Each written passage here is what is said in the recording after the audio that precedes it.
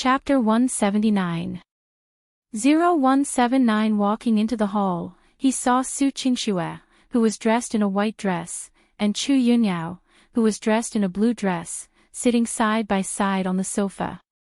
At first glance, these two beauties were extremely pleasing to the eye. They were like a snow lotus carved from ice and an orchid that bloomed in the quiet night. They did not seem to be a beauty that should exist in the mortal world.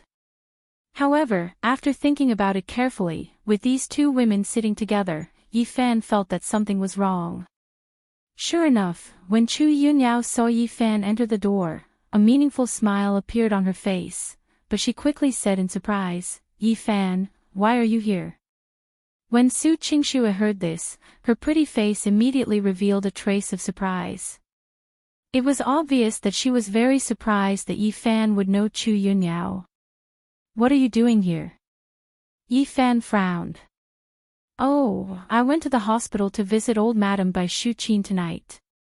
She is a senior that I respect in the business world, and I also have some personal relationships with Director Su, so I specially came over to greet him." Chu Yunyao calmly replied, not leaking a single drop of water.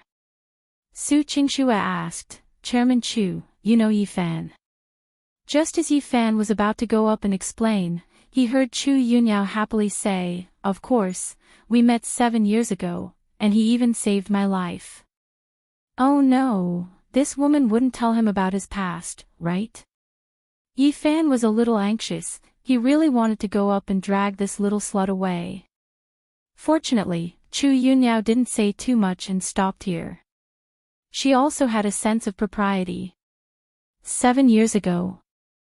Su Qingxue thought for a moment and said, "Wasn't Yi Fan only 18 years old at that time?"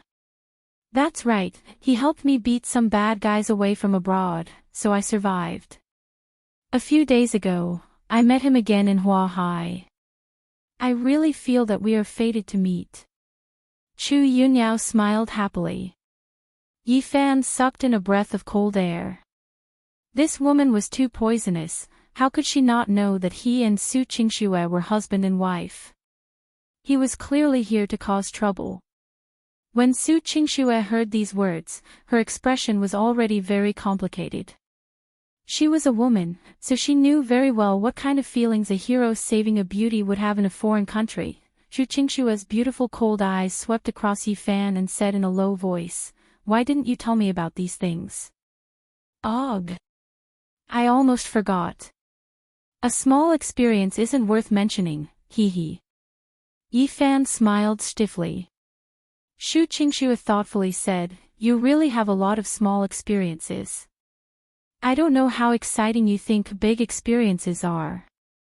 Fan Xian felt awkward and swallowed his saliva. He had a feeling that there was something in the woman's words. Chu Yunyao pretended to be puzzled and asked, "Director Su, you also know Yi Fan?" "Friends?" Su Qingxue sneered in her heart. She was extremely intelligent. Although she was a bit slow in her emotions, it didn't mean that she couldn't sense anything. Especially as a businesswoman and a strong woman, Su Qingxue didn't dare to relax at all towards Chu Yunyao. Her mind was racing. She was originally a little puzzled as to why the chairman of the Cloud Peak Group, who she hadn't had much contact with before, would visit Bai Shuqin and even come to express her condolences. Now, she understood that the drunkard's intentions were not in the wine. Chu Yunyao had her eyes on Yi Fan. She didn't know why, but she was actually worried that Yi Fan really had a deep entanglement with Chu Yunyao. If it was any other woman, Su Qingxue felt that she was completely confident that she could beat them, but Chu Yunyao. Other than her appearance and age, she didn't seem to have much of an advantage. Su Qingxue suddenly remembered what Bai Shuqin had warned her in the hospital that day. No matter what happened, he definitely couldn't let Yi Fan go. At this moment, the woman understood the old woman's good intentions. After all, a man who could make Chu Yunyao deliberately get close to him definitely had a huge value in roping him in. Su Qingxue's mood was very complicated. The more she thought about it, the more confused she became. Did she really want to keep Yi Fan by her side, or did she want to hold on to Yifan for the sake of Yifan's value? But no matter what the reason was, Su Qingxue was very clear that she definitely couldn't let Chu Yunyao take advantage of this loophole. Chairman Chu. Su Qingxue raised her head and looked straight at Chu Yunyao, saying, "You misunderstood, we are not friends." "Oh." Chu Yunyao smiled and asked, "Then is he your bodyguard?" Su Qingxue silently walked to Yifan's side and suddenly extended her hands to hug Yifan's waist. She turned her head and said, "He is my husband." Yifan was stunned on the spot, looking at the woman in surprise. This was the first time he heard such a gentle tone from Su Qingxue's mouth, telling her about their relationship. Yifan's heart skipped a beat, and a strange feeling spread in his heart. Su Qingxue's face also slightly heated up, but she still firmly hugged the man. At the same time, she also looked at Chu Yunyao with a trace of vigilance in her eyes. Chu Yunyao slightly frowned, then revealed a smile. "I didn't even know that Director Su was already married. If I had known earlier, last time I was in my car with Yifan.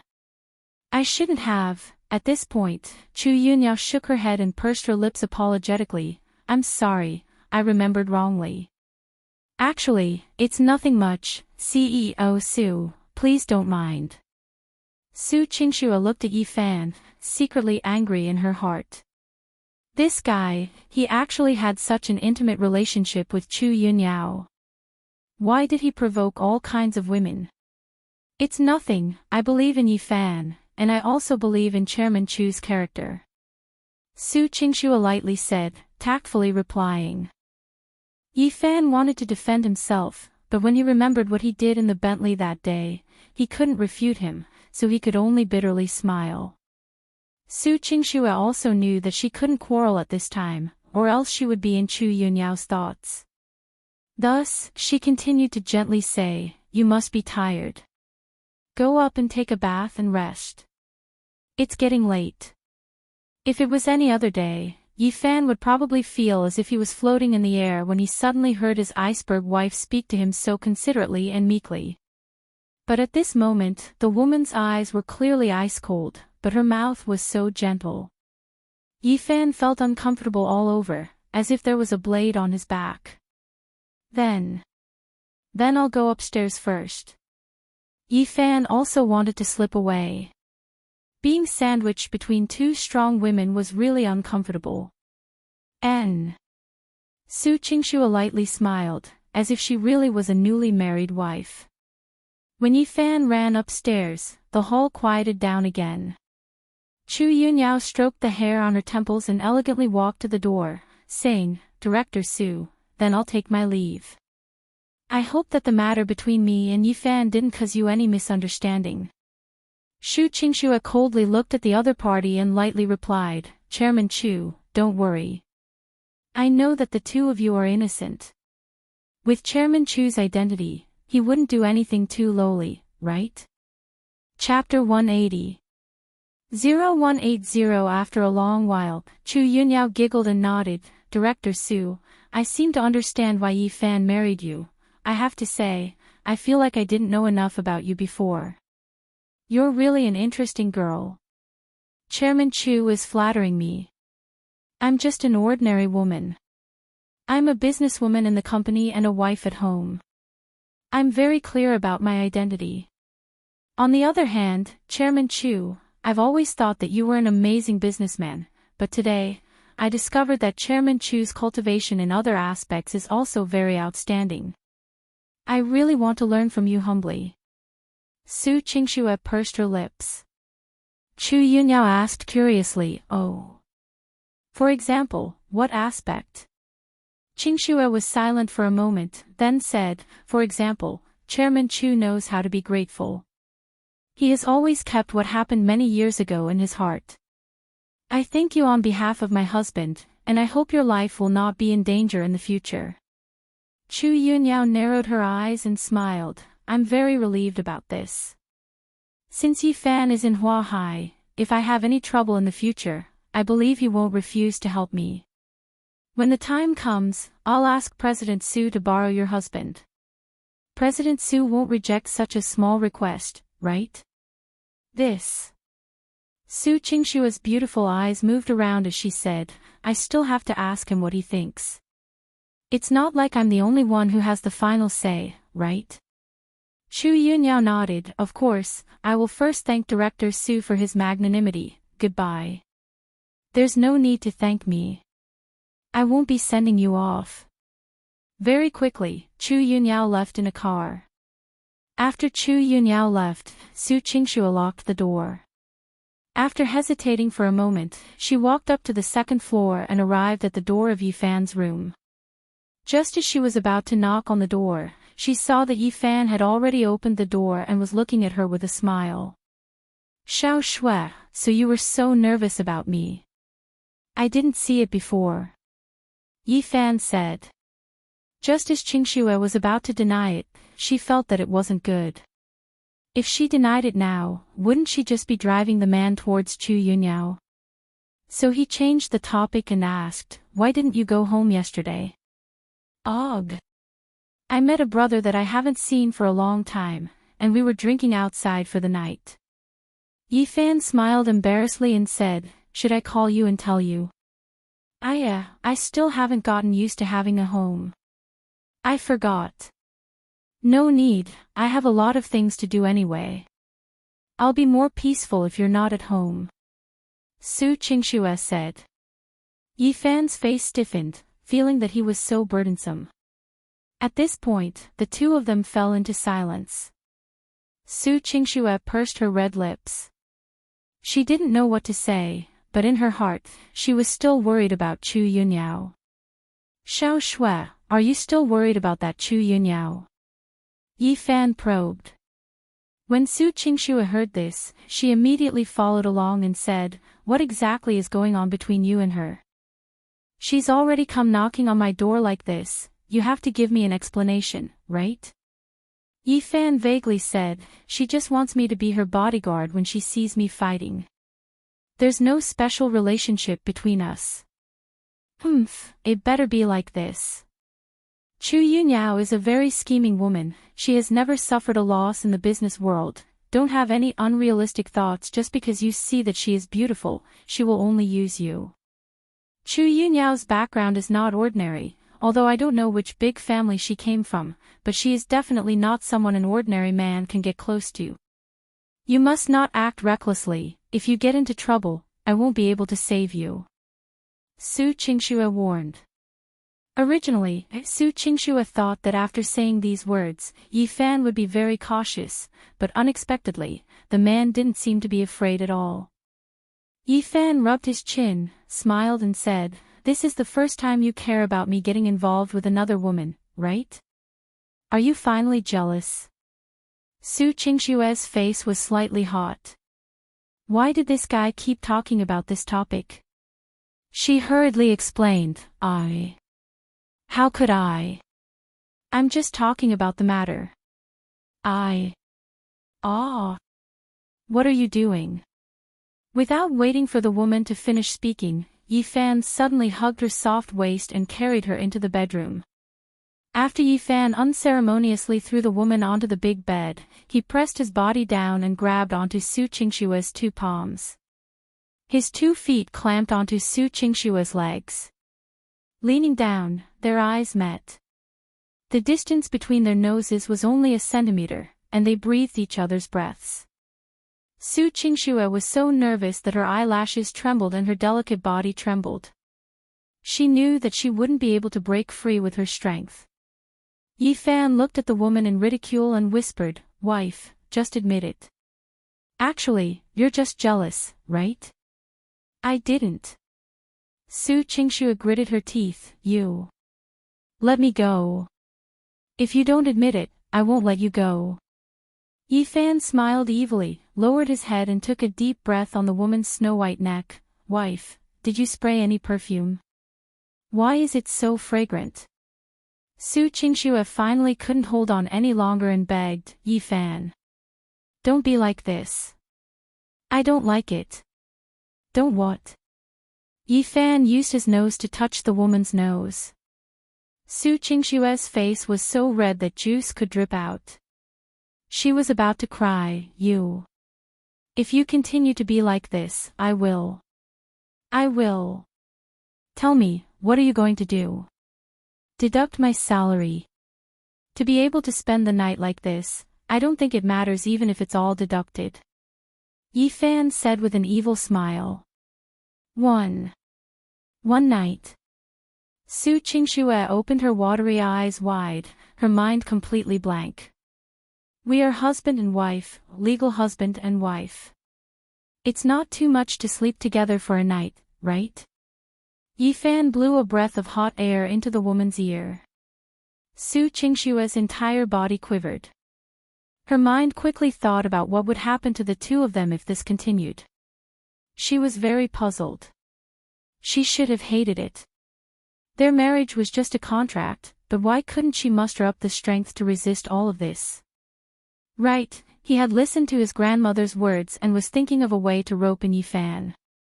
If he wanted to rope in Yi Fan, he would have to pay the price. The most important thing right now was not what kind of relationship the two of them had, what kind of feelings they had, but he couldn't let Chu Yunyao snatch this man away. Moreover, legally speaking, he was her husband. If the two of them really did have sex, it wouldn't be considered a mess. Since that was the case, then what was there to think about? Just let him be. Thinking of this, Su Qingxue stopped moving and just closed her eyes. Her expression was cold and indifferent, and she was as quiet as usual, silently preparing for everything that might happen. However, after waiting for a long time, Su Qingxue still didn't see Yi Fan make any moves. She opened her eyes and looked at Yi Fan in confusion, only to discover that Yi Fan was looking at her with a gentle and pitiful gaze. You. What's wrong? Su Qingxue asked weakly. Yi Fan smiled, then let go of the woman and sat up. Go take a bath and sleep, I think you're tired too. Su Qingxue was stunned. The man actually let her go. One had to know that Aunt Jiang wasn't here tonight, so there were only the two of them at home. Chapter 181. 0181 Yi Fan laughed self-deprecatingly. Because of what happened downstairs just now, I thought you really fell in love with me. It's just that you're too shy to show it to me. But just now, I felt that you didn't enjoy any of this at all. You were like an emotionless porcelain doll. You were beautiful, but you weren't alive. You were just lying on the bed without any response, cold and emotionless. This kind of thing, if it's not mutual affection, if you don't sincerely accept it, and if it's purely me forcing it on you, then what's the point? Su Qingxue was silent. Her heart was indeed in a mess. She didn't even know what kind of feeling she had for a man, so how could she enjoy it? However, what she didn't expect even more was that Yi Fan would actually worry about this. He really care about his feelings. Su Qingxue felt a strange warmth surge through her heart. Su Qingxue turned around, hiding her gradually rosy face, and said, then you should rest early. With that, Su Qingxue walked out of the room and closed the door. After the woman left, Yi Fan lay on the bed gloomily and let out a long sigh. It seemed that the road to conquering this iceberg beauty was not easy. But then again, that Chu Yunyao was really going against him. She actually ran straight to his house to look for Su Qingxue. Fortunately, Su Qingxue was not an ordinary woman, otherwise, she might not be able to handle it. Just as Yi Fan was about to take a shower and sleep, the phone rang again. He picked it up and saw that it was Moo Moo Moo. Could it be that she was here to express her gratitude? This lass was quite sensible. Yi Fan picked up the phone. Hello, woo woo. The response was a girl's cries. Yi Fan's head exploded. Why are you crying? What is it? Yi Fan, where are you? I feel so bad. Woo woo. Moo Moo Moo said while crying.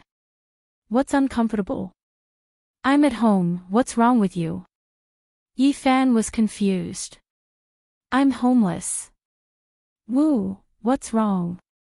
That matter hasn't been resolved yet. That adulterer and adulterer were caught, but my dad doesn't want me anymore, don't want you? What do you mean? No means no. I've been abandoned. Woo woo, Yifan scratched his head. What was going on? He could only ask, where are you? I'm opposite the Defense Bureau, Moo Moo Moo said, sobbing. Yifan thought about it, but was still worried. He could only say, then I'll go over now, don't run around. Oh. Moo Moo Moo mumbled in response. Fan Xian hurriedly went downstairs, thinking that Su Qingxue should have gone to take a bath and sleep. If he rode his bicycle there, it would definitely be a waste of time, so he simply stole a car key, drove a car, and headed straight for the Defense Bureau. The autumn rain fell bleakly from the gray night sky. Fan Xian was even more anxious. This girl definitely didn't have an umbrella, and he didn't know if she would get wet. The temperature was low at night, so it wouldn't be good to freeze. Thinking about it, Yifan realized that he was actually quite concerned about Moo Moo Moo.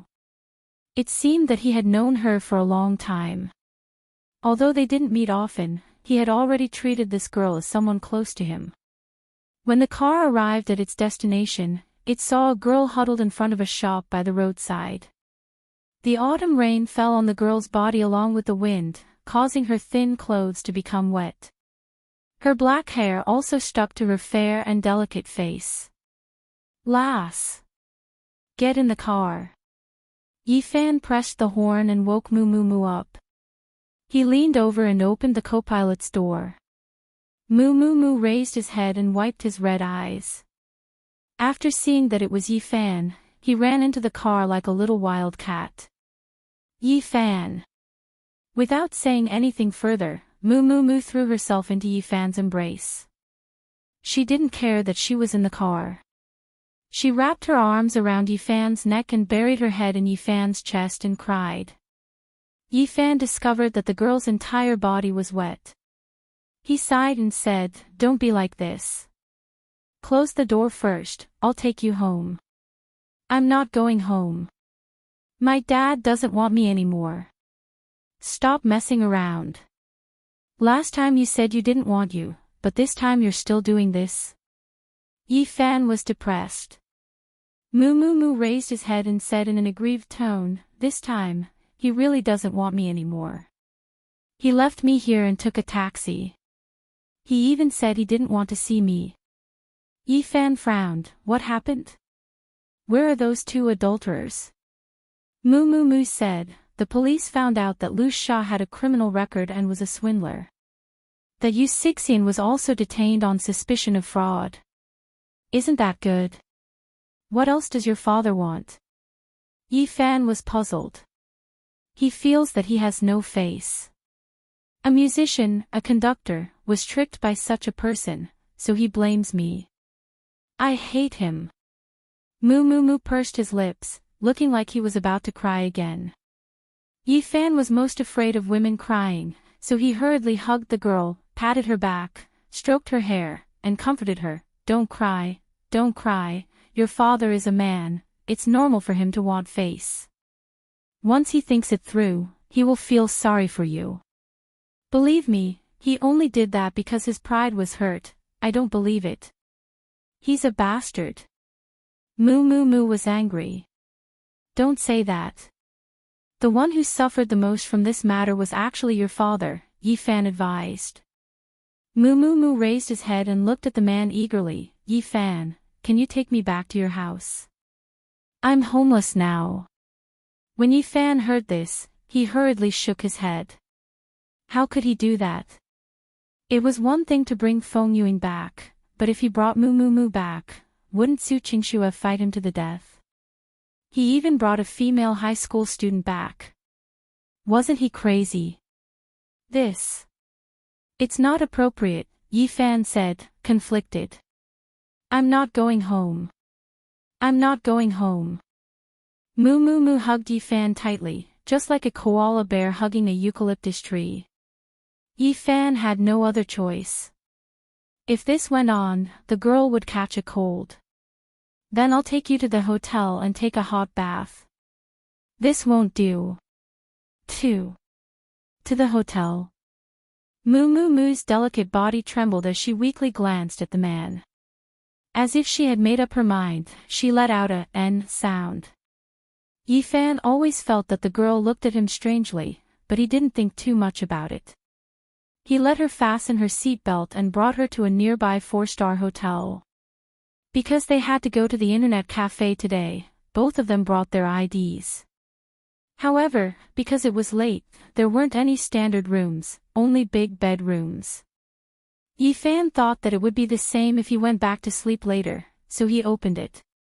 After getting a room and walking in, Yifan urged, "You're going to take a bath. You're already drenched, so you don't know how to find a place to hide from the rain." Moo Moo Moo pouted, "I'm afraid that you won't be able to find me when you come. I don't dare to go far." Hearing this, Yifan's heart softened. This girl was really pitiful. Her mother went early and met a father who wanted to save face, and the other elders of the family weren't in Huahai. If she wasn't too lonely, she wouldn't have thought about playing games all the time. "Alright, go take a bath. I'll get the hotel waiter to get you a change of clothes," Yifan said. Chapter 182. 0182 Yifan originally wanted to say that he wanted to leave, but looking at the girl's pitiful appearance, he felt that it would be better to accompany her. He would send her back tomorrow morning, so he said, "I'm not leaving, don't worry." When Moo Moo Moo heard this, he was even more certain of something in his heart. Then, he silently walked into the washroom.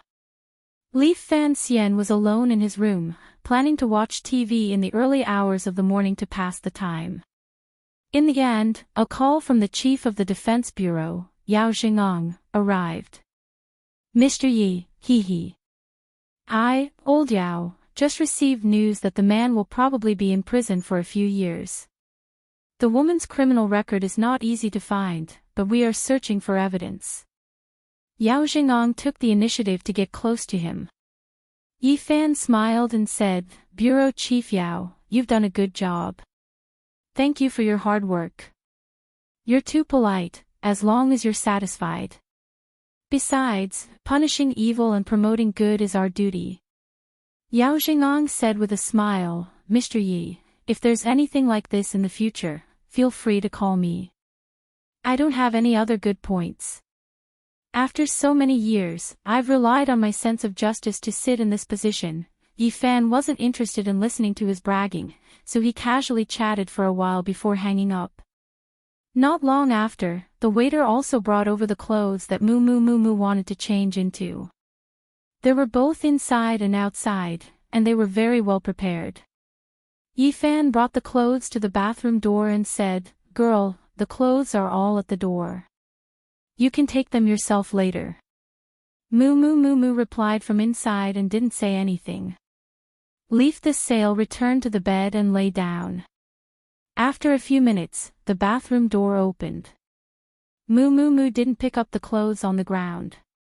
Instead, she silently walked towards the big bed barefooted. When Yifan heard that the situation wasn't right, he turned his head to look and saw that the girl was timidly standing to the side. How could there be any cover on her body? Yifan was stunned. He usually treated this girl like a child, but now that he looked at her, he realized that she was already a slender and elegant lotus. "Girl, what are you doing?" Moo Moo Moo's black hair was scattered over her shoulders, and her beautiful face was flushed red. She replied in a low voice, "I'm ready." "Prepare for what?" Yifan asked in surprise. Moo Moo Moo Moo pouted, "Aren't you very clear? Why are you asking me?" Yifan thought about it again and again before he understood what the girl was talking about. He couldn't help but laugh. "Do you think I brought you to the hotel today to have sex with you?" Moo Moo Moo raised his head in astonishment. "Isn't that so?" Fan Xian wanted to look up at the sky and let out a long sigh, not knowing whether to laugh or cry. "How did your brain grow?" I don't have that kind of thought. Am I such a beast in your eyes? But I heard from my classmates that if a man brings a woman to a room, that's what it means. And you said that you won't go back tonight, and there's only one bed here. Moo Moo Moo was anxious. Could it be that she had misunderstood? Yifan could not bear to listen any longer. This girl had developed too well. Not only was she physically strong, she was also mentally overdeveloped. He quickly got up, ran to pick up the girl's clothes, and stuffed them into the girl's arms. Go put it on, don't think about those messy things. How old are you? Study hard and make progress every day. Understand? Yifan lectured. Moo Moo Moo was on the verge of tears. You hate it. Why didn't you say so earlier? I've already shown you everything. Yifan rolled his eyes. Do you still need me to say this? Who told you about those crooked ways? If I want to get a room to sleep with you, then I want to drive you out to have a car shake. Moo Moo Moo pouted and looked at Yifan bitterly. You can even hold it in when you see my body. Nonsense, what haven't I seen before? Do you really think you can mess me up? Yifan smiled complacently. At the same time, he glanced at it and muttered in his heart, in a few more years, he might really not be able to hold it in. Moo Moo Moo snorted angrily, turned around, and ran back to the bathroom to put on her clothes. When the girl came out again, she was completely covered, but her cheeks were still rosy and rosy. Yifan spread a blanket on the ground. I'll sleep on the floor tonight. It's getting late, hurry up and rest. You still have to go to school in the morning. Moo Moo Moo felt a wave of warmth in his heart. You should lie on the bed too. The ground is cold. Aren't you afraid that I'll turn into a big bad wolf? Yifan laughed evilly. Moo Moo Moo glared at him. If I cared, would I have walked in front of you naked just now? Yifan was stunned. That's right, this girl was actually willing to have a relationship with him. He couldn't help but ask, you're still a virgin, right? Why would you want to hand over your first time so casually? How can it be so casual? Moo Moo Moo seemed to be thinking about misery and said, my father doesn't want me anymore, I just want to find someone to rely on. Other than you, who else can I find? Yifan saw that the girl was about to cry again, so he hurriedly went forward and gently hugged her. Don't cry, you're in a low mood right now. Just sleep for a while, don't do anything stupid. Moo Moo Moo suddenly leaned his head on Yifan's chest and said, Yifan, if I sleep with you, will you always be good to me and not leave me? What nonsense are you saying? If you don't sleep with me, I'll leave you. Regardless of whether it's true or not, you're still my student. Yifan patted the girl's face and said. Moo Moo Moo looked at him with watery eyes. Why are you so nice to me? Yifan couldn't figure out what kind of feelings he had for Moo Moo Moo, so he joked, didn't you say that you're a little beauty? When you grow up a few more years, you'll become a great beauty. I'll nurture you first. When Moo Moo Moo heard this, his face immediately heated up. He stammered, I'm already an adult. Yifan stretched out his hand and pinched her face. In my eyes, it's not big enough, okay? Stop talking, go to sleep. Moo Moo Moo pouted and let out an oh in disappointment. One of them was on the bed, and the other was out of the bed. Just like that, they turned off the lights and fell asleep. At first, it was nothing. Yifan felt that lying on the ground was quite comfortable, but after more than half an hour, he heard a rustling sound from the bed. Li Fan Xian's many years of instincts allowed him to quickly react in his sleep that someone was approaching. He noticed that the girl had gotten off the bed and was squatting in front of him. She was breathing softly and looking at him. Li Fan Xian hesitated for a moment. He wanted to see what this girl wanted to do. If she didn't do anything too excessive, he would pretend to be asleep. In the darkness, Moo Moo Moo smiled slightly. Then, like a mischievous elf, she leaned over and kissed Yi Fan on the cheek. "Thank you, Yi Fan," Moo Moo Moo said in a low voice beside the man's ear. Li Fan Xian heaved a sigh of relief. So the girl had come to thank him. This girl, she didn't expect her to have such an obedient and considerate side. But just when he thought that everything was fine, the next thing that happened was a little off. Chapter 183. 0183 Fan Xian struggled in his heart. Should he wake up, or should he continue to pretend to sleep? Just as he was hesitating, Moo Moo Moo had already hugged him from behind. The girl seemed to be hugging a big bear doll. With a happy smile on her face, she began to sleep.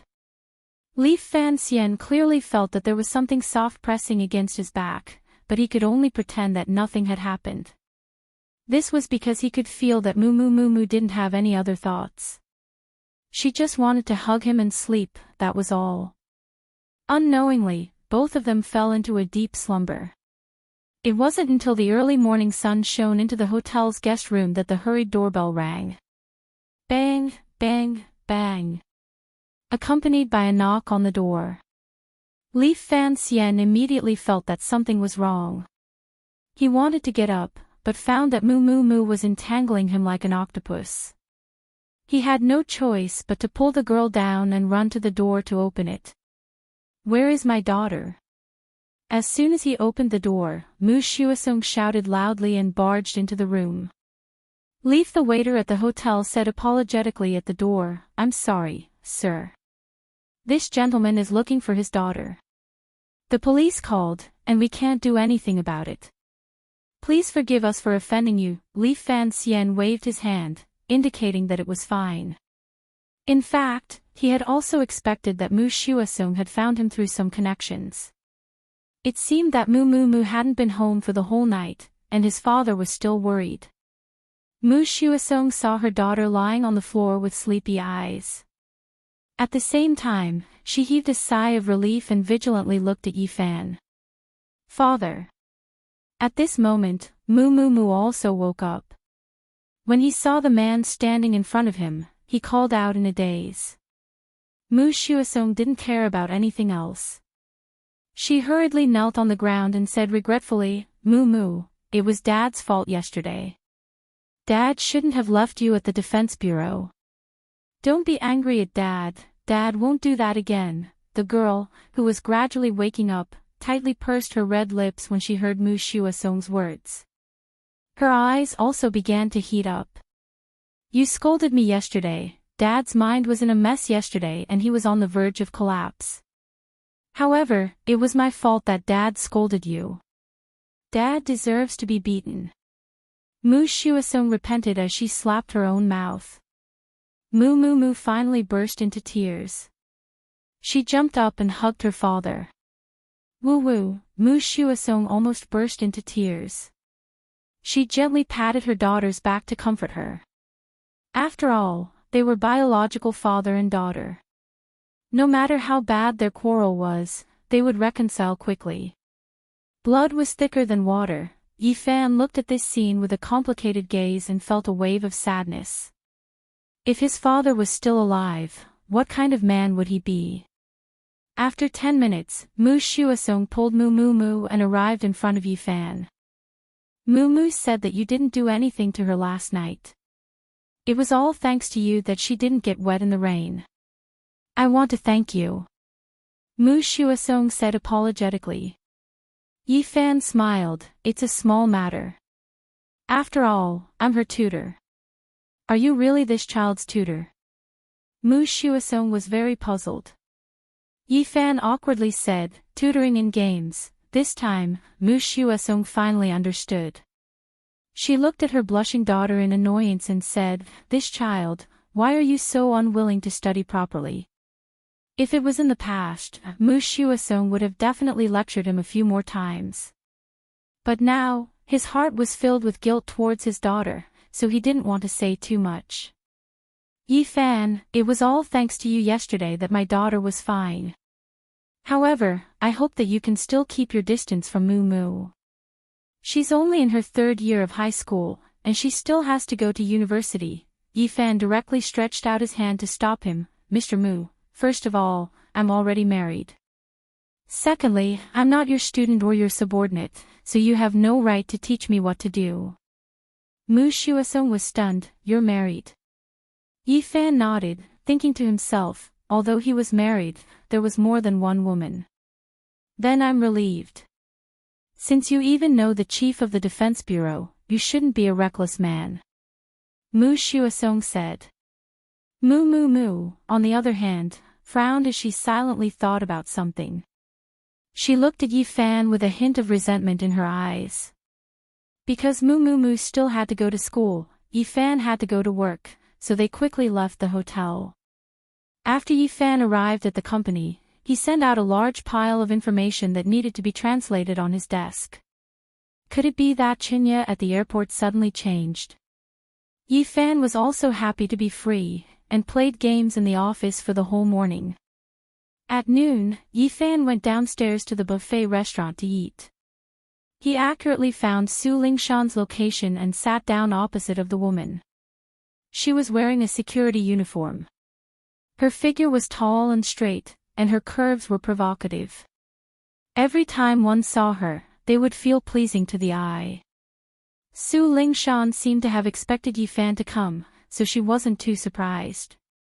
She just lowered her head and ate. Yi Fan greeted him with a smile. Captain Su, your body has almost recovered, right? It seems that your spirit is not bad. Su Lingshan still didn't say a word and just ate. What's wrong? I didn't look at you randomly today, why are you ignoring me? Yi Fan was very puzzled. Su Lingshan faintly said, you are Director Su's husband. Even if the others in the company don't know about it, I should still keep my distance from you. After saying that, Su Lingshan didn't even finish her meal. She planned to pick up the plate and leave after eating half of it. Yi Fan hurriedly stood up and blocked the woman. He smiled and said, Captain Su, this is wrong of you. The two of us are innocent. If you run away from me like this, wouldn't it seem like something is going on between the two of us? Could it be that you've fallen for me? I didn't. Su Lingshan blushed and turned her head away. What nonsense are you talking about? Yi Fan felt that there was a problem. You don't even dare to look me in the eye, and you still say that you don't have any thoughts. I'll just look at you. I'm not afraid of you. Su Lingshan angrily turned around and glared at Yi Fan. Her beautiful eyes were watery and had an indescribable charm. This made Yi Fan a little embarrassed. He swallowed his saliva and muttered in his heart. Only then did he realize that this girl's eyes were especially beautiful. I think you're not full yet. Sit down and eat some more. Yi Fan said, you just left the hospital not long ago, you need to make up for it. Su Lingshan was indeed not full. She was a soldier and her figure was taller and more voluptuous than the average girl, so her appetite was a little bigger. Thinking about it, he was an upright person, and he didn't really do anything with the boss's husband, so it was inappropriate for him to cower. Thus, Su Lingshan sat down again and started eating by herself. After eating for a while, Yi Fan suddenly thought of something and asked with concern, oh right, Captain Su, that Zhao Tianxian didn't look for you again, right? Su Lingshan paused in her eating and raised her head to look at him. Why are you asking this? Oh, I previously asked a friend, who is Zhao Tianxuan's superior, to tell Zhao Tianxian not to harass you. I don't know if it will work or not. Yi Fan casually made up a story. Chapter 184. 0184 What did I do? Yi Fan was puzzled. The day before yesterday. My family called me. This is the first time they called me since I came to Huahai. At this point, Su Lingshan's expression was clearly a little sad. Oh. What did you say? Yi Fan asked. My father said that the Zhao family has already proposed to end the engagement. Su Lingshan said. Yi Fan smiled, thinking that this Xiao Tianxian still knew how to be a person, and that it was possible that Xie Linfuan's face was really good. Isn't this just right?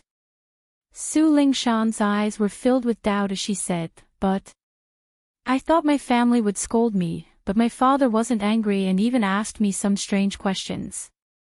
What strange question? Su Lingshan hesitated for a moment before saying, he asked me. Did I get to know the military advisor in Huahai? After saying that, Su Lingshan's pair of beautiful eyes stared at Yi Fan as if she wanted to peel off a cocoon, as if she wanted to see something. Yi Fan smiled, so you think I'm the military advisor? I've never seen the military advisor before. To me, he's a legendary figure in the military world of China. How would I know what the military advisor looks like? Although Su Lingshan said this, the meaning in her eyes was obvious that she was guessing that Yi Fan was the military advisor. Yi Fan was a little helpless, and calmly said, I'm not the military advisor, but the military advisor is my brother. Since you already know that it's related to the military advisor, there's no harm in telling you. When Su Lingshan heard this, her eyes immediately burned. I heard that the military advisor returned from overseas. After going through the harshest battlefield training overseas, he quickly rose to the top of the military and became the youngest general in the past 5 years. Could it be that you also met the military advisor overseas? Yi Fan felt sour in his heart when he heard this. He thought about how the little brother who picked up the head from behind him back then became a superhero after hearing Su Lingshan's words. Could it be that this woman's idol was Xie Linfuan? That wouldn't do. As a brother, he could give in to other things, but he couldn't give in to women. Do you really admire him? Yi Fan asked. Su Lingshan nodded without hesitation. Of course, in the past, when we were in the army, everyone would think that it was a legend. For a person to be able to go from the grassroots of the dragon's soul to the third seat of the dragon's soul in just 3 years, this is definitely not a coincidence. *T. Without the overseas experience, how could he have become a military advisor in 3 years? He was just going through the process with the skills that he had mastered long ago. The group of brothers who are with him overseas are all stronger than him, not weaker than him.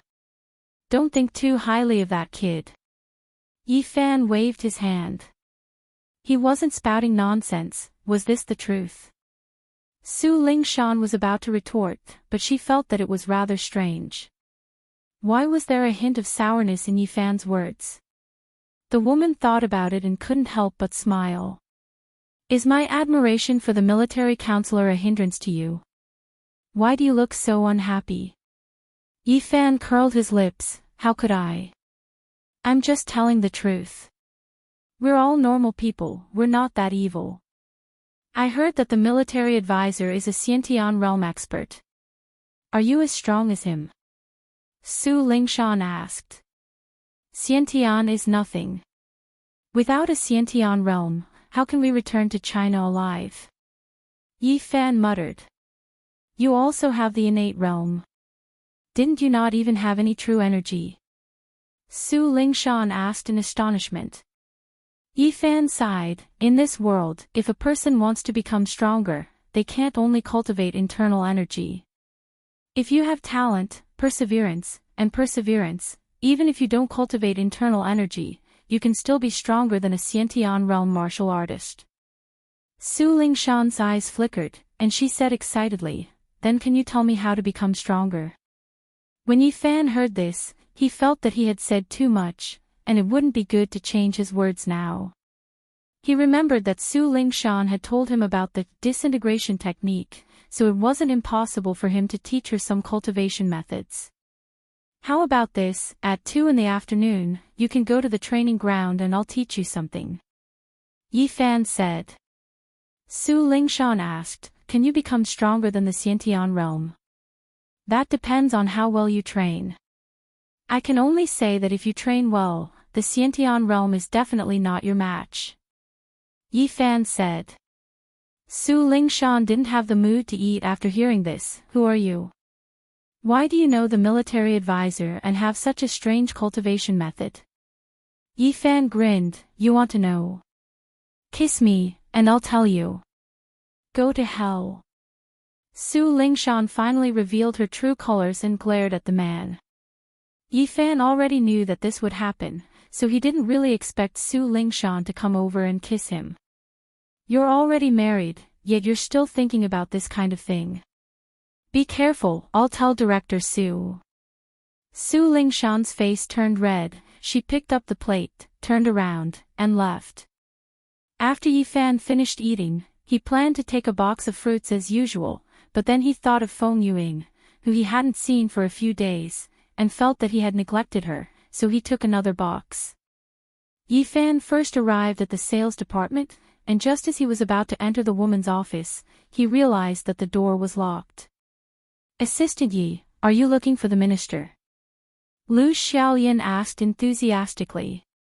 Yeah, Xiaolian, where's Minister Feng? Yi Fan was puzzled. The minister took a long vacation and hasn't returned yet, Lu Xiaolian said. Yi Fan was stunned. Why didn't he know? Why did she take a leave? I'm not too sure. Sigh, it seems like something happened at home. I also heard that the minister applied for a transfer to an overseas branch, but I don't know why. Assistant Yi, do you know? Yi Fan's expression changed. Thinking of Feng Yuying's expression and words that day, he couldn't help but feel uneasy. I got it, thank you, Xiaolian. Yi Fan frowned, took the elevator back to the top floor, and entered the CEO's office. Su Qingxue was busy flipping through some documents. Today, the woman was wearing an ivory white shirt, paired with a pink pleated skirt, and her black hair was curled at the end. At first glance, she didn't look like a CEO of a listed company, but more like an 18-year-old campus beauty. It was just that her cold and refined temperament made her more mature. Why did you bring 2 boxes? I can't finish it. Su Qingxue saw the man bringing fruits over, so she got used to it. After Yi Fan put down the fruit, he asked, do you know that Yuing is going to an overseas branch? Su Qingxue's expression froze, her watery eyes looked at the man for a while, then nodded, and, the application was given to me, of course I know. How long has it been? Why didn't you mention it to me? Yi Fan was a little depressed. Su Qingxue's expression became even colder. I'm the CEO, she's my subordinate. What does the transfer of the upper echelons have to do with you? I don't need to go through you to communicate with the head of personnel. You clearly know that I didn't mean it that way. If this is because of our relationship, then I should know. I can't be muddle-headed. Just look at her suddenly going overseas, this is unfair to her. Yi Fan said. Chapter 185. 0185 Yi Fan smiled bitterly. He seemed to have spoken too abruptly, so he could only explain, Xiao Shui, that's not what I meant. I just want to figure out the reason. What, do you think I purposely hid it from you so that I could break you up? Su Qingxue felt wronged and angry. She couldn't help but sneer. You care so much about her, why don't you go find her? Have you ever thought about why she didn't tell you?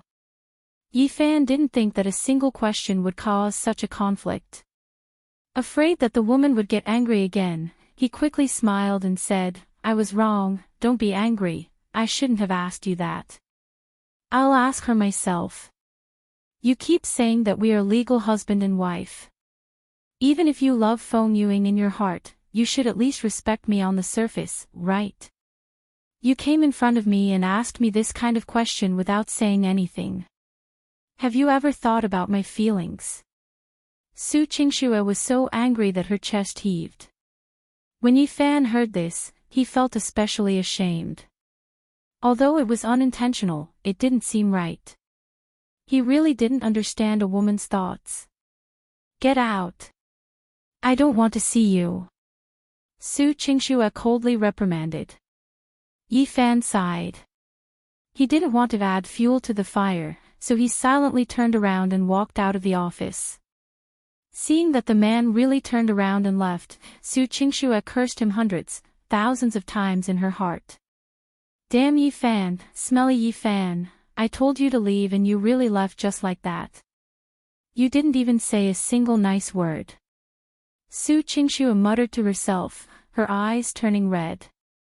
She looked at the 2 boxes of fruits with grievance, picked them up, and threw them into the trash can, as if it was someone who was thrown in. Yi Fan also had a headache. After leaving the office, he called Feng Yu in, but for some reason, the phone was turned off.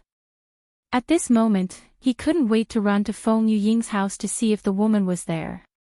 However, he promised Su Lingshan that he would teach her a set of cultivation techniques, so he could only go to the training grounds first. When he arrived at the training room, Su Lingshan was already warming up. The woman was wearing a martial arts uniform. The loose white clothes on her body were actually a little crowded, and the arc of her chest was incomparably provocative. Seeing that the woman was so serious, Yi Fan couldn't help but ask curiously, "Captain Su, do you like training that much?" "What, can't I?" Su Lingshan said, "You're the same as those people. Do you think that women who practice these kinds of martial arts aren't virtuous enough?" Actually, he was a bit of a male chauvinist and felt that women should have the appearance of women. However, he did not reject women practicing martial arts. After all, it was very useful to strengthen one's body and protect oneself. "No, let's start as soon as possible. After I finish teaching you, I still have to hurry out," Yi Fan said. "You're in a hurry to get out? How about another day? I'm not a genius, I might not be able to remember the things you taught me in a short period of time." Su Lingshan frowned, she was very serious about it. Yi Fan shook his head, "No, I will only teach you a very simple set of movements. You will definitely remember it within an hour." Su Lingshan was confused. What was a set of movements? When Yi Fan demonstrated a set of seemingly simple actions, her eyebrows furrowed even more. "Yi Fan, although my skills are much worse than yours, you don't have to fool me like this, right? This kind of messy movements is not kung fu at all." Su Lingshan was a little angry. The man was playing with her. Yi Fan was speechless. "Captain Su, don't be anxious. Do it according to what I did and experience it again." "I'll do it then. It's so simple, I'll know it after watching it once." Su Lingshan harumphed and straightened her posture. She started to land on one foot and lifted her other leg back. Her body leaned forward and her left and right arms started to stretch and rotate according to what Yi Fan did in her memory. Yi Fan went forward and reminded her, "Your left hand is not bent enough. Turn your elbow and wrist outwards and turn your right leg upwards." Su Lingshan followed the man's instructions and slowly followed the standard. However, as she got more and more standard, she suddenly felt the burden on her body increasing. "Ah! Ah!" Su Lingshan's breathing became rapid and her forehead was covered in sweat. Yi Fan shook his head, "Your legs are not right either. They are not just straight, you need to lean forward at a certain angle." "How many angles?" "About 6 degrees, Yi Fan said. Su Lingshan was very tired. "What 6 degrees?" Yi Fan scratched his head and said, "I'll help you adjust it." "Do you mind? Hurry up and adjust it. You're a man and you talk so much nonsense." Su Lingshan glanced at him. Yi Fan didn't care about this anymore. He held Su Lingshan's thigh with both hands and slowly exerted force forward. Because Yi Fan's hand just happened to touch the inside of her thigh and it was only separated by a single pair of pants, this feeling was especially clear. After Su Lingshan was touched, she realized that this action was very ambiguous. This was because the man's hand was actually not far from her sensitive parts. "You. Why are you touching up there?" Su Lingshan's face turned red. It was unknown whether it was because she was tired or shy. Yi Fan felt the delicate touch from his hand and the feedback of the elasticity. He muttered in his heart, so teaching a beauty martial arts has this kind of benefit. Should I teach Su Qingshu as well? He pretended to be serious and said, it's more accurate for me to touch you like this. If you don't want me to help you, then I'll let go. Then hurry up. Su Lingshan's voice had changed. Yi Fan was very happy in his heart. After a while, he pretended to be done with his adjustments. After finishing the set of actions, Su Lingshan was already panting and directly sat down on the mat. She was finally sure that this wasn't a very casual set of actions, and it definitely wasn't simple either. What kind of martial arts is this? Su Lingshan was confused. Fan Xian smiled, I created it myself. If I want to reach the Xiantian realm in a short period of time, I can't think of a faster way to do so. When you can do it 100 times a day, I'll teach you the next set of actions. 1. 100 times. Su Lingshan was shocked. She was already so tired after doing it once. 100 times, how strong would her stamina have to be? Yi Fan didn't have time to explain too much. He was in a hurry to go to Feng Yuying's house, so he greeted her and left the company. Half an hour later, Yi Fan arrived at the Crescent Bay district. When he arrived at Feng Yuying's house, Yi Fan saw a shocking scene. He saw that on the anti-theft door and the wall, someone had actually sprayed lines of words with bright red paint. Pay your debts with money. Use your life to pay off the debt. All sorts of harsh words were sprayed on the door. Yi Fan immediately understood something, but he was also very puzzled. Why would Feng Yuying owe so much money? He pressed the doorbell but realized that there was no response at all. He carefully sensed and confirmed that there was no one in the house. Just as Yi Fan was about to leave and go to Splendid Apartment to take a look, four unfriendly-looking men wearing black jackets suddenly ran out from upstairs and downstairs. Chapter 186. 0186. Yi Fan smiled. He was still planning to find the source of the matter, but he actually sent a few of them to his doorstep. These few fellows must be the ones who were collecting debts. Heh, big brother Xiaolong, look at this brat.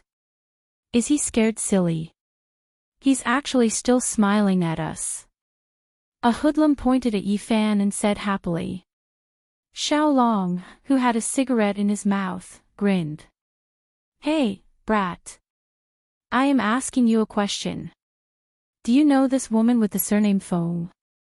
Damn it, didn't you hear brother Xiaolong ask you? You're still laughing. Are you laughing at me? You're looking for a beating. One of the hoodlums saw that Yi Fan did not make a sound, so he immediately kicked Yi Fan's leg. Who would have thought that Yi Fan had already pushed him away with one hand, just in time to push the hoodlum down the stairs. With a dang dang dang sound, he rolled and directly crashed into the wall, half dead.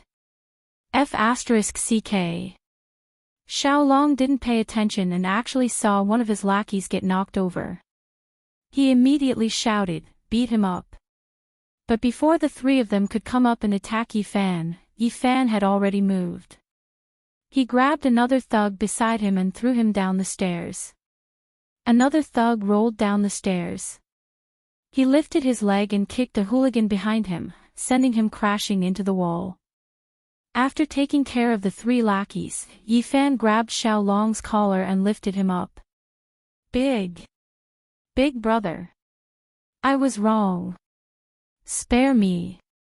Xiaolong realized that something was wrong. Under Yi Fan's hands, the few of them were like little chicks. How could they fight? Let me ask you, what happened here? Tell me everything clearly. Why did Feng Yuying owe a debt, and who are you people? Yi Fan's gaze was cold as he said, your name is Xiaolong, right?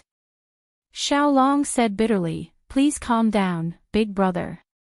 We are only collecting debts on behalf of old Master Fan. We don't know what's going on with this family. We're only responsible for doing the work. Master Fan told us to block this place and find people who have dealings with this woman so that we can ask them about her whereabouts. We don't know the specifics. Who is Master Fan? Yi Fan had never heard of such a person in Hua Hai. Xiaolong swallowed his saliva and said carefully, Fan Qiao, our Tai City's boss. We came from the eastern province. Yi Fan thought about it. That was Feng Yuying's hometown, so there was a connection. Where is Fan Qiao? Xiaolong said, Master Fan did not come. He has hundreds of brothers under him. He only sent us here to collect a debt.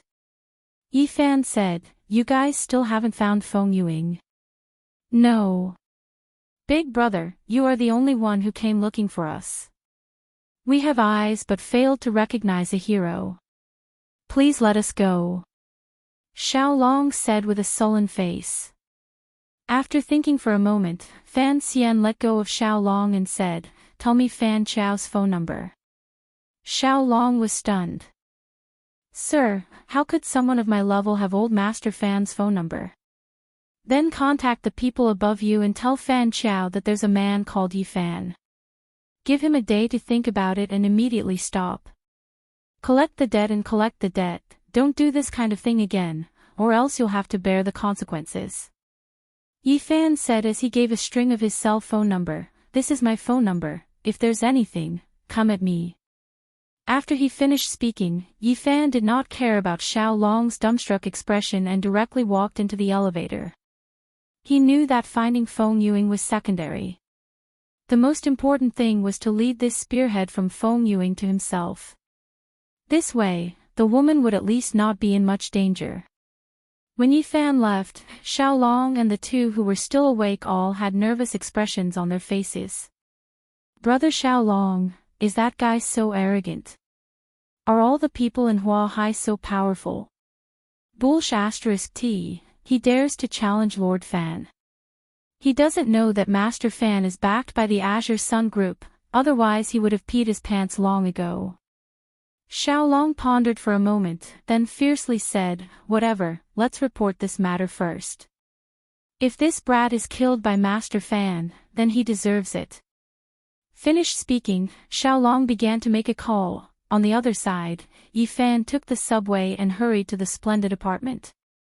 Feng Yuying didn't have any other place to stay, and going to the hotel to register her identity card would expose her whereabouts.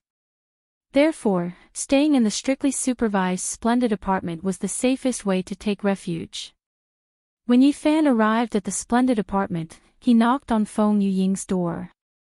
After a while, a woman's voice came from inside, carrying a hint of anxiety and hesitation. Who is it? Yi Fan let out a long breath and said, it's me, Ying. The door opened and Feng Yuying stood inside with a haggard face. She was wearing a light yellow round neck striped top and ripped jeans. She was dressed very casually, as if she had lost a lot of weight. Yi Fan. You. Why are you here? Feng Yuying didn't dare to look at the man in the eye.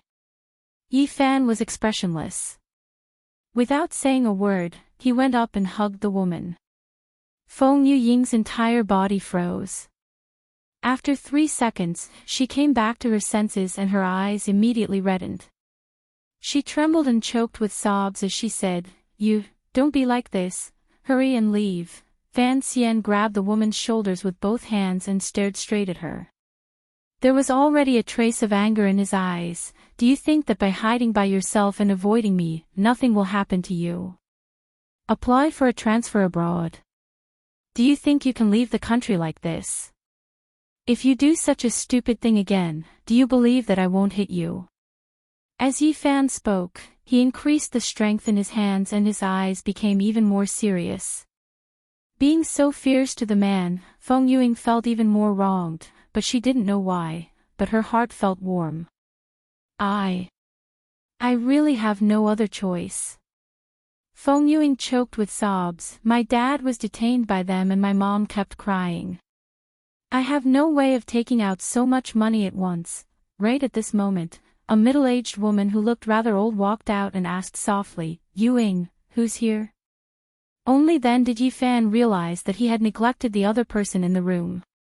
This should be Feng Yuying's mother, Ma Liying. He let go of Feng Yuing and quickly introduced himself. Auntie, my name is Yi Fan, I'm Ying Ying's boyfriend. When Feng Yuing heard that, her face instantly turned red and she anxiously tried to explain, no. That's not it. Yi Fan, he's not. Without waiting for Feng Yuing to explain herself, Yi Fan had already walked in front of the woman and said with a smile, Auntie, can you tell me exactly what happened? Ying Ying has been hiding it from me, I want to do my part. Ma Liying had been washing her face with tears recently, so her eyes were red and swollen. She looked at Yi Fan in a daze, then looked at her daughter. She was confused and couldn't understand why her daughter suddenly had a boyfriend. Young man, are you really Yu Ying's boyfriend? Ma Liying asked. Yi Fan nodded, it's absolutely true, and Auntie, don't worry, those hooligans who came to collect debts were chased away by me. They won't be coming to cause trouble for you for the time being. When these words came out, Ma Liying and Feng Yuing were even more surprised, but at the same time, they were worried and anxious. Chapter 187. 0187 Yi Fan shrugged his shoulders. I know, there's someone called Fan Qiao. He can be considered a local snake in your hometown, I don't think there's much of a problem. Do you know what kind of background Fan Qiao has? Feng Yuing asked. Yi Fan shook his head. Actually, he didn't care at all. With a trace of fear on her face, Feng Yuing said, his backer is the Azure Sun Association of the Eastern Province, which is also one of the 5 great underground families of China, the Dongfang clan. I heard that Fan Qiao himself is the young master of the Dongfang clan and a trusted aide of Dongfang Ming. That's why he gave him the entire underground market in Tai City. The Dongfang clan was said to be the most ferocious and uncontrollable of the 5 great underground families. There were all sorts of struggles within the clan, and this also caused this clan to only be an underground family despite having a long history. Oh. Yi Fan nodded and said, anyway, I've already provoked the Shengguan clan before, so it doesn't matter if there's more than one Dongfang clan. You. Why do you think that? As for the Shengguan family's matter, we were in the right, so Shengguan Ling couldn't pursue it further. But this time, we owed money. What should we do now? You beat up Fan Qiao's men, so he definitely won't let this matter rest. Feng Yuing said worriedly, even if you fight very well, the other party still has the support of the Dongfang clan. Yi Fan chuckled, I've already told those people to call Fan Qiao and tell him to make a decision within a day. If he doesn't want to compromise, I'll deal with him. Deal with him? How? Feng Yuing was puzzled. Yi Fan didn't explain further, he turned his head and said to Ma Liying, Auntie, don't worry. With me here, Uncle will be fine. I guarantee that your family will be safe. However, I still want to know the cause and effect of this matter. Although Ma Liying was very uneasy, she had nowhere else to go. Suddenly, a man ran out and said that he could help her solve the problem. Of course, she was willing to give it a try and choose to believe in Yi Fan. Sigh, young man, it's really embarrassing to say it out loud. This matter, it's also my husband's fault for not doing well. Following Ma Liying's story, Yi Fan finally understood the reason for the matter. It turned out that after their son Feng Xiaowei became a vegetable, Feng Yuanxiong, who had suffered a blow, began to drink and gamble, relying on these to vent his emotions. Over time, these bad habits became more and more severe. They began to borrow money everywhere. Later on, they were targeted by loan sharks and fell into their trap.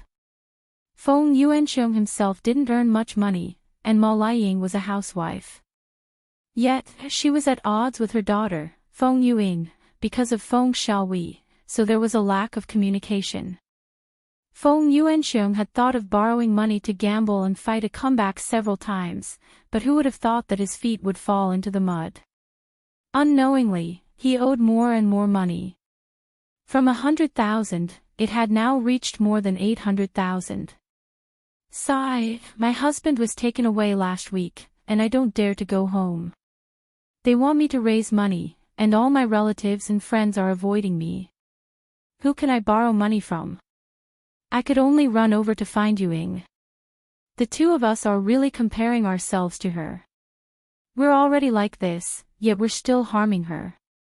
As Ma Liying spoke, her tears could not stop falling. Feng Yuing hugged her mother and said, I plan to sell the house at Crescent Bay as soon as possible, then use the money to exchange for Dad, then I'll transfer overseas. In that case, my salary will be twice as high as now, and my parents can also enjoy their old age in peace. When Yi Fan heard this, he frowned and said, You applied to go abroad just for this matter? Feng Yuing weakly nodded, and, anyway. I'm also alone, it doesn't matter. Li Fan Xian was angry in his heart. He wanted to say a few words about women, but after thinking about it, he had indeed changed from a fake couple to a real marriage with Su Qingxue, so he didn't have the qualifications to say anything bad about Feng Yuing. She didn't know what her identity was, she just didn't want to get involved in this kind of thing. To put it bluntly, if Feng Yuing was that kind of heartless woman, then she might have already come to find him, or told Su Qingxue. After all, to Su Qingxue, 800,000 was just a drop in the bucket. No matter how much she relied on her relationship with him over the years, not to mention borrowing it, she could even give it to him for free. She only wanted to silently bear the burden of a family's predicament. This tenacity and kindness couldn't help but be admirable.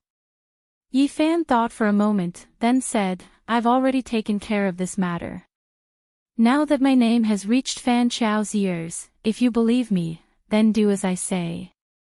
I won't let you go overseas alone. Feng Yuying's eyes were red as she looked at Yi Fan pitifully. You. What do you want? Yi Fan didn't care too much.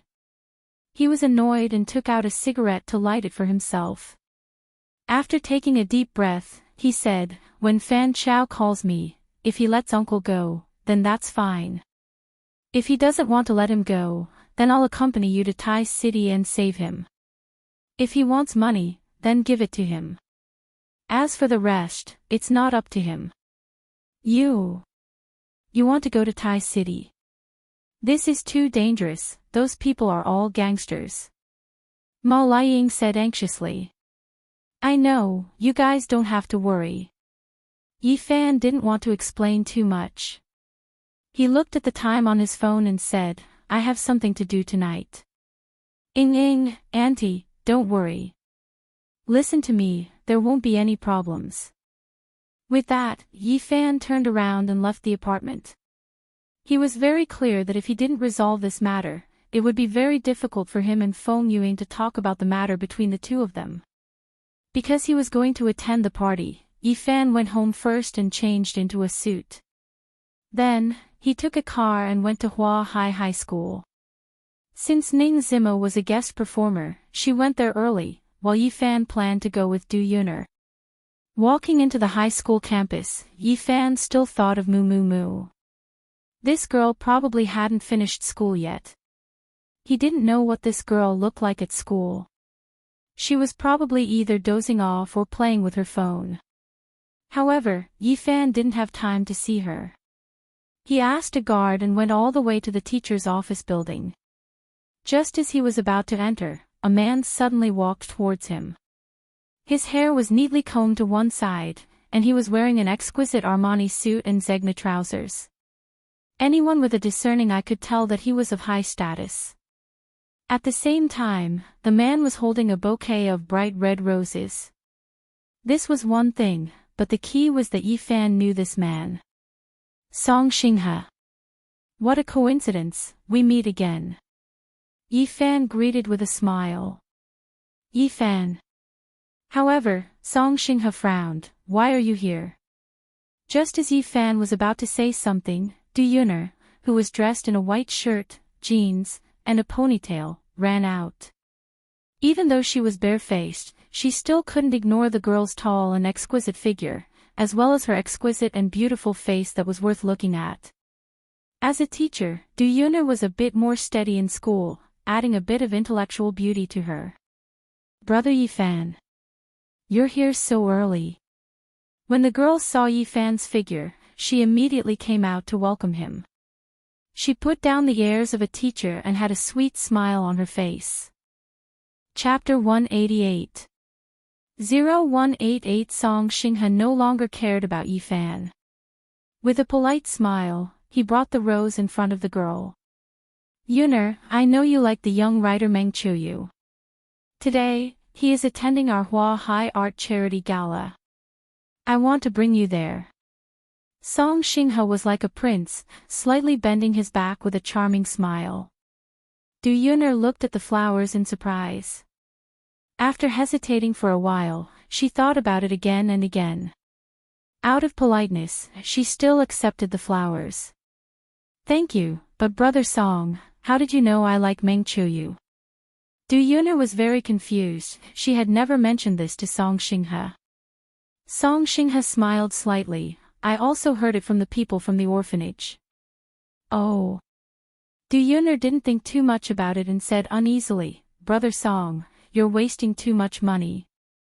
Actually, I know that Meng Qiuyu is coming, so I've already agreed with Brother Yi Fan to go over together. You knew. You're with Yi Fan. Song Xinghe was very surprised and puzzled. Could it be that Lu Shuangshuang didn't tell the girl about Yi Fan? When Song Xinghe saw Du Yuner's gaze and expression, he frowned and coldly glanced at Yi Fan. But in the blink of an eye, he quickly said to the girl with a gentle expression, Yuner, I'm here to pick you up. Let's go pick out an evening dress together. Tonight, I want you to be my female companion. This kind of party is not like an ordinary charity party, you have to dress very well. Ah. Is it really that exquisite? Du Yuner was stunned on the spot. Yuner, did I scare you? You've never participated before, so you might not know. I won't lie to you. Song Xinghe said apologetically. However, Du Yuner still tactfully refused, but Brother Song, we actually took the invitation, so we should be able to enter. You don't have to worry about it. Hearing that, Song Xinghe's face turned cold, he looked at Yi Fan and said, You got the invitation. Yi Fan had already sensed some things and bitterly smiled in his heart. He already knew that Song Xinghe was interested in Du Yuner, so he reckoned that the matter with Lu Shuangshuang was also caused by Song Xinghe. Obviously, Song Xinghe treated him as a love rival. This was quite annoying. After all, they were also companions in the orphanage. If it was a normal day, for the sake of knowing each other back then, Yi Fan might be able to fulfill his wish. But if he did that, what would Du Yuner think? Didn't he just say that he didn't care about her feelings at all?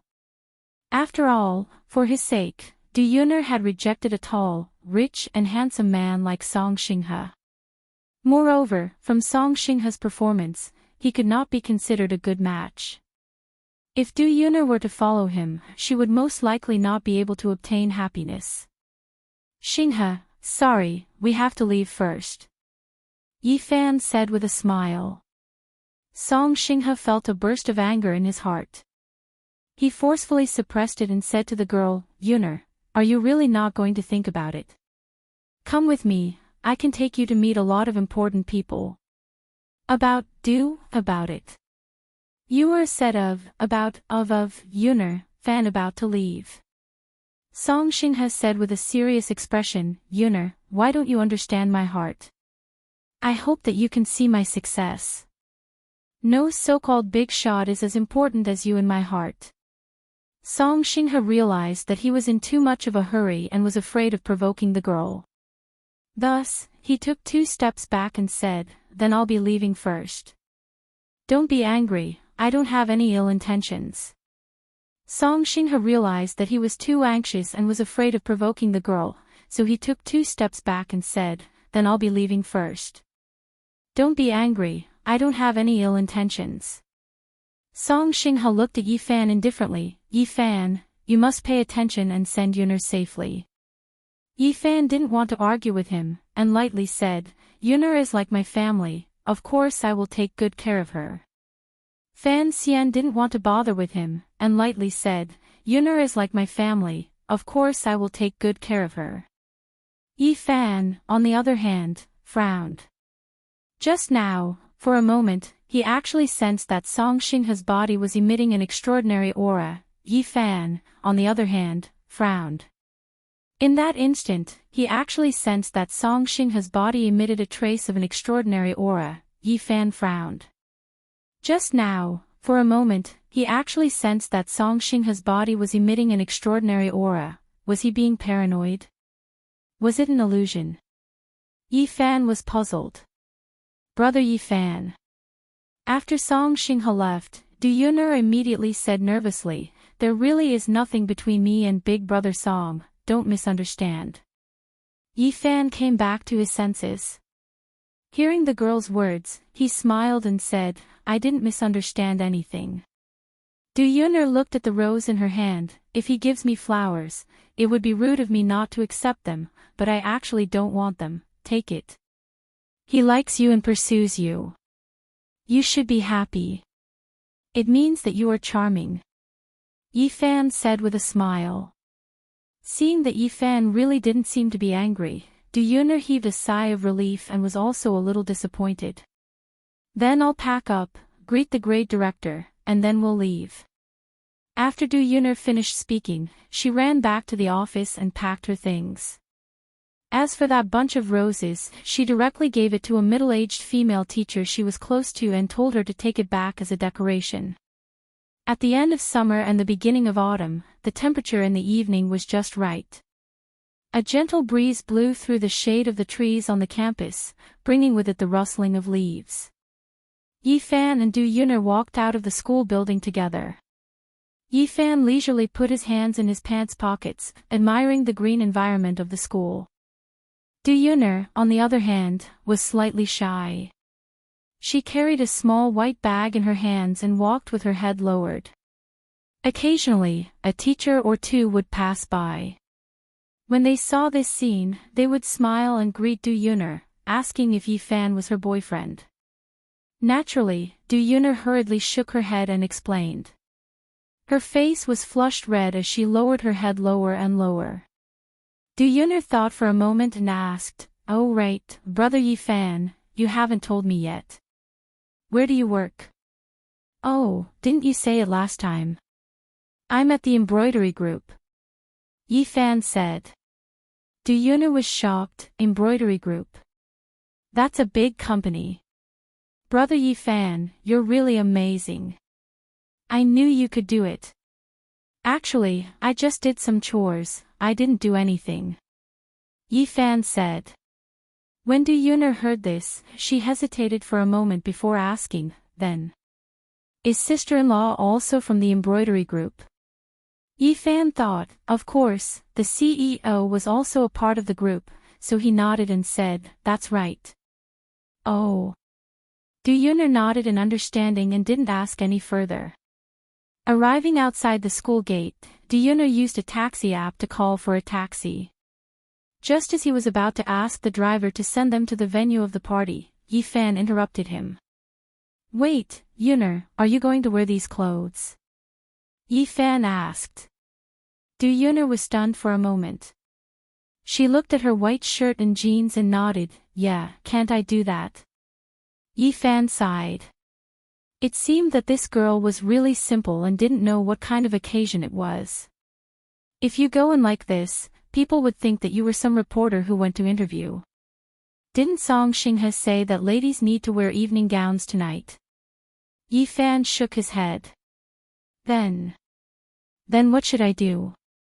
I'll go back to the dormitory and change my clothes. But I don't seem to have a formal evening dress. Du Yun'er lived in the school's staff dormitory. Chapter 189. 0189 Alright, young man, you want to get a good dress for your girlfriend, right? Ha! The taxi driver was also very familiar with the business district of Huahai. Du Yun'er hurriedly said, "Brother Yi Fan, that place seems to be full of big brands. Are we going to buy a dress? You should at least have an evening dress. Didn't you see me? In order to accompany you to the party, I even wore a suit and tie today. Although this outfit can't be compared to Song Xinghe's Armani, it can at least be considered formal. Yi Fan said. Actually, the clothes were still the work suit that Su Qingxue bought for him, but it was enough. Du Yun'er was nervous before, but now she realized that this was the first time she saw Yi Fan dressed so formally. The girl's heart was rather sweet. This meant that Yi Fan cared about the activities with her, but thinking that the man already had a wife and a lover, she felt a wave of complicated emotions. All right then, I'll listen to Brother Yi Fan. The girl smiled shyly. Yi Fan, on the other hand, chuckled. Yun'er, didn't you hear what Master said just now? He treats you as my girlfriend, don't you object? Du Yun'er cried out in alarm and hurriedly turned around to explain to the driver with a red face, Master. You misunderstand, we are not in that kind of relationship. The taxi driver laughed out loud. The little girl is shy. Yi Fan also felt that Du Yun'er's reaction was too funny. He reached out and grabbed the girl's shoulder, saying, Master, my girlfriend has always been very shy, I've made you laugh. Feeling her shoulder being grabbed and her body leaning against the man, Du Yun'er's delicate body suddenly trembled. She had the urge to cry in her heart. She felt bullied, but for some reason, she felt joy in her heart. The girl coquettishly rolled her eyes at the man, Brother Yi Fan. You've learned bad things. Aren't you afraid that sister-in-law will be jealous? It's good that your sister-in-law is jealous, I'm just afraid that she won't eat it. Yi Fan winked at her. Du Yun'er pouted. It seemed that in a man's heart, she was just a little sister. Otherwise, Yi Fan wouldn't have joked like this. 20 minutes later, the two of them arrived at Starlight Street. Just by looking at the large number of luxury cars in that small parking lot, one could tell that the consumption here was definitely not low. Looking at the windows of a few shops, she could easily see a set of ready-made clothes worth hundreds of thousands of yuan and a bag worth tens of thousands of yuan. Du Yun'er became more and more flustered. Brother Yi Fan, I don't have much money in my card. How about we rent an ordinary dress somewhere else? These are all international brands, too expensive. Du Yun'er whispered. However, Fan Xian said, this is your first time attending a party, you should at least leave behind a beautiful memory. Besides, you rejected a rich man like Song Xinghe, yet you went with me. I can't treat you too badly. I don't mind these things, Du Yun'er said seriously. Fan Xian nodded, but I mind. My little sister Yun'er is so beautiful. Later on, because of the problem with her clothes, she will be defeated by other women. She timidly lowered her head and said, I'm not beautiful, Brother Yi Fan, you're talking nonsense again. Although she said that, it was as if she had eaten honey in her heart. When he arrived at a shop called Alexander McQueen, Yi Fan stopped and stood in front of the window. He looked at the evening gown in the middle and grinned. Yun'er, what do you think of this dress? Du Yun'er had been nervous the entire time. Hearing Yi Fan's words, she turned her head to look and her eyes lit up. This was a white and red gown with a combination of velvet, chiffon, and other fabrics, and a large number of diamonds. In the details, the designer used flower lines and hollow embossed patterns to advance, giving off a low-key luxurious aura. A thin black belt around the waist highlighted the hourglass outline of the skirt, and also outlined the woman's figure in an incomparably three-dimensional manner. So beautiful, this gown seems to have a life of its own. Du Yun'er revealed a look of longing and envy. However, the girl also had a trace of regret, because she knew that a poor girl like her would never have the chance to wear such clothes, because the price of this gown was 3.6 million. This price was almost enough to buy a supercar, and this was actually just a gown. Alright, if you like it, we'll take this one. Yi Fan smiled and nodded. Ha! Du Yun'er was stunned. She didn't know what the man meant and suspected that she had heard wrongly. Yi Fan didn't say too much. He took out his phone and dialed a number. After he changed his phone, he had already changed his plan to a global call, so he could make a foreign call right now. Not long after, Yi Fan's call connected. The foreigner on the other side of the phone was a Frenchman, speaking in French with incomparable excitement. Yi Fan also spoke a few words to the foreigner in fluent French, then hung up the phone. Du Yun'er was confused. Brother Yi Fan, who are you calling? Was that French just now? It's French, with an old friend from France, Yi Fan said. I still don't know, Brother Yi Fan, you actually know French. Last time, you even spoke Fusang. With so many foreign languages, no wonder you were able to enter the embroidery group.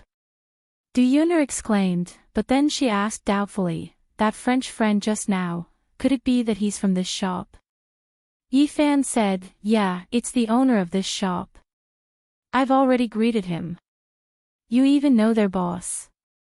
Du Yun'er felt that this big brother of hers, her childhood sweetheart, was becoming more and more unfathomable.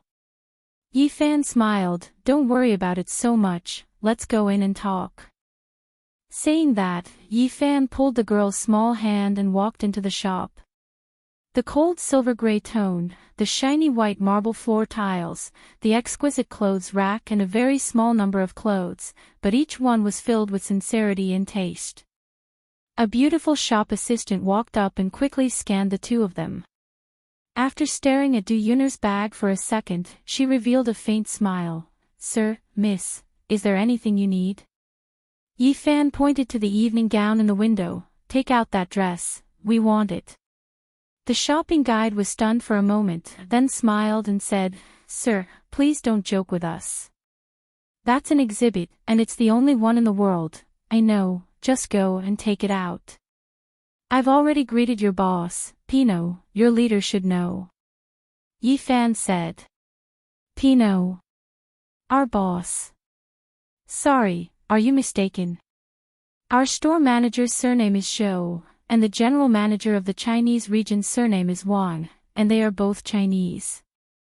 Yi Fan scratched his head, you don't know him, because he's your boss in France.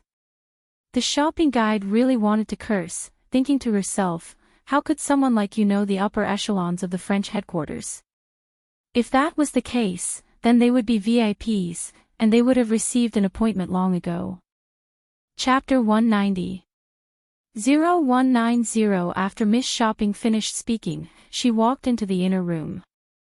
Not long after, a woman in her 30s, who was dressed fashionably and wore silver-rimmed glasses, walked out with a cold and arrogant demeanor.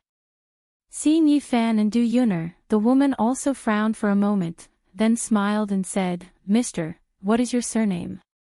My surname is Yi. Mr. Yi, do you really plan to buy that exhibit? The manager asked. Yi Fan shook his head. I said, I'm here to take it, not to buy it, not to borrow it. I'm here to take it, I've already told old Pinot. Manager continued to smile. I'm sorry, I don't know who the old Pinot you're talking about is. Yi Fan felt that it was really strenuous. You really don't know? Or are you kidding me? Isn't your Alexandre McQueen a brand under the Kering Group? Isn't your founder François Pinault? Manager and the shopping guide behind him were both stunned for a while. The more they thought about it, the more they felt that this guy was a madman. Who was François Pinault? The top 3 giants in the world's luxury goods industry, the largest shareholder of Christie's auction house, the controller of Gucci and a large number of other luxury brands. Such a world-class tycoon, an authoritative figure in the fashion industry, would he know such an ordinary Chinese young man? Only Du Yun'er didn't know who they were talking about. She was just very nervous, afraid that Yi Fan would get into trouble. Mr. Yi, we are in the middle of business. If you are here to cause trouble, please leave immediately. Otherwise, we will call security. The manager said solemnly. Yi Fan was puzzled. What kind of attitude is this? I really do know Pinot, and I even called him just now. I guess you haven't received the call yet. How about I make another call in front of you? The manager sneered. We often see this kind of deception. Isn't it just finding a foreigner, pretending to be someone from the French headquarters, and then singing a double act? Do you think we would believe such nonsense? Are you for real? There's such a scammer. This was the first time Yi Fan had heard of it. The manager felt more and more that this was simply unreasonable. I'm sorry, but our exhibit is not for sale. Please leave. Just as Yi Fan was about to say something, Du Yuner pulled him and said, Brother Yi Fan, forget it, I don't dare to wear such an expensive dress. Let's go to another house and pick one. I'll be very happy if you accompany me. The girl actually didn't believe it either. She felt that Yi Fan must have made a mistake when he said he would give away something worth more than 3 million yuan. Fan Xian looked at the time. It wasn't a good idea to drag on like this, so he could only sigh and follow Du Yuner out. Seeing that the two of them had left obediently, the manager and the shop assistant revealed looks of disdain. In the future, don't come to me when I know he's a scammer. It'll affect my mood. The manager lectured. The shop assistant quickly bowed and admitted her mistake. I'm sorry, manager. I'll definitely kick you out next time. Just then, a call came in to the store's landline. The shopping guide immediately picked it up. After hearing it, she said nervously, Manager, it's Miss Jessie. It's for you. What? The manager, who was about to walk back into the room, was stunned. Because Alexander McQueen only had 2 stores in China, they were managed by the French headquarters, and Jessie was the general manager in charge of the brand. He belonged to the upper echelons of the Kaiyun group, so he rarely contacted the store directly. The manager immediately cleared his throat and respectfully took the phone. He greeted in fluent French, Hello, Miss Jessie. What can I do for you? Mr. Yi is already here, right? Jessie asked seriously. Yi. Mr. Yi. Just as the manager wanted to ask who it was, he suddenly remembered that it could be Yi Fan who had just left. That's right, it's a very young gentleman. He should be in the shop. Didn't he come in? Jessie asked. The manager swallowed his saliva and carefully said, Enter. I did come in. What do you mean, come in? He's already gone. Yes. Did you also take away the exhibit designed by Ms. Bolton? The manager's hand that was holding the phone was trembling. Cold sweat kept pouring out as he asked in a trembling voice, No. No, why is your voice trembling? Answer me, what the hell happened? Jessie was anxious. The manager was shocked and had no choice but to tell the truth. He said he knew the old chairman, but a VIP of that level would usually have an appointment, so I thought he was a swindler and let him out. What? Jessie's voice rose several octaves, and he almost went crazy as he slammed the table. Are you crazy? Who allowed you to decide on your own? Is this how you treat a customer who comes to your door? Where did you forget what you learned during the training? The manager was on the verge of tears as he begged, Miss Jessie, I'm sorry. I was really wrong. What's the use of you apologizing? Mr. Pino personally called and asked me to pay attention to him. No matter what that Mr. Yi wants, I must make him satisfied. You actually chased him out. If I were to be fired because of this, all of you would have to scram. Jessie wished that he could run to China and teach this employee a lesson in person. The manager's face was ashen. Miss Jessie, then what should we do now? Do you still need to ask? Hurry up and apologize. Even if you kneel down, you have to make Mr. Yi change his mind. Jessie shouted. The manager threw away the phone, turned around, and ran out of the shop. He didn't even care if he couldn't run in high heels. The shop assistant also knew that something big had happened, so she hurriedly called out to the other employees in the shop to look for Yi Fan and Du Yuner. Fortunately, Yi Fan and Du Yuner were having a headache about where to go to find evening dresses. Not long after, they saw the manager and the shop assistant hurriedly running out with 3 to 5 employees, and then running towards them. Mr. Yi. Please hold on. Please hold on. Du Yunner's beautiful eyes were filled with confusion, while Yi Fan had roughly guessed something. The manager's smile was even uglier than crying. He bowed his head in a flattering manner and looked at Yi Fan eagerly. Mr. Yi, it was a misunderstanding just now. We have already received a notice from the headquarters. We will satisfy all of your requests. Please don't blame us. I'm really just working for someone, so I don't dare to be careless. As soon as these words came out, Du Yunner's little face was filled with shock. She looked at Yi Fan in disbelief. So what the man said was true. Yi Fan wasn't really angry. After all, there were all kinds of swindlers these days. It was normal for him to suddenly ask them for millions of yuan, so it was normal for them to misunderstand. It's good that you've made it clear. Then hurry up and prepare the dress. Time is of the essence. Yi Fan said with a smile. Chapter 191.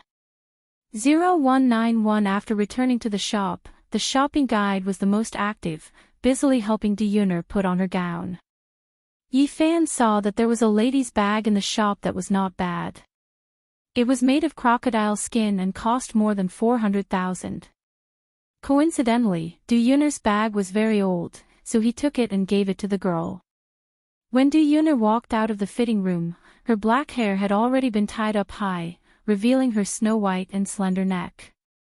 Her tall and slender figure was especially slender and elegant due to her dress, as if she was a peerless royal princess.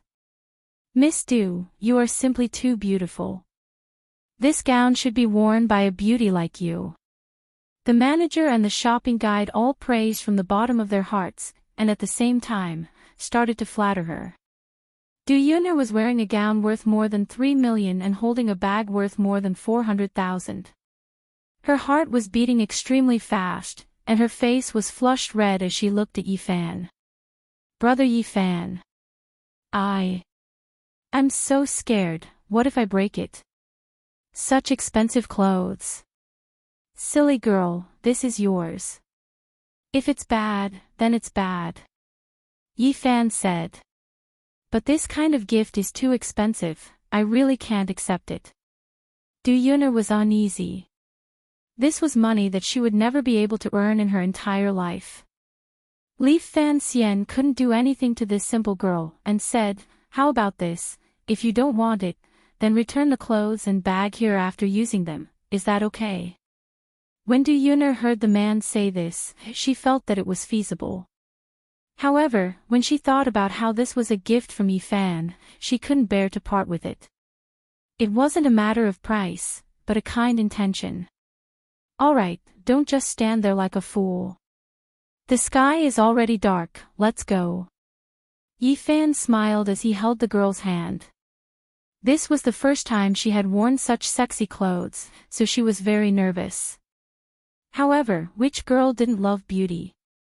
Tonight, not to mention anything else, just wearing such a beautiful evening gown was enough for her to feel very happy. Mr. Yi, do you too need a special car? Our shop has a special car for VIP pick-up and drop-off. We can wait for your orders, the manager said fawningly. When Yi Fan heard this, it was just right, so he nodded and said yes. Soon, a Mercedes-Benz S320 arrived at the entrance of the shop, picked up the two people, and headed to the venue of the Huahai Exhibition Center. Until she got into the car, Du Yunner's heart sank. She still felt like she was dreaming. Originally, she just wanted to find a decent dress, but who would have thought that it would turn out like this? Yi Fan, on the other hand, received a call from France. He smiled and picked it up. An old man said apologetically in French, "My prince, please forgive me. I didn't expect my subordinates to make such a mess. If you have the slightest dissatisfaction, I'll have them fired."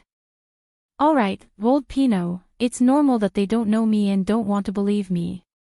I still have to thank you for helping me deal with this matter in the middle of the night. Yi Fan said with a smile. Old Pino said excitedly, this little thing is not worth mentioning at all. If it wasn't for your help that year, my son and I would have long been torn apart by those hungry wolves, and not even our bones would have been left. Half of what the Clear Cloud Corporation has today is thanks to you. I will never be able to repay your kindness even if I die. You're being too serious. I'm just helping you guys along the way. It's mainly for myself. We're all friends, there's no need to talk about repayment. Yifan said.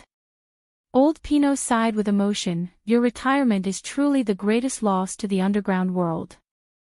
I hope that I can see you a few more times in my lifetime. There will be a chance. Yifan smiled warmly. Old Pinot was silent for a while, as if he was deeply moved. Finally, he said in a solemn tone, It is my honor to serve you. I hope that your glory will always protect me and my descendants, divine wrath. Yifan didn't say anything else. He simply replied and hung up the phone. At the side, Du Yuner quietly looked at Yifan. She discovered that Yifan's expression and gaze seemed to be very old. Brother Yifan, are you talking to that old Mr. Pinot? Yifan turned around and asked with a smile, What's wrong? Didn't you say you were working abroad? How did you get to know such a powerful tycoon? Du Yuner really wanted to know. Yifan rolled his eyes and mischievously smiled as he pointed at his own face. Yuner, kiss me and I'll tell you. Du Yuner's pretty face instantly flushed red, and she angrily turned her head away. I'm ignoring you. If you don't say it, then don't say it. You only know how to bully me. You're not serious even after getting married. Yifan helplessly smiled. It wasn't that he didn't want to say it, but even if he did, it would be hard to explain. If he said too much, it would only scare the woman. The key was that no one would believe him if he told the truth, so he might as well not say it. After arriving at the art exhibition center, he discovered that it was already surrounded by all kinds of reporters. The security guards and traffic police were sorting out the order outside. Du Yuner was a little scared and didn't dare to get out of the car. Yifan simply grabbed the girl's hand and walked towards the door. As soon as the girl appeared, a large number of flashes immediately flashed towards her. Du Yuner was tall and slender to begin with, so she could definitely be a model. This masterpiece of Alexander McQueen on her body caused her entire temperament to be set off, elegant and holy. Who is that beauty? Why is she so beautiful? I've never seen her before. Is she the daughter of some rich man? The reporters and some of the onlookers discussed animatedly, causing the shy Du Yuner's face to burn. She lowered her head and snuggled up to Yifan, not daring to look around. Yifan also didn't expect that this charity auction party would attract so many media outlets. Fortunately, he had participated in this kind of occasion before, so he raised his head and puffed out his chest, looking very natural. After showing the invitation letter, the guard allowed the two of them to enter. As soon as they entered the brightly lit hall, they saw a large number of gorgeous crystal lamps and a large number of well-dressed guests. The moment Du Yuner appeared, she immediately attracted a large number of gazes. The men were amazed, the women were jealous, and all sorts of other things. Brother Yifan. Where are we going? Du Yuner asked nervously in a low voice. If it wasn't for Yifan's good hearing, he really wouldn't have been able to hear what the girl was saying in this kind of environment. He smiled and said, Let's go watch Ninger's tea ceremony performance first. Just follow me. Although Yifan had just entered the venue, he was very clear about the layout of this kind of party. He easily brought Du Yuner to the side of the stage where the art was showcased.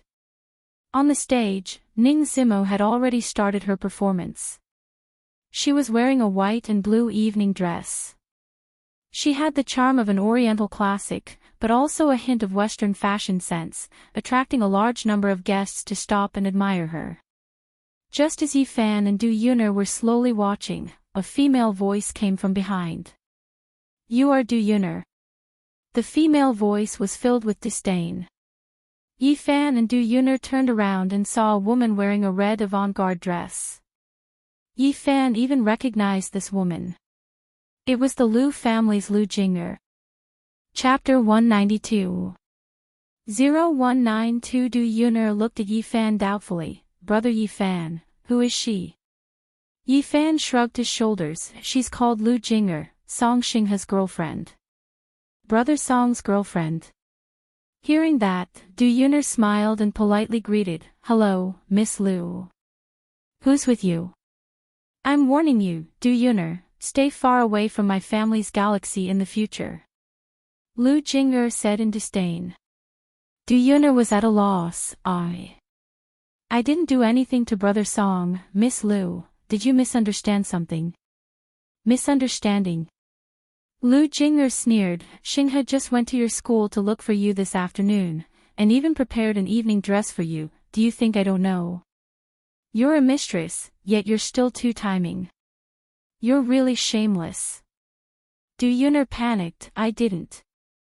Brother Song and I have always been innocent. I'm not two-timing either." Right at this moment, Song Xinghe walked over with a man wearing a white suit and glasses. "Lu Jing'er. What are you doing?" Song Xinghe's face was cold as he glared at Lu Jing'er. Lu Jing'er was a little flustered, but she immediately put on a coquettish smile and went up to hold Song Xinghe's arm. "Xinghe. You're here. I was wrong before. It was my fault. Can you forgive me? This kind of woman doesn't know what's good for her. She's not worth your sacrifice. I already told you, we're done." "Scram."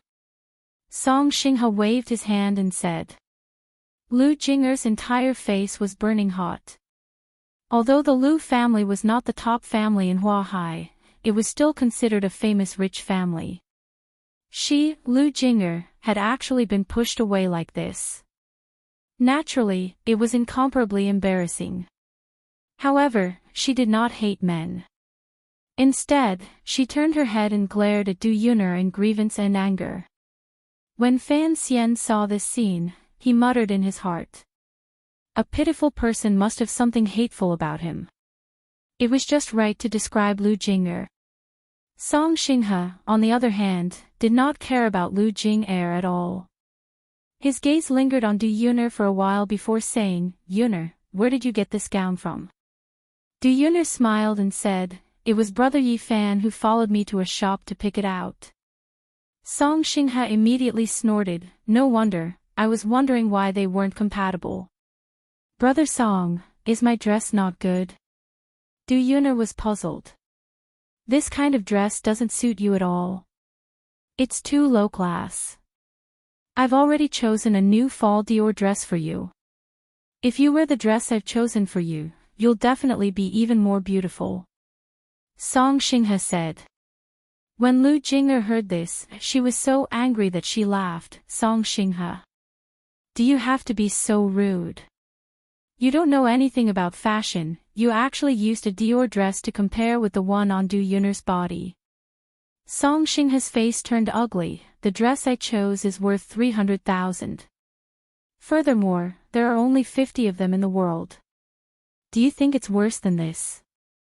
Although Lu Jing'er was unwilling, she also wanted to humiliate Song Xinghe at this moment, so she bluntly said, "Du Yun'er, this is the only one in the world that is displayed by Alexander McQueen. It is worth at least 3.6 million. Even if you flipped through the entire Dior brand of evening gowns, you wouldn't be able to find one that could compare to this masterpiece. You should keep your 300,000 yuan dress for your little honey." "What?" Song Xinghe was stunned. He really didn't know much about fashion brands. He just purely believed that it was impossible for Yi Fan to bring Du Yun'er to get some special high-grade dress at the last minute. When Lu Jing'er shouted like this, some of the nearby ladies also looked over. When they saw the dress Du Yun'er was wearing, they all revealed looks of envy. They all wanted to ask why Alexander McQueen's shop was willing to sell this treasure of the shop. Song Xinghe, who was at the side, was incomparably embarrassed. He glared at Lu Jinger coldly. Are you satisfied? If there's nothing else, then hurry up and scram. Song Xinghe, I'm not done with you. Lu Jinger was so angry that her eyes turned red.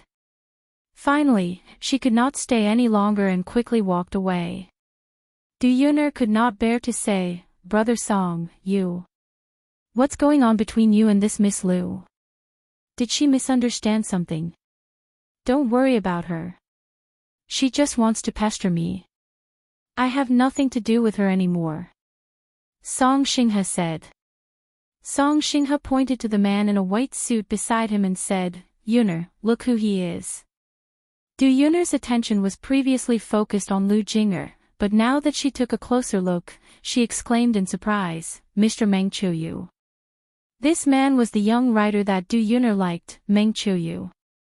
Meng Qiuyu smiled lightly. I heard from Mr. Song that Miss Du likes my book. I am very honored. Mr. Meng, I've read all the books you wrote, and they left a deep impression on me. I'm also a language teacher myself, and although I don't have a deep understanding of some cultural knowledge, reading your books is very inspiring. Du Yuner was like a little fan of books. She was very happy to see her fans. Yuner, later tonight, Qiuyu will be discussing some literary topics with a few people from the Writers Association. You can bring people with you. Do you want to listen in? Song Xinghe asked. Hearing that, Du Yuner was naturally interested. She nodded and said, Can I? Meng Qiuyu smiled, You can, but I can only bring one person. If Miss Du wants to come, you can only come alone. As he spoke, he glanced at Yi Fan with a rather cold gaze. When Du Yuner heard that she could only go by herself, she immediately hesitated and looked at Yi Fan beside her. Brother Yi Fan, I'm fine, if you want to go, then go.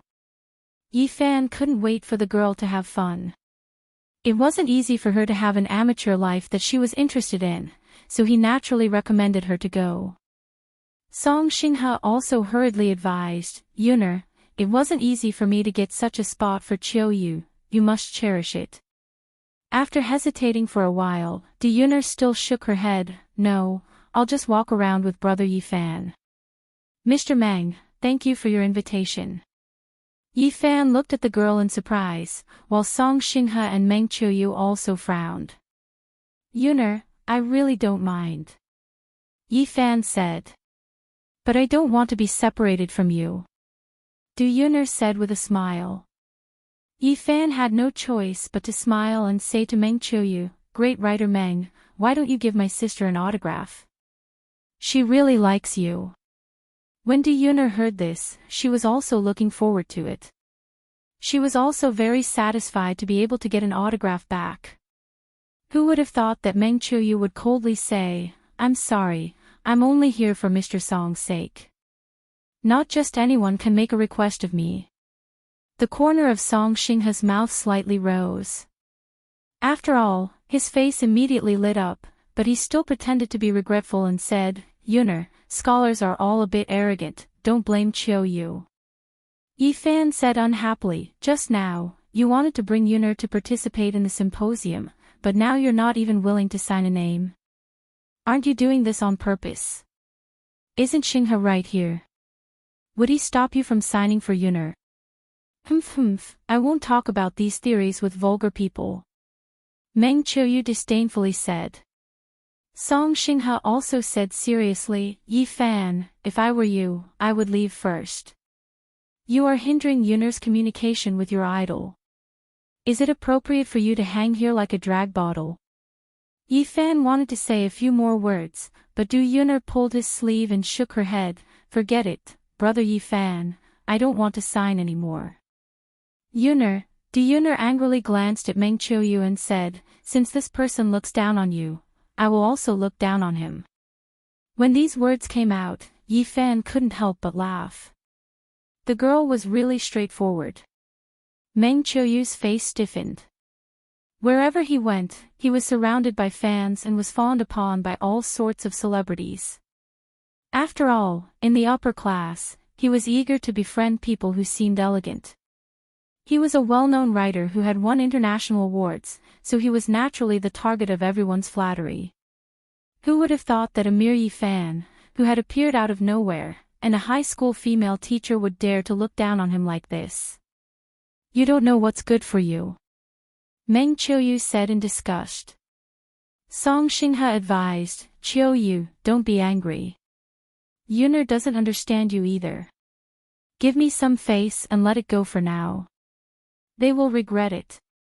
Meng Qiuyu coldly snorted, turned around, and left. Song Xinghe, on the other hand, thoughtfully glanced at Yi-fan and followed him. After the two of them left, Yi-fan sighed and said, I'm sorry, Yuner. I wasn't able to let you get what you wanted. Du Yuner smiled and said, it doesn't matter, I don't like that Meng Qiuyu anymore. In my eyes, brother Yi-fan, who donated several million to the orphanage, is even more amazing than him. Yi-fan was a little embarrassed when he heard this, I've already become your doll. Du Yuner giggled, like a lily blooming, brother Yi-fan, I'm hungry. Is there anything to eat here? Of course, I'll take you to eat. Yi-fan held the girl's hand and prepared to eat heartily. At this moment, four burly security guards in black suits suddenly passed through the crowd and arrived in front of the two of them. Chapter 193. 0193 Fan Xian frowned. He guessed that it was Meng Qiuyu who was up to no good, so he could only explain, we do have an invitation. The invitation is only the lowest level of admission, but you've offended our most important VIP, so you can't stay here any longer, the black-faced security guard said coldly. What happened? At this time, Ning Zimo, who had already finished performing the tea ceremony, walked over. She was very puzzled when she saw Yi-fan and Du Yuner being blocked by 4 security guards. Du Yuner said with some vexation, I'm sorry, Sister Ning. I accidentally contradicted Meng Qiuyu just now, so they want to chase us away.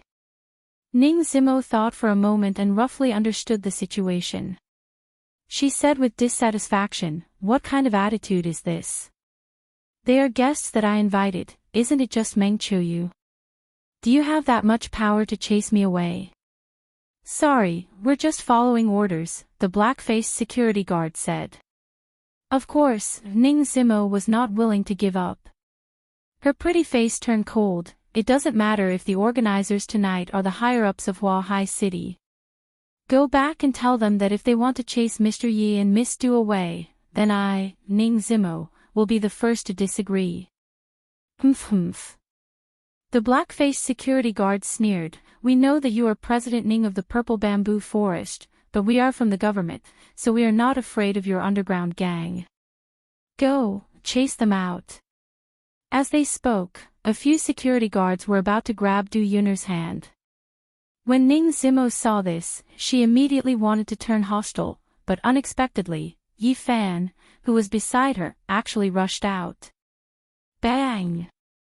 With a muffled sound, Yi-fan raised his leg and kicked the black-faced security guard, sending him flying. The scene suddenly became a mess. The black-faced security guard knocked over the 2 security guards behind him, and they all fell to the ground. Fan Xian's face was gloomy, he was also really annoyed. He still had Feng Yuying's matter to settle, and he came here to accompany Du Yuner to a party, but there was actually someone looking for trouble with him. He was not a good person to begin with, and there was a bottom line for his patience. Seeing that Du Yuner was about to be bullied for no reason, he naturally couldn't be bothered to endure it. Brother Yi-fan. You. Du Yuner was shocked and didn't know what to do. On the other hand, Ning Zimo reached out and pulled Du Yuner to her side. She didn't say anything and quietly watched Yi-fan handle this matter. No one can casually touch the woman beside me. Yi-fan grabbed the other security guard who was still standing and lifted him up. He stared at him coldly and asked, where is that Meng Qiuyu? This security guard was so scared that he trembled. He didn't know why, but being stared at by Yi-fan, he was so scared that he didn't dare to resist. The security guard pointed to the north, in the VIP seats, after Yi Fan left the security guards behind, he strode to the VIP seats. Meng Qiuyu was holding a glass of red wine and chatting merrily with a few officials of Hua Hai. When she saw Yi Fan coming over, she immediately frowned. Mayor Fu, why hasn't this person been kicked out yet? The person Meng Qiuyu was talking to was the mayor of Hua Hai, Fu Yanqing. Fu Yanqing looked at Yi Fan. It looked a little familiar, but before he could think about where he had seen it before, he saw that Yi Fan had already arrived in front of them. What do you want to do? Meng Qiuyu was also a little panicked. Fu Yanqing immediately shouted, "Bodyguards, quickly stop him." Two strong retired Special Forces bodyguards immediately rushed over from afar, wanting to block Yi Fan. Without waiting for the two fierce bodyguards to make a move, Yi Fan picked up a wine bottle beside him and smashed it on Meng Qiuyu's head with a clang sound. This was also a clever move. It wasn't enough to smash Meng Qiuyu to death, but it directly smashed him into a mess, causing his head to bleed. Blood and red wine flowed down together. Meng Qiuyu stood there with her eyes completely red. She was completely dumbfounded. Ah! All sorts of cries of alarm came from the venue. Meng Qiuyu was so scared that her face contorted. She hugged her head and cried, "Blood! I'm bleeding!" Fu Yanqing shouted, "What are you guys standing there for? Quickly subdue this thug." A few bodyguards hurriedly rushed forward, wanting to attack Yi Fan. However, with Yi Fan's left and right legs, every bodyguard under him was nothing more than trash that could be knocked down in one move. Song Xinghe, who was talking to someone not far away, had a look of surprise on his face when he saw all of this. At this time, seeing that the few bodyguards had been taken care of by Yi Fan, Song Xinghe hurriedly ran over and shouted, "Yi Fan! Stop it! Is this the place for you to behave atrociously?" At the same time, he was secretly happy in his heart. This time, Yi Fan was going to get into trouble.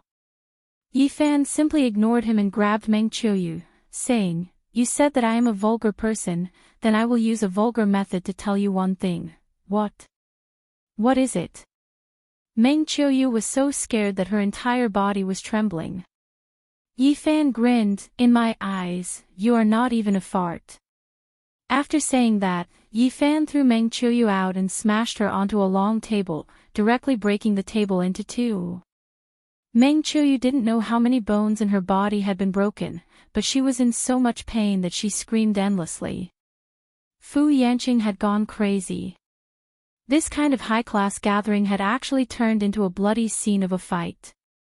How could this be? Where are the people from the Defense Bureau? Where is Bureau Chief Yao? Fu Yanqing shouted. Coming, coming. Mayor Fu. I'm here. Yao Jing'ong brought a group of plainclothes guards from the Defense Bureau and hurried to the scene. Fu Yanqing ordered, "Why aren't you going to capture this guy?" However, the moment Yao Jing'ong saw Yi Fan, his entire aura became dispirited. His entire body stiffened as he bitterly smiled. "This. Mr. Yi. Why is it you?" Yao Jing'ong wanted to cry, but no tears came out. Fu Yanqing was puzzled. "What, you know him?" Yao Jing'ong had no choice but to whisper into Fu Yanqing's ear, "Mayor, we can't afford to offend this old man. Even General Wang Zhe and General Tan Jiang in the army don't dare to provoke him." Following Yao Jing'ong's words, Fu Yanqing sucked in a breath of cold air and looked at Yi Fan with a face full of fear. Meng Qiuyu was in so much pain that she screamed, "Mayor! Hurry up and help me catch this person. I want to sue him for assault." Unfortunately, no matter how much he shouted, Fu Yanqing and Yao Jing'ong just stood there, pretending not to hear or see. Ning Zimo brought Du Yuner to the scene. Seeing this scene, Ning Zimo could understand what had happened, but Du Yuner was dumbstruck. Song Xinghe was anxious. He was still hoping that Yi Fan would be caught and brought into the police station. He couldn't help but say with a serious expression, Mayor Fu, Bureau Chief Yao, why are you just watching? Writer Meng was beaten up. Fu Yanqing and Yao Xingong really wanted to kick Song Xinghe a few times. Was this great god something they could control? Once Song Xinghe opened his mouth, wouldn't that make things difficult for them? The guests at the scene discussed animatedly. They didn't know who Yi Fan was, but the people from the Defense Bureau didn't dare to touch him when they saw him beating people up. This made them quite worried. Seeing that there were more and more doubtful voices, Yao Xingong was worried that he would tarnish the reputation of the Defense Bureau. He gritted his teeth and stepped forward. Mr. Yi, please stop. Chapter 194.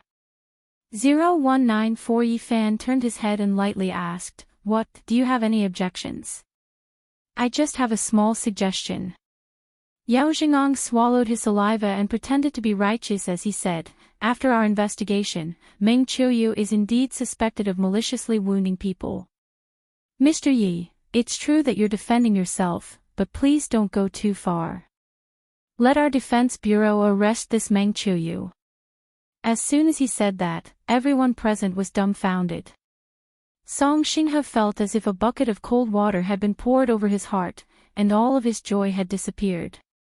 No one would have thought that the Defense Bureau would actually want to capture Meng Qiuyu. Yi Fan, the one who beat people up, was fine, but the one who was beaten up was a suspect. Meng Qiuyu almost spat out a mouthful of blood. Although she had fanned the flames and told the security guards to chase Yi Fan and Du Yun away, she shouldn't have been caught, right? Yao Xingong muttered in his heart. If he was captured, he could at least ensure his life. If he was beaten up like this again, he might die. Chief Yao. What do you mean by that? How can your Defense Bureau frame a good person? Meng Qiuyu pointed at Yao Xingong and cursed, I want to hire a lawyer. I'm going to sue you. When Yi Fan heard this, without saying anything further, he kicked again, directly breaking one of Meng Qiuyu's thighs. Ah! Meng Qiuyu was in so much pain that her eyes rolled back and she almost fainted. Yi Fan grabbed Meng Qiuyu's collar and said with an evil smile, Lawyer. If I beat you into an idiot, who are you going to invite? Meng Qiuyu finally gave in, crying and begging, I was wrong. Don't hit me.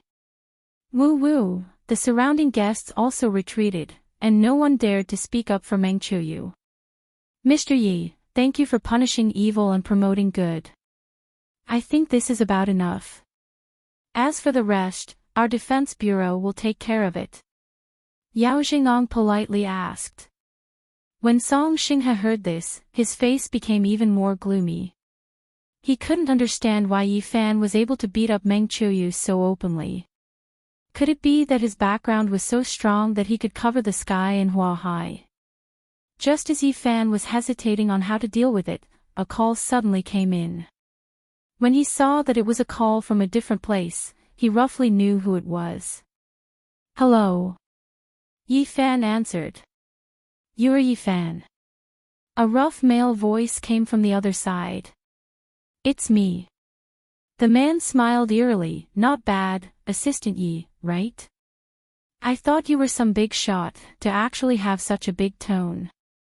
It took me so long to find out what the hell you are Fan Chow himself. I am your grandpa Fan.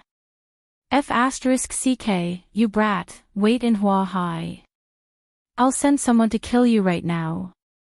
That woman with the surname Feng is just waiting for my subordinates to take her. There's no need. I'll go find you. Just wait there. What? You mother***er. Without waiting for Fan Chow to finish speaking, Yi Fan had already hung up the phone. Since Fan Chow refused to settle the matter, Yi Fan didn't plan to wait any longer. He turned around and said to Yao Xingong, Bureau Chief Yao, I'll leave this place to you. Yao Xingong heaved a sigh of relief. He was worried that Yi Fan would really beat Meng Qiuyu to death, so he hurriedly sent him off with a smile. As long as no one died and the situation was under control, they would be able to continue holding the party. Yi Fan walked in front of Du Yuner and said apologetically, "Yuner, I have something urgent to attend to. It's my fault that I wasn't able to make you happy tonight. I'll make it up to you next time." "It's fine, brother Yi Fan, I'm actually very happy already." Seeing the man getting angry for her, the feeling in Du Yuner's heart was also indescribable. It was just like the figure that protected him many years ago in the orphanage. It was the same as before. Ning Xuemo said, "Don't worry, I will take good care of little sister Yuner." Yi Fan nodded. He really didn't have time to waste and quickly ran out of the venue. Looking at Yi Fan's departing back, Song Xinghe frowned. Many thoughts flashed through his eyes, causing him to shiver. Yi Fan rushed to the splendid apartment.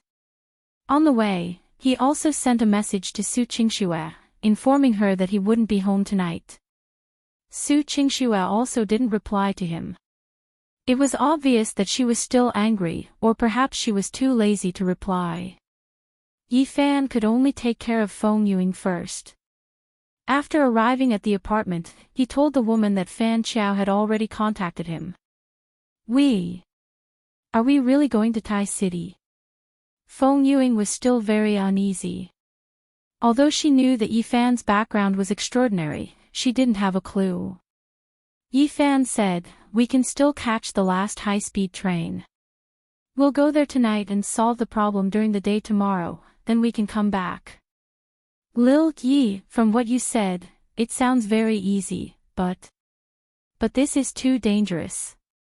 Why don't we try calling the police?" Ma Liying said from the side.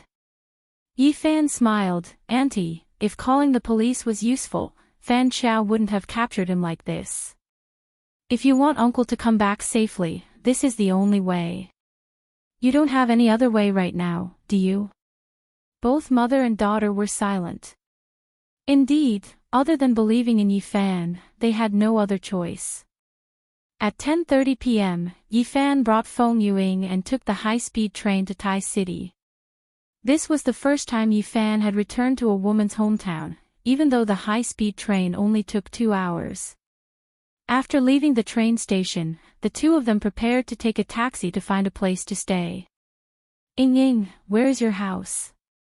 Let's stay at your house tonight," Yi Fan said. "No need, let's just find a hotel in the city. My house is in the countryside, and it's very likely that Fan Qiao's people are guarding there." Feng Yuing hesitated. Yi Fan said happily, "Isn't that perfect? We can tell Fan Qiao that we're here, so that we won't have to waste time looking for him." Feng Yuing sighed, "I really don't know what you're thinking." "All right then, but you must not be careless. If anything happens to you, I will never be able to forgive myself." Yi Fan smiled happily, reached out his hand and touched the woman's face. "Look at you, you care so much about me, and you even said that it has nothing to do with me. You clearly like me." I didn't mean that." Feng Yuying's heart was in a mess, and her face was flushed red. Yi Fan didn't say much. He brought the woman into a taxi and drove towards Feng Yuying's house. Because the road was very smooth at night, the two of them arrived at Feng Jiaqiao village after half an hour. The moon was bright and the stars were sparse. Although it was night, they could still see large tracts of rice fields and crops. "Ying, your hometown's environment is pretty good. This air, there's no such thing in the city," Yi Fan said. "Be careful, there are still a few sections of the road that are muddy. It's rained, and there's a lot of mud." Feng Yuing told the man to pay attention to his footsteps. Yi Fan didn't care. He went around a few corners with the woman and arrived at the door of a 2-story house. The door was open, and the walls of the courtyard were covered with all sorts of vicious words to collect debts. In the living room on the first floor of the house, the lights were bright. There were 6 or 7 hooligans gathered around a square table, smoking, drinking, and playing cards. Feng Yuing saw that her house had been turned into a mess, and her eyes were filled with regret. She also felt a burst of anger. Yi Fan walked into the house and immediately attracted the attention of this group of hoodlums. "It's so late, are you guys waiting for me?" Yi Fan grinned. The leader was a yellow-haired man wearing a silver necklace. When he saw Yi Fan, he immediately took out a photo from who knows where. Damn it, Master Fan was right. Brothers, let's go. This is that Yi guy. Chapter 195. 0195. This group of people were all experts in fighting, but it was a pity that in Yi Fan's eyes, they were just a group of 3-year-old dolls. Yi Fan grabbed one with each hand and threw them onto the concrete floor outside. Not a single hoodlum could bring Yi Fan any trouble. Feng Yuing watched as the man threw these hoodlums out like a sandbag. She was completely stunned. For a time, the screams of the hoodlums rose and fell one after another. Each and every one of them had their arms and legs broken. They didn't even know how they were thrown out. After Yi Fan finished dealing with this group of hoodlums, he clapped his hands and said, "Tell Fan Chao that I have already arrived. If you want to collect the debt, it's fine, but it's his fault to capture him. Tomorrow is the deadline for releasing him. If anything happens to Feng Yuanxiong, Fan Chao himself can forget about living." The yellow-haired hoodlum held onto his broken arm and retreated as he spoke ruthlessly. Just you wait. Master Fan will let you see the King of Hell tomorrow." As they shouted, the group of people fled, not daring to stay a moment longer. After they left, Feng Yuing walked into the house and looked around at the completely messy house. Her eyes were red as she said, "I haven't been back for a long time. I didn't expect that when I came back this time, the house would be like this. If it's a mess, just tidy it up. It's no big deal." Yi Fan walked to the corner of the wall, picked up the broom and dustpan, and said with a smile, "Let me help you clean up. Men and women work together, so it's not tiring." Feng Yuing looked at the man's relaxed smile, and her gloomy mood was released a little. It was as if she had a place to rely on, so she nodded with a smile. The two of them cleaned up together, and were busy until almost 2 in the morning. Finally, they managed to tidy up the messy house. When it was time to sleep, Feng Yuing brought Yi Fan into her parents' bedroom. "You sleep here, I'll sleep in my room," Feng Yuing said. However, Yi Fan pulled the woman and said seriously, "Ying, I'm afraid that if a bad guy comes in the morning, I won't be able to protect you in time. You should sleep with me." Feng Yuing looked at Yi Fan's serious face, and couldn't tell what the man's intentions were. Did he really want to protect her, or did he have other thoughts? "Ying, you don't believe me." Yi Fan looked disappointed. No, I understand, then let's go together." Feng Yuing actually didn't want to think too much about it, she was just a little nervous in her heart. Because of the cold weather, the two did not need to bathe. After a simple wash, they went to bed to rest. Although each of them was covered by a blanket, it was the first time that the two of them were sharing the same bed. The lights went out, and the room was dark. Feng Yuing hadn't had a good rest these few days, so she was very tired all of a sudden. But because she had a lot on her mind, she couldn't fall asleep. Actually, Fan Xian didn't need to sleep at all. He wanted to take advantage of the dead of night to have a good chat with a woman. "Ying, I haven't had the chance to ask you how you found out about my marriage with Qingxue." Feng Ying's back was facing the man. After a moment of silence, she said, "It's the old madam, she told me everything." Yi Fan also confirmed his guess. Actually, if Su Qingxue didn't say this, then it would most likely be Bai Shuqin's actions. However, Bai Shuqin was thinking for her granddaughter, which was undeniable. Ying, come closer, let me hug you." Yi Fan lifted his blanket and wanted to get into the woman's bed. But Feng Yuing quickly avoided it and said, "Don't be like this, you're Director Su's husband, we can't be like this." Yi Fan sighed, "If you heard everything from Grandma, then you should know that part of the reason why I married Qingxue was because of the company's shares. Of course, I don't deny that I also like Qingxue, but I also like you. Do you really not have feelings for me? Since you're married to Director Su, you can't like me anymore, why? How can I control my heart? Yi Fan said. That's not right. Feng Yuing didn't know how to explain. Yi Fan chuckled, unless you don't like me, I won't give up on you. I told you this before, have you forgotten?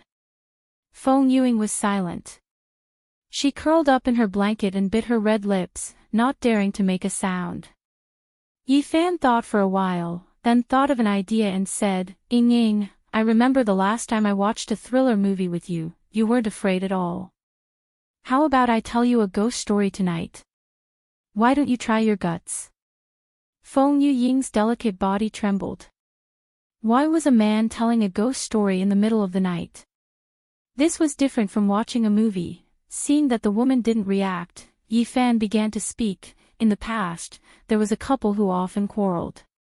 Finally, one day, due to the intense quarrel, the husband picked up a fruit knife in a fit of anger and accidentally killed his wife. The husband secretly took his wife's body deep into the mountains and buried it. He was afraid that the child would ask about his mother when he got home, so he tried his best to think of a set of words. However, the first day passed, the second day passed. Until the sixth day, the child didn't ask about his mother. The husband felt that it was very strange and finally couldn't help but ask the child, Son, you haven't seen your mother for so many days, aren't you sad? Why don't you ask where Mom went? Unexpectedly, the child looked at his father in confusion and said, No, it's just strange. Dad, why do you keep carrying Mom on your back? Just as she finished speaking, Feng Ying's entire body suddenly turned around and threw herself into Yi Fan's embrace. Yi Fan hugged the woman, smelling the fragrance of the woman's hair, and said with a smile, Ying, look, you still like me. You want to die. Telling this kind of story. How can I sleep? Feng Yuing was so scared that she was about to cry, and her heart was thumping. Yi Fan extended his hand and lifted the woman's chin. Without any explanation, he lowered his head and kissed her. In the darkness, Feng Yuing opened her beautiful eyes wide. The fear in her heart was instantly dissolved, and what followed was a warmth that was like the melting of winter snow. After a long time, the lips of the two parted. Yi Fan caressed the woman's hair, Go to sleep. Tomorrow, things will be over. Feng Ying's head was dizzy. Her heart felt like it was rippling on the surface of a warm lake. It was quiet and comfortable, causing her to gradually fall asleep. At dawn, Fan Qiao's men did not immediately come over. This made Yi Fan feel rather strange. After Feng Yuing got up, she made some simple breakfast. After serving the man, she made Yi Fan wear slippers and took away Yi Fan's pair of leather shoes. Ying, what are you doing? Yi Fan walked to the grain-sunning field and found Feng Yuing washing her leather shoes with a brush. Feng Yuing looked back and smiled, You stepped on a lot of mud last night, let me help you wash it. Yi Fan was stunned on the spot, staring blankly at the woman. This made Feng Yuing a little embarrassed, and she asked, Why are you looking at me like that? Other than my mom, you are the first woman to wash my shoes. Yi Fan said. Even during his days in the orphanage, he washed his shoes himself. Feng Ying's expression froze for a moment, and then a trace of red appeared on her face. She turned around and continued wiping. The atmosphere was a little ambiguous, and Feng Yuing didn't know how to respond. She could only ask, Where are we going to wait? Why hasn't Fan Qiao sent anyone over? Yi Fan also felt that it was strange. Logically speaking, after last night's incident, Fan Qiao should have aggressively found someone to deal with him. As time dragged on, he was afraid that something would happen to Feng Yuanxiong, so Yi Fan planned to take the initiative to look for Fan Qiao. Chapter 196. 0196. Not long after, the call was connected. Yi, you're really not afraid of death.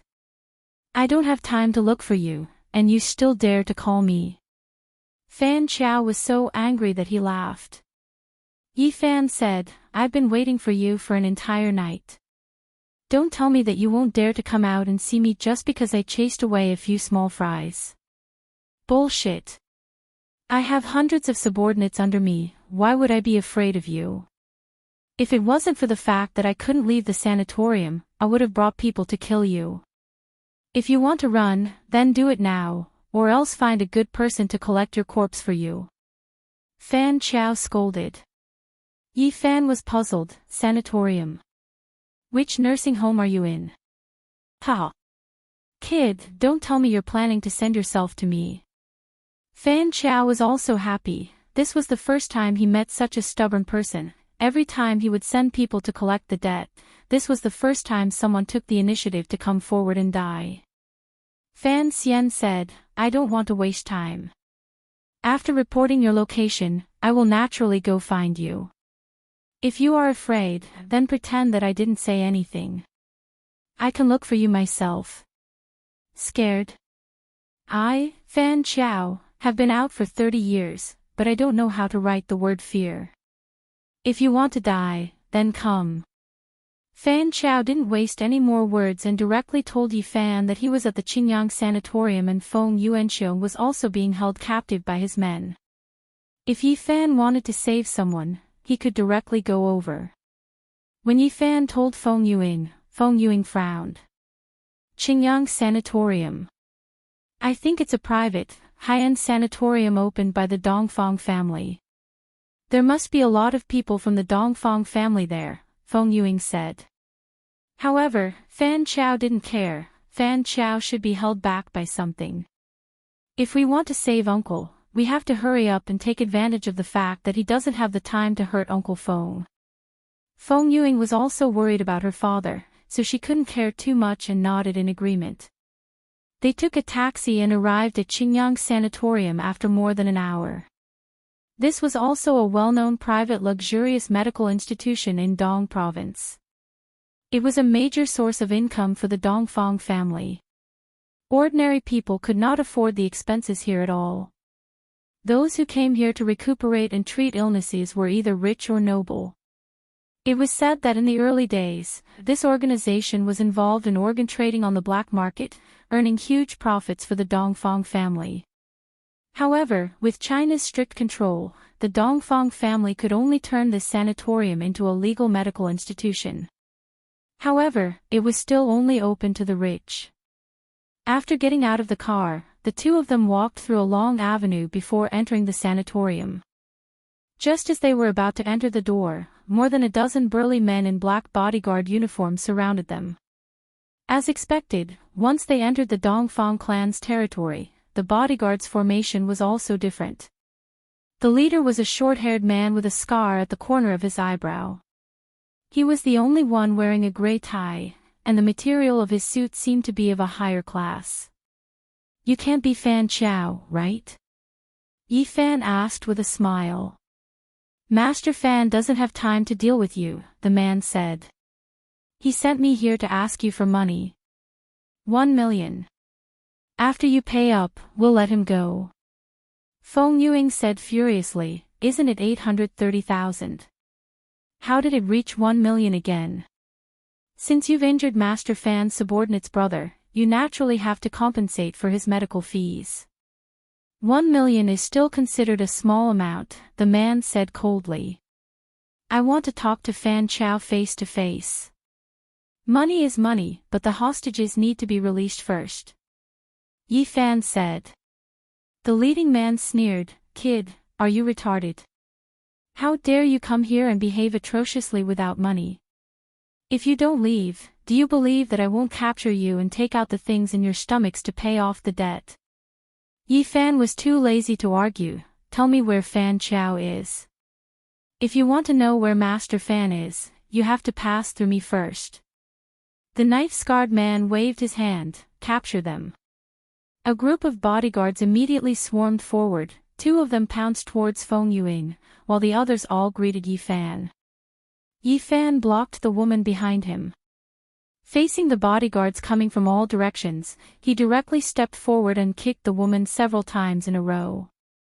With a simple and violent kick, the bodyguards were sent flying one by one. The knife-scarred man originally thought that Yifan had some skills, but he could only deal with those hooligans. These bodyguards had all undergone strict training. Most people wouldn't even be able to get close to him in 3 or 4. How could they not even be able to defend against a single kick from Yifan? The knife-scarred man had a cautious expression on his face. After finding an opportunity that he thought he could, he quickly stepped forward and threw a hook straight at Yifan's abdomen. Yifan turned his body to face him, and without even looking, his left hand struck the knife-scarred man's wrist. Ah! The knife-scarred man felt as if he had been struck by lightning. His entire hand went numb, and he took a few steps back in shock. Yifan turned his head and glanced at him. The small success stage of the Hotian stage is not bad, but it's a pity that your snake-form fist's angle is not tricky enough. Who are you? The face of the knife-scarred man was gloomy and uncertain. Not only was his cultivation seen through, even his fist technique was seen through. Naturally, he was unable to continue fighting. Yifan helplessly said, "Didn't you already know my name?" "So much nonsense, quickly tell me, where is Fan Qiao?" The knife-scarred man's face was bitter. He knew he had kicked an iron plate, so he could only answer, "Master Fan is in the operating room, operating theater." What kind of operation is Fan Qiao performing? Yifan was puzzled. Could it be that this guy was sick? "No, it's our young master who's undergoing surgery. Master Fan and the other masters of the hall are all waiting there." Yifan's eyes flickered. "Your young master. Is he from the Dongfang clan, Dongfang Ming?" "Of course, other than young master Dongfang Ming, who else could it be?" the knife-scarred man said. Yifan thought for a moment, then asked curiously, "You said that Fan Qiao and the others are all waiting here. Could it be that this operation is very dangerous?" The knife-scarred man's face was heavy. The young master's heart has been bad since he was young, and he has been delaying the operation. "Of course, it's because the risk is high." "Wait, why are you asking so many questions?" "Heart surgery." Yifan was happy. "Interesting, take me to see." "Sir, your martial arts are better than mine, but don't be too ruthless. You even want to disturb a doctor during an operation. Do you really think that the Dongfang clan will be afraid of you?" Yifan was speechless, and chuckled. "Who said I was going to cause trouble? I don't know about other surgeries, but as a heart surgeon, I'm going to take a look at what's wrong. Who knows, I might even be able to help." "What? You're a heart surgeon?" The knife-scarred man was stunned. Feng Yuing remembered that when she was in the sanatorium in Huahai, Yifan seemed to have said that he was a doctor in the heart surgery department. However, she had never seen Yifan's medical skills before, so she wasn't too sure what level this man was at. "Hey, if I barge in, I might really interfere with their operation. Do you think it's better to bring me in? Or should I do it the hard way?" Yifan asked with an evil smile. The knife-scarred man looked troubled, but he had no choice but to nod. "Then sir, I hope you won't cause trouble." Don't worry, I still have medical ethics," Yifan said with a smile. He had already started to think about whether he could take the opportunity to solve this problem from a better angle. Feng Yuing silently followed behind the man and asked in a low voice, "Yifan, isn't this not good? There must be people from the Azure Sun Association there. Since we're already here, just trust me. I have my own plans." Yifan comforted her with a smile, letting the woman feel at ease. After entering a building in the sanatorium, Yifan discovered that the facilities here were indeed very advanced and complete. Compared to ordinary high-level hospitals in the country, they were only stronger and not weaker. No wonder they could directly perform surgery here. Arriving at the entrance of an operating room, there was a large group of people standing outside. Most of these people were well-dressed and had an extraordinary aura.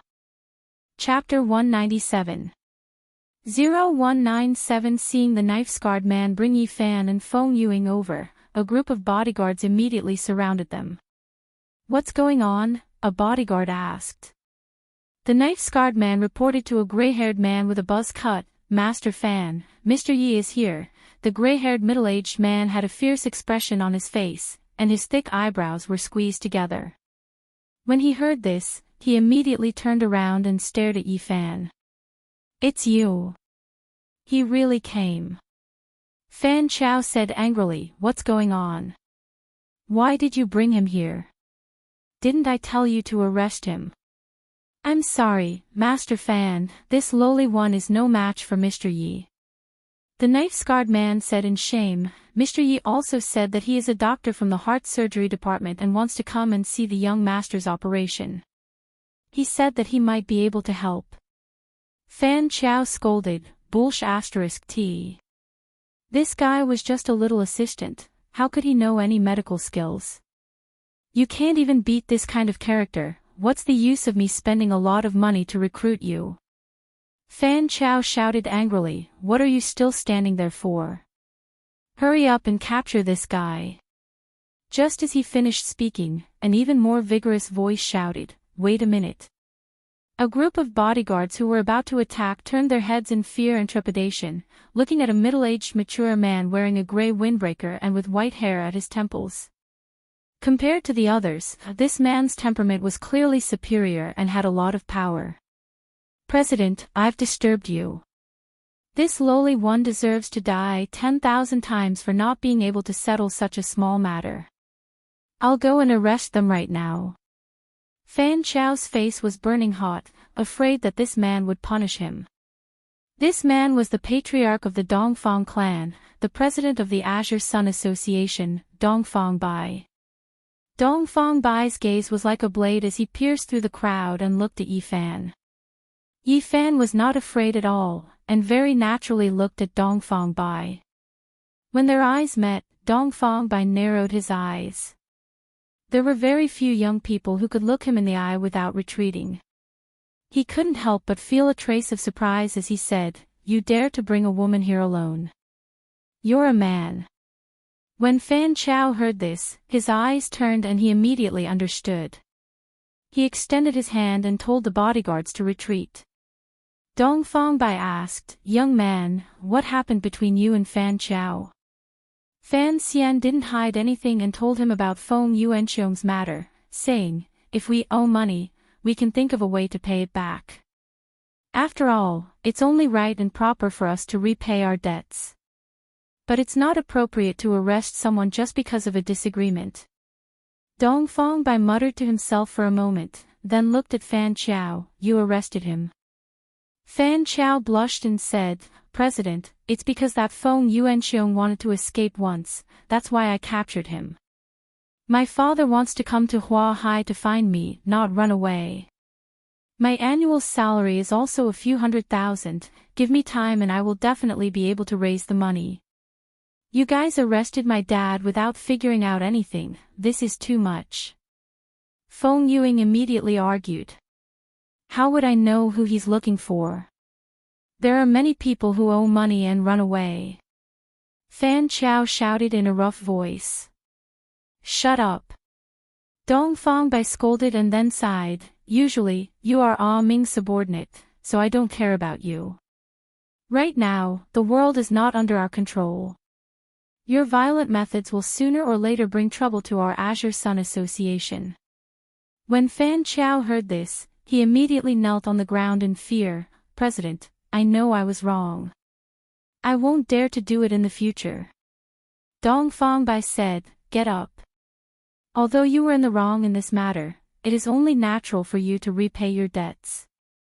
As the president of the Azure Sun Association, I will not mistreat my own people."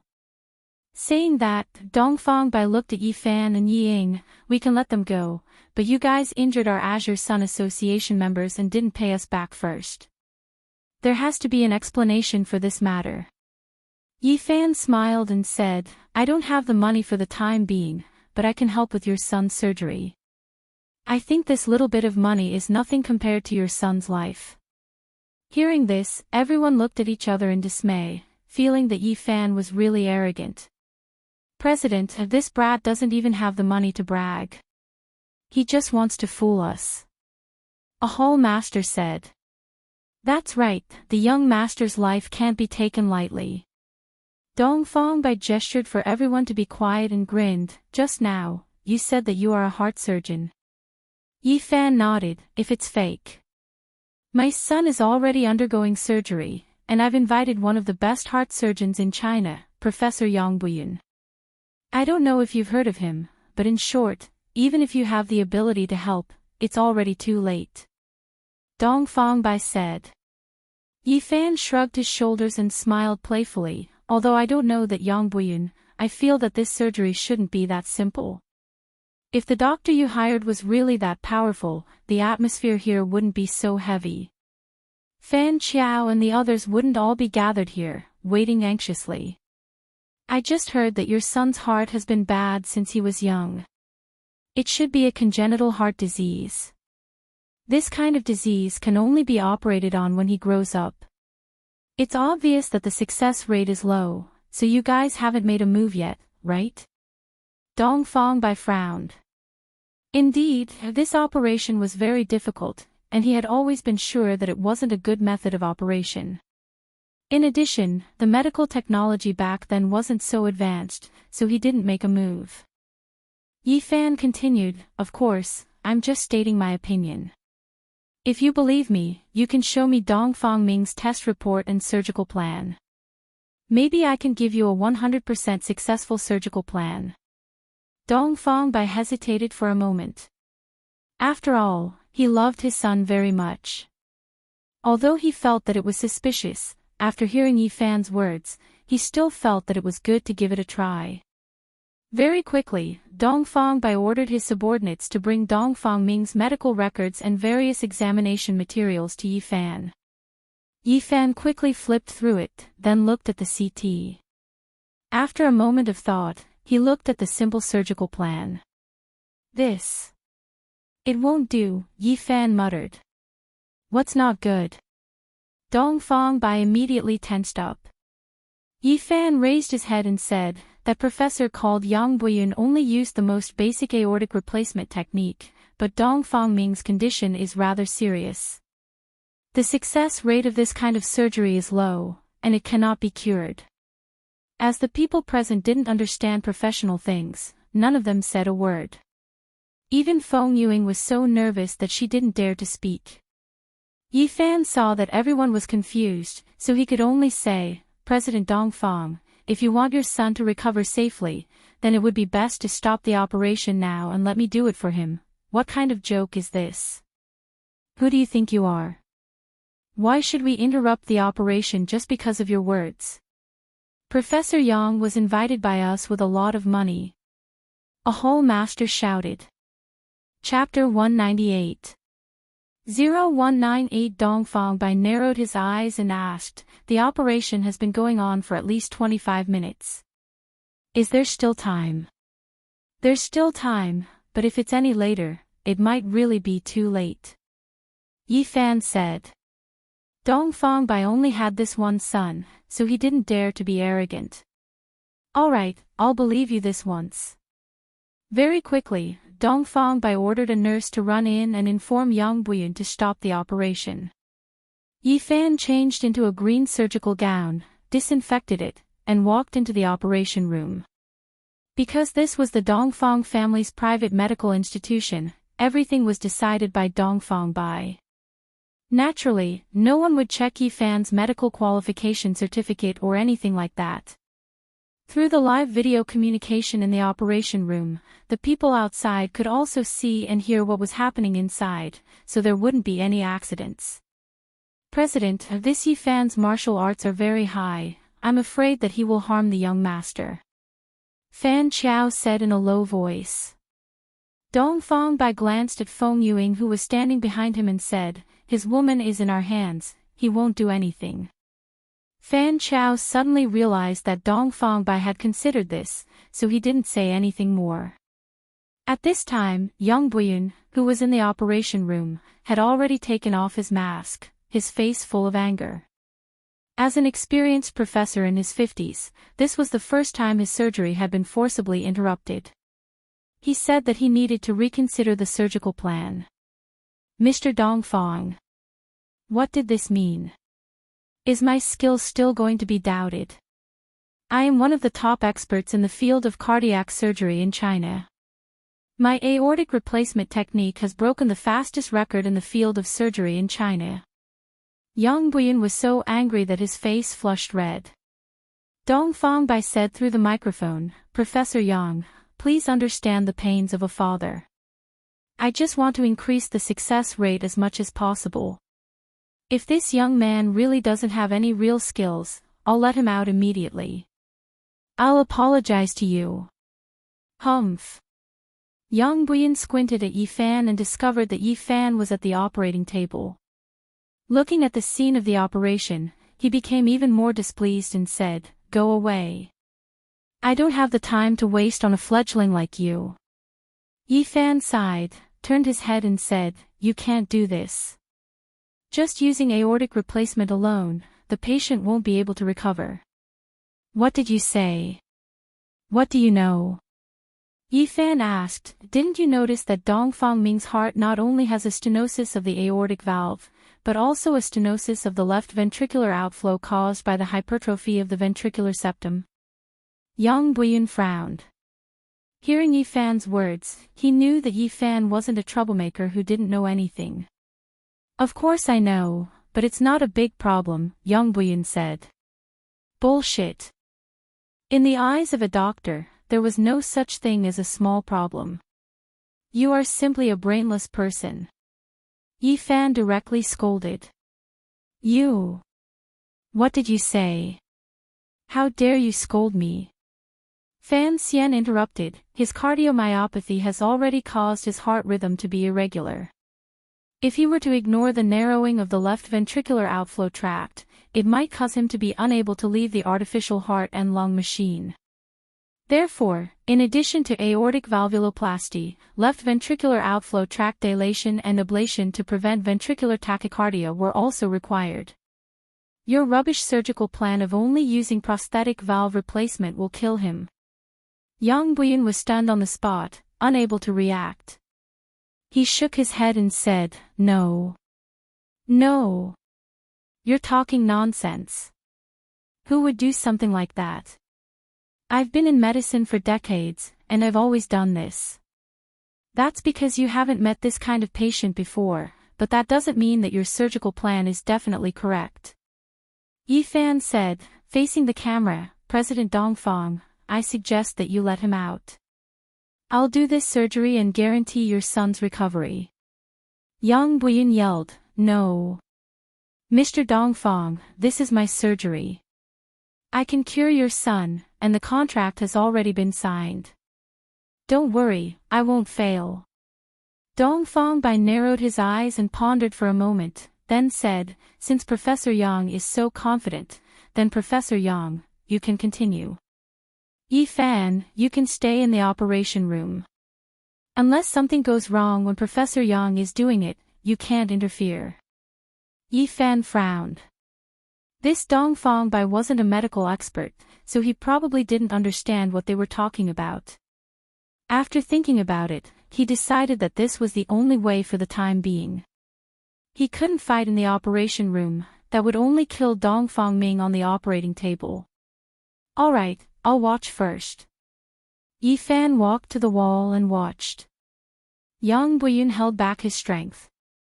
Although he was unhappy that Yifan was still here, he planned to use his many years of experience in rapid surgery to completely clear his name.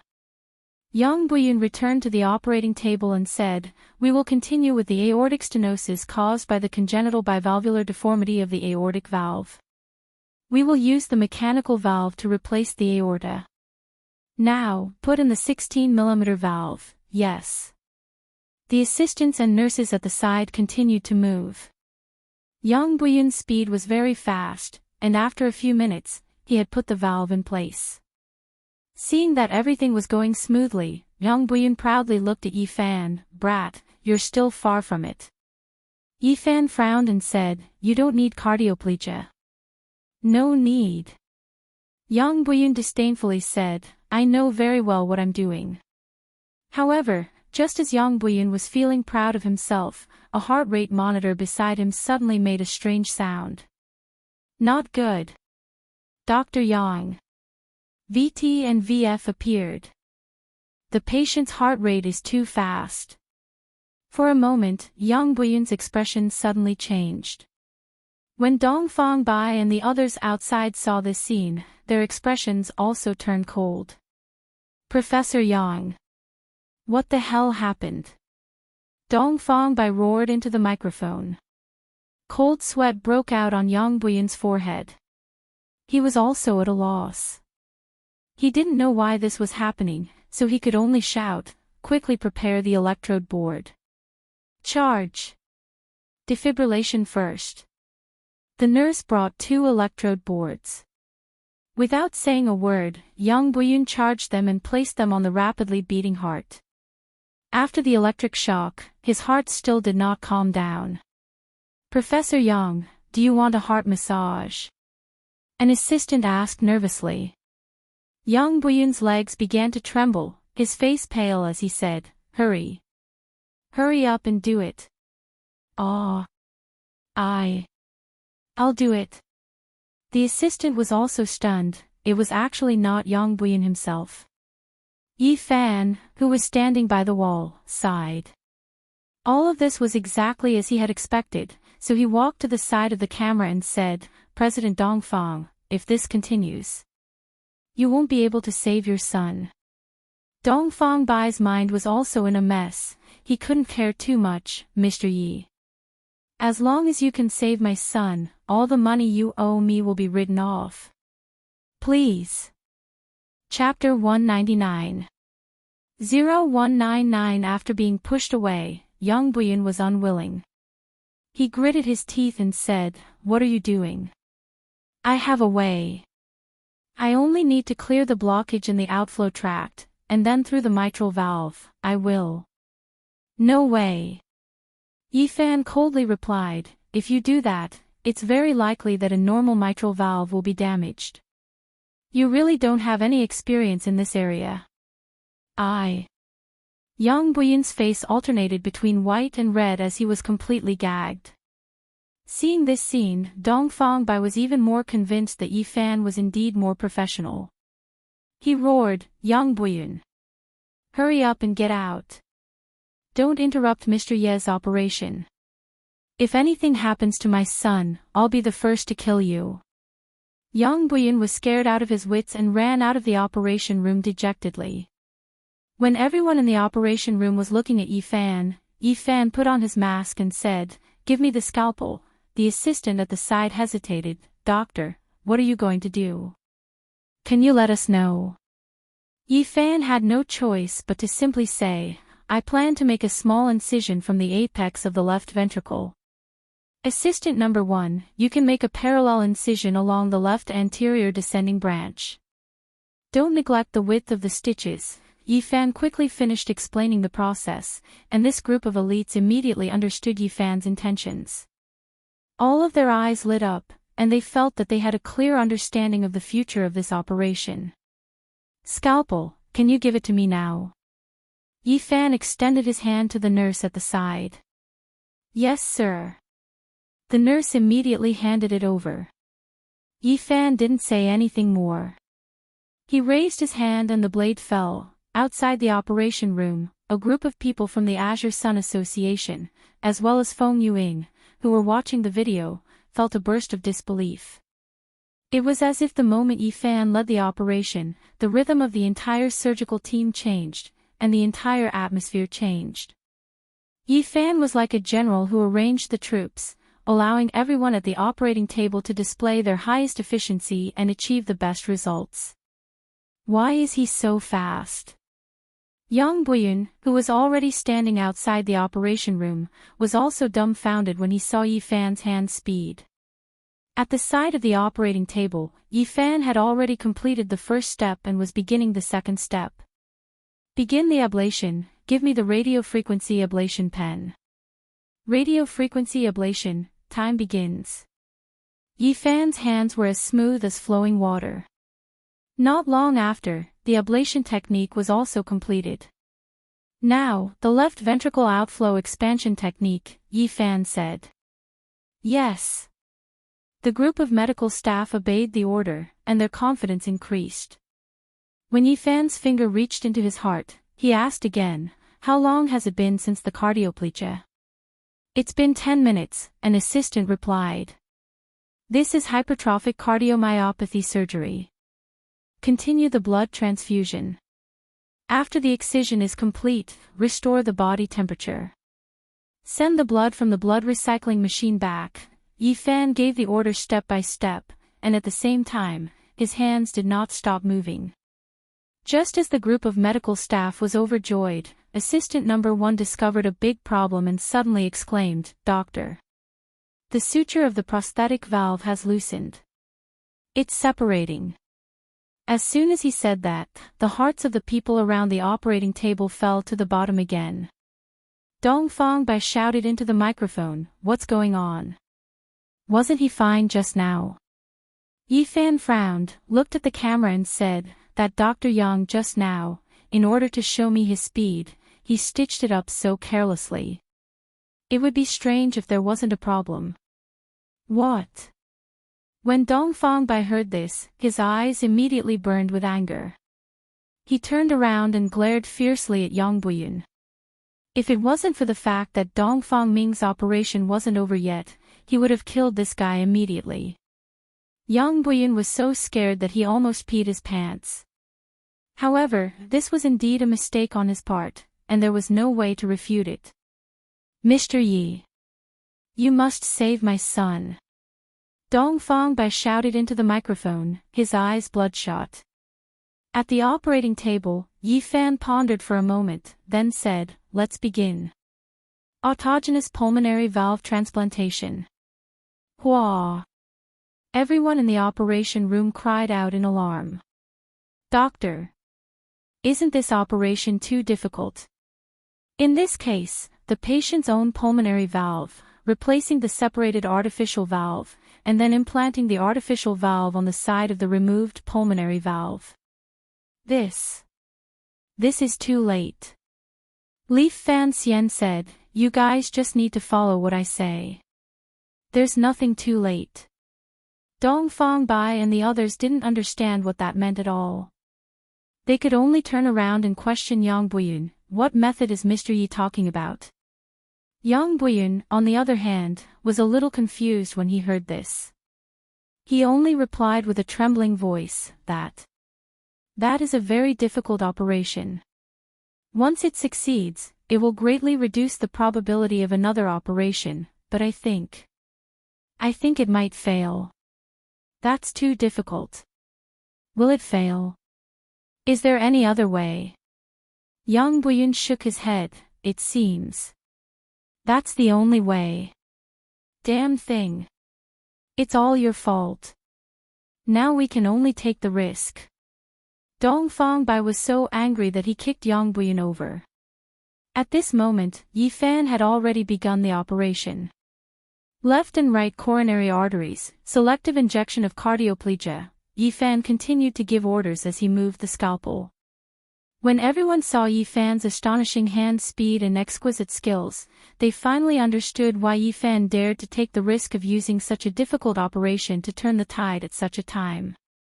Yi Fan was like a machine, precise and without the slightest extra movement.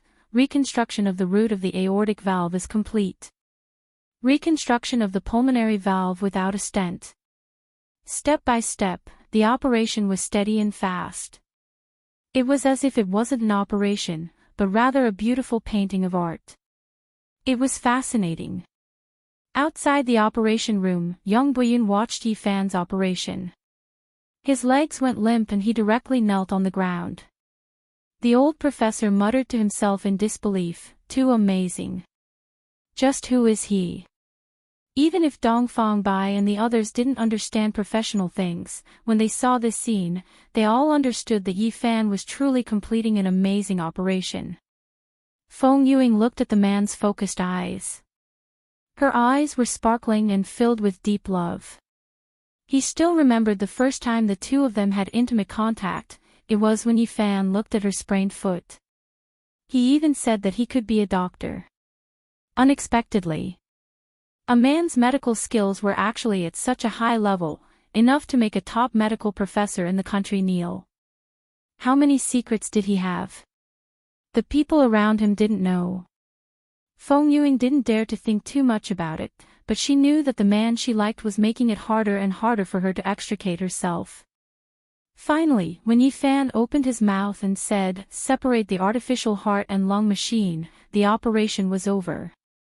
A group of medical staff at the side of the operating table couldn't believe it, their eyes shining as they looked at Yifan. "Everyone, it's been hard on you." Yifan took off his mask and didn't say much, as if he had done something insignificant. Just like that, he turned around and left the operating room. A group of medical staff watched Yifan leave, all of them with reverence on their faces. Chapter 200. 0200. When Yifan came out of the operation room, Dongfang Bai brought a group of people from the Azure Sun Association and looked at him with a solemn expression. "Mr. Yi, please allow me, Dongfang Bai, to apologize to you." Dongfang Bai bowed respectfully. When the members of the Azure Sun Association saw that even their president was bowing, they naturally also hurriedly bowed 90 degrees. When Feng Yuing saw this scene, the shock in the woman's heart was indescribable. Without a doubt, Yifan had used his medical skills to conquer the Azure Sun Association. No matter how powerful a person was, he or she was afraid of death. A brilliant doctor would always be respected. Yifan smiled. "It's been a long time since I've had surgery. My hands are a little rusty and my speed is a little slow, but your son is already fine." "President Dongfang, you don't have to be so polite. I only hope that Fan Chao can let Feng Yuanxiong go. Mr. Yi saved my son and is the benefactor of our Dongfang family. This small matter is naturally not a problem." Dongfang Bai turned around and glanced at Fan Chao. Fan Chao already knew what to do and immediately ordered his men to release Feng Yuanxiong. He was also glad that he didn't do anything to Feng Yuanxiong. Otherwise, if Feng Yuanxiong lost an arm or a leg, he wouldn't know how to explain it. "Mr. Yi, we will release him. I will also reward you with a large sum of money for the cost of this operation," Dongfang Bai said seriously.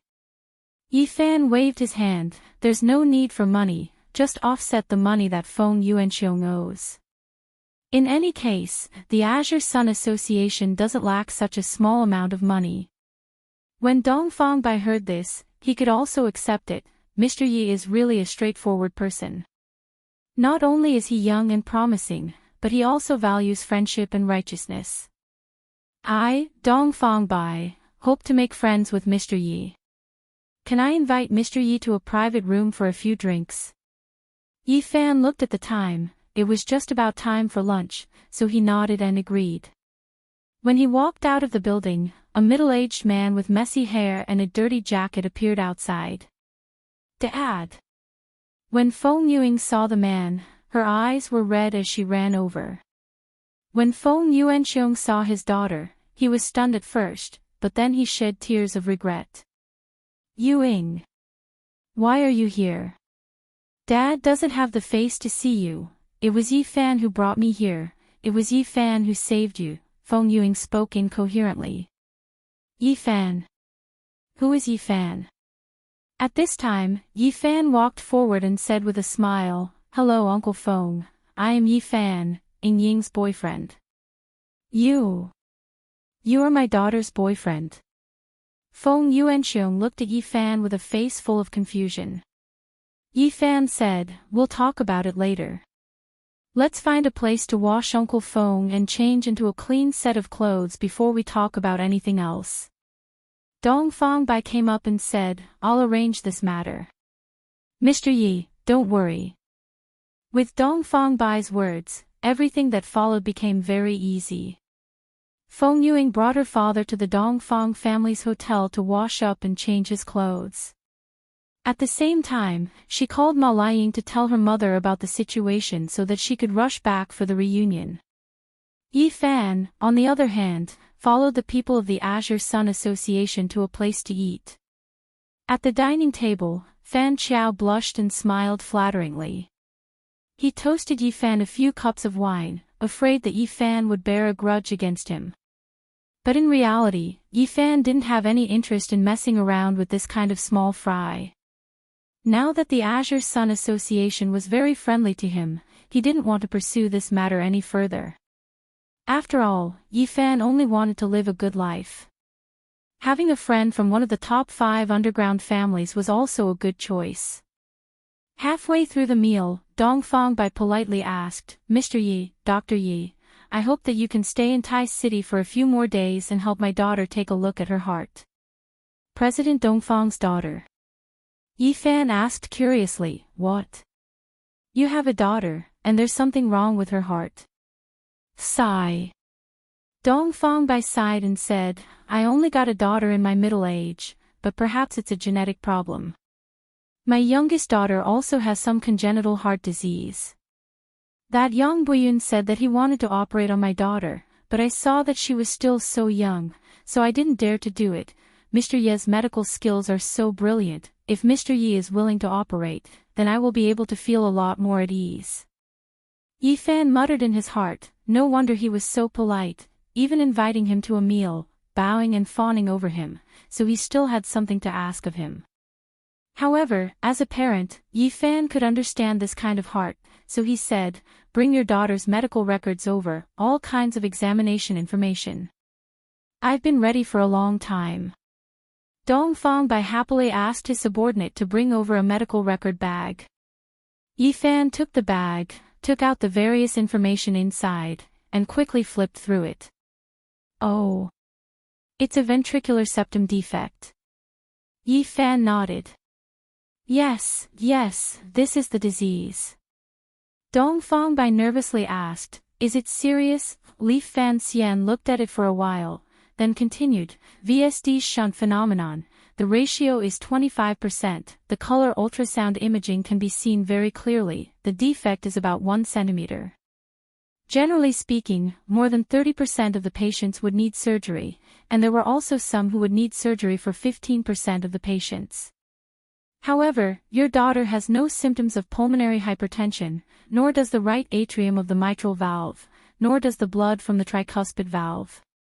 When she grows up, these problems will naturally not be a problem. I don't think there's a need for surgery at all." "Really? Don't you need it?" Dongfang Bai's face lit up. Yi Fan nodded, "Although I don't dare to say 100%, I definitely don't need to do surgery right now. The chances of doing it in the future are also very small. If anything goes wrong, you can directly look for me. I reckon that Yang Buyun also knows about it.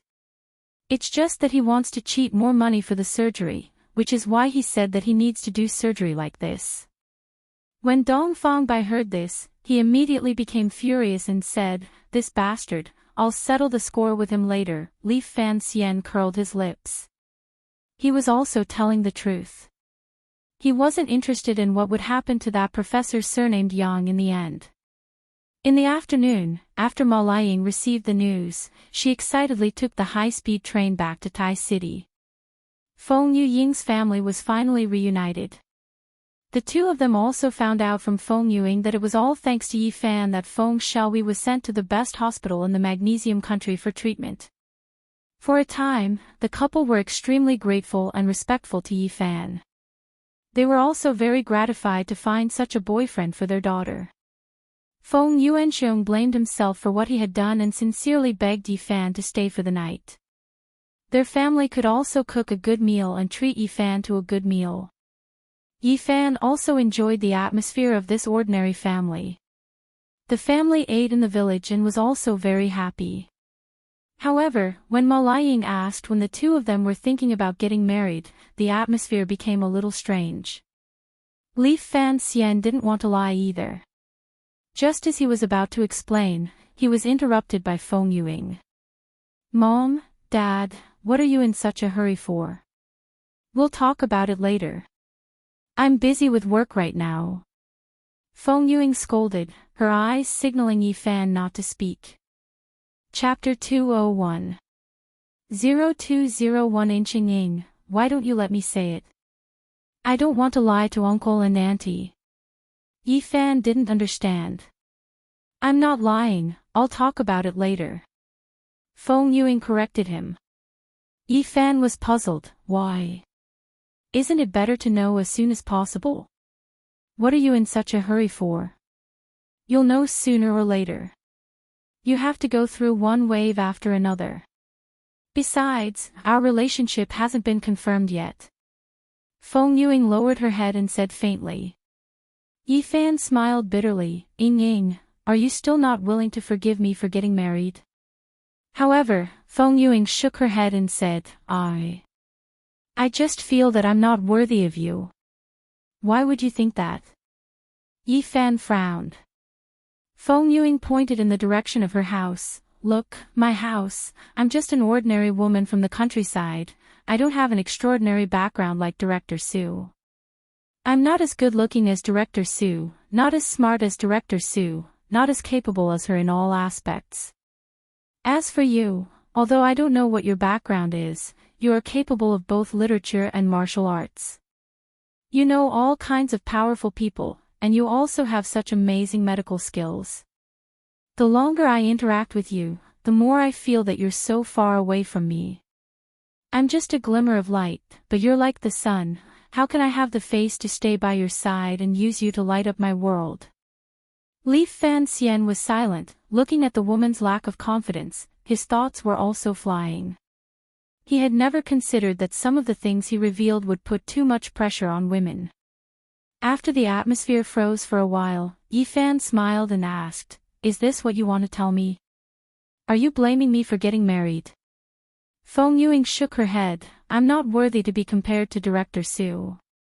It's only natural for you to marry her, since that's the case, why did you reject me? Yi Fan asked. Feng Yuing was startled and quickly explained, I'm not rejecting you, you can feel that you're not worthy of me, but you have no right to refuse me. Even if you treat me as an unreasonable and tyrannical ghost, I just want to possess you, what can you do? Yi Fan asked with a smile. Feng Yuing was stunned, she didn't know how to reply to the man. Yi Fan continued, You keep saying that you're not worthy of me, but in reality, you've been rejecting me these past few days. Instead, I'm the one pursuing you. This doesn't seem to match what you said. That's because I don't deserve your kindness, why not? Don't tell me you don't treat me well. You will make breakfast for me, you will wash shoes for me, you will be afraid for me. It was you who made me understand that when I was with a woman, it wasn't just about the bed. Aren't you changing me? Feng Yuing looked at the man with sparkling eyes, she seemed to be in a daze. Fan Xian stretched out his hand and placed it on the woman's shoulder, the Feng Yuing I know is full of confidence, not like the one in front of me, feeling sorry for herself, what do you think? Feng Yuing clenched her hands into fists. After a long time, she let out a giggle and turned her head to look at the dark sky in the distance. You speak as if you know me very well. You sound like an elder, but you're clearly younger than me. Yi Fan was overjoyed, he reached out and hugged the woman, next time you want to run away by yourself, remember one thing, even if you run to the ends of the earth, I can still find you, and then I will spank you ruthlessly, do you hear me? And I won't run anymore. Feng Yuing mumbled. Yi Fan kissed the woman's hairline, you only need to remember one thing, at any time, you must believe in my ability. As long as you trust me, I won't let you down, got it, I'll discuss it with you if I have anything in the future. Feng Ying's face was red as she muttered, Yi Fan. Why do you know how to perform heart surgery? Did you study medicine before? I only know how to perform heart surgery, because there was once a person who was very important to me who needed to perform heart surgery. I only learned it for a year. Yi Fan said. That person. Has he been cured? Feng Yuing asked. A hint of pain appeared in Yifan's eyes. He let out a long sigh and said, I didn't have the chance to save her. Feng Yuing was at a loss. Although she didn't understand what he meant, she could feel the pain in Yifan's words.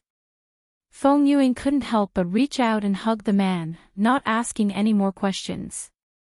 Early the next morning, the two of them took the high-speed train back to Huahai. After all, they still had to go to work, so it wasn't good to leave for too long. Dong Fangbai was very reluctant to part with him. He originally wanted to invite Yifan to the Dongfang family as a guest, but Yifan also refused. Everyone else was proud to go to the Dongfang family as a guest, but he found it too troublesome. Just as he came out of the high-speed rail station and was about to take a taxi to the company, Yifan received a call from Aunt Jiang. Yifan, where are you? Aunt Jiang's tone was very heavy. I'm at the high-speed rail station. I was just about to return to the company. What's wrong, Aunt Jiang? Yifan asked. The old madam. She just left. Jiang Yuan's words were filled with deep sorrow. Yifan was stunned for a moment. Although he had already expected it, he still felt deeply regretful and said, Does Xiao Shui know? That's why I called you. I can't get in touch with Miss, I can't get through to her phone, and there's no one at home. Aunt Jiang was puzzled, Isn't Miss with you? Yifan frowned, he had an ominous premonition, Aunt Jiang, don't worry, I will go find Xiao Shui. Aunt Jiang also realized that the situation was not right inside. Yifan, this is a critical moment for the Su family and the embroidery group. Because I was by the old madam's side, I was unable to take good care of the young miss. Now that you are her husband, it is your responsibility to protect her and not let her get hurt. Don't worry, I can probably know where to look. Yifan narrowed his eyes. After ending the call with Aunt Jiang, Yifan tried to call Su Qingshue's cell phone and office phone. The call from the office was transferred to Chinya's office, and Chinya picked it up. Chinya, is Director Su at the company? Yifan asked. Yifan. I still have to ask you, isn't Director Su with you? Chinya asked with dissatisfaction. Yifan said, No, when was the last time you saw Director Su? After working overtime last night. What happened to Director Su? Chinya asked. Yifan was too lazy to explain to Chinya. After hanging up the phone, he said to Feng Yuing, Ying, I can't go back to the company with you. Feng Yuing asked nervously, Did something happen to Director Su? Yifan thought for a moment, then said, I don't know what's going on for now. You go back to the company first, I'll go look for Qingxue. Feng Yuing also knew that it was urgent, so she didn't ask any more questions. She told the man to hurry up and leave her alone. Yifan took a taxi and went straight to the Defense Bureau. Because Su Qingxue had only been missing for a short period of time, she was unable to report the case. Yifan directly went to find Yao Xingang and asked him to first try to find the location of Su Qingshue's phone through satellite positioning. Soon after, Yifan requested for the video surveillance data of the Yigri County area. Yao Xingang was also very cooperative. Although Yifan's investigation was against the rules, he knew that he couldn't stop it, so he decided to continue selling favors. Mr. Yi, the video is all here. The sports car that Miss Su drove last night, after returning to Yigri County, did not drive out until 7:30 this morning. Yao Xingang personally pointed at the video monitor and explained, however, halfway through the journey to the intersection of Yanji Road and Central City Road, Miss Su changed her original direction and went to a small road that ran in the opposite direction of the company. After that, there was no video record of her car. Maybe the car was parked somewhere nearby. Chapter 202 0202 Inch Ha. When Yao Xingang heard this, his face was filled with confusion. Mr. Yi, isn't this Miss Su's sports car? Yifan said, the glass of this car is not transparent, it is impossible to capture the driver inside through the camera, so we can only determine who the driver is through the car, but from beginning to end, it is not Su Qingxue inside. Why do you think so? Yao Jing'ong asked. Yi Fan pointed to the small screens, the images captured by different cameras. Look at the speed at which she drove this Maserati home yesterday.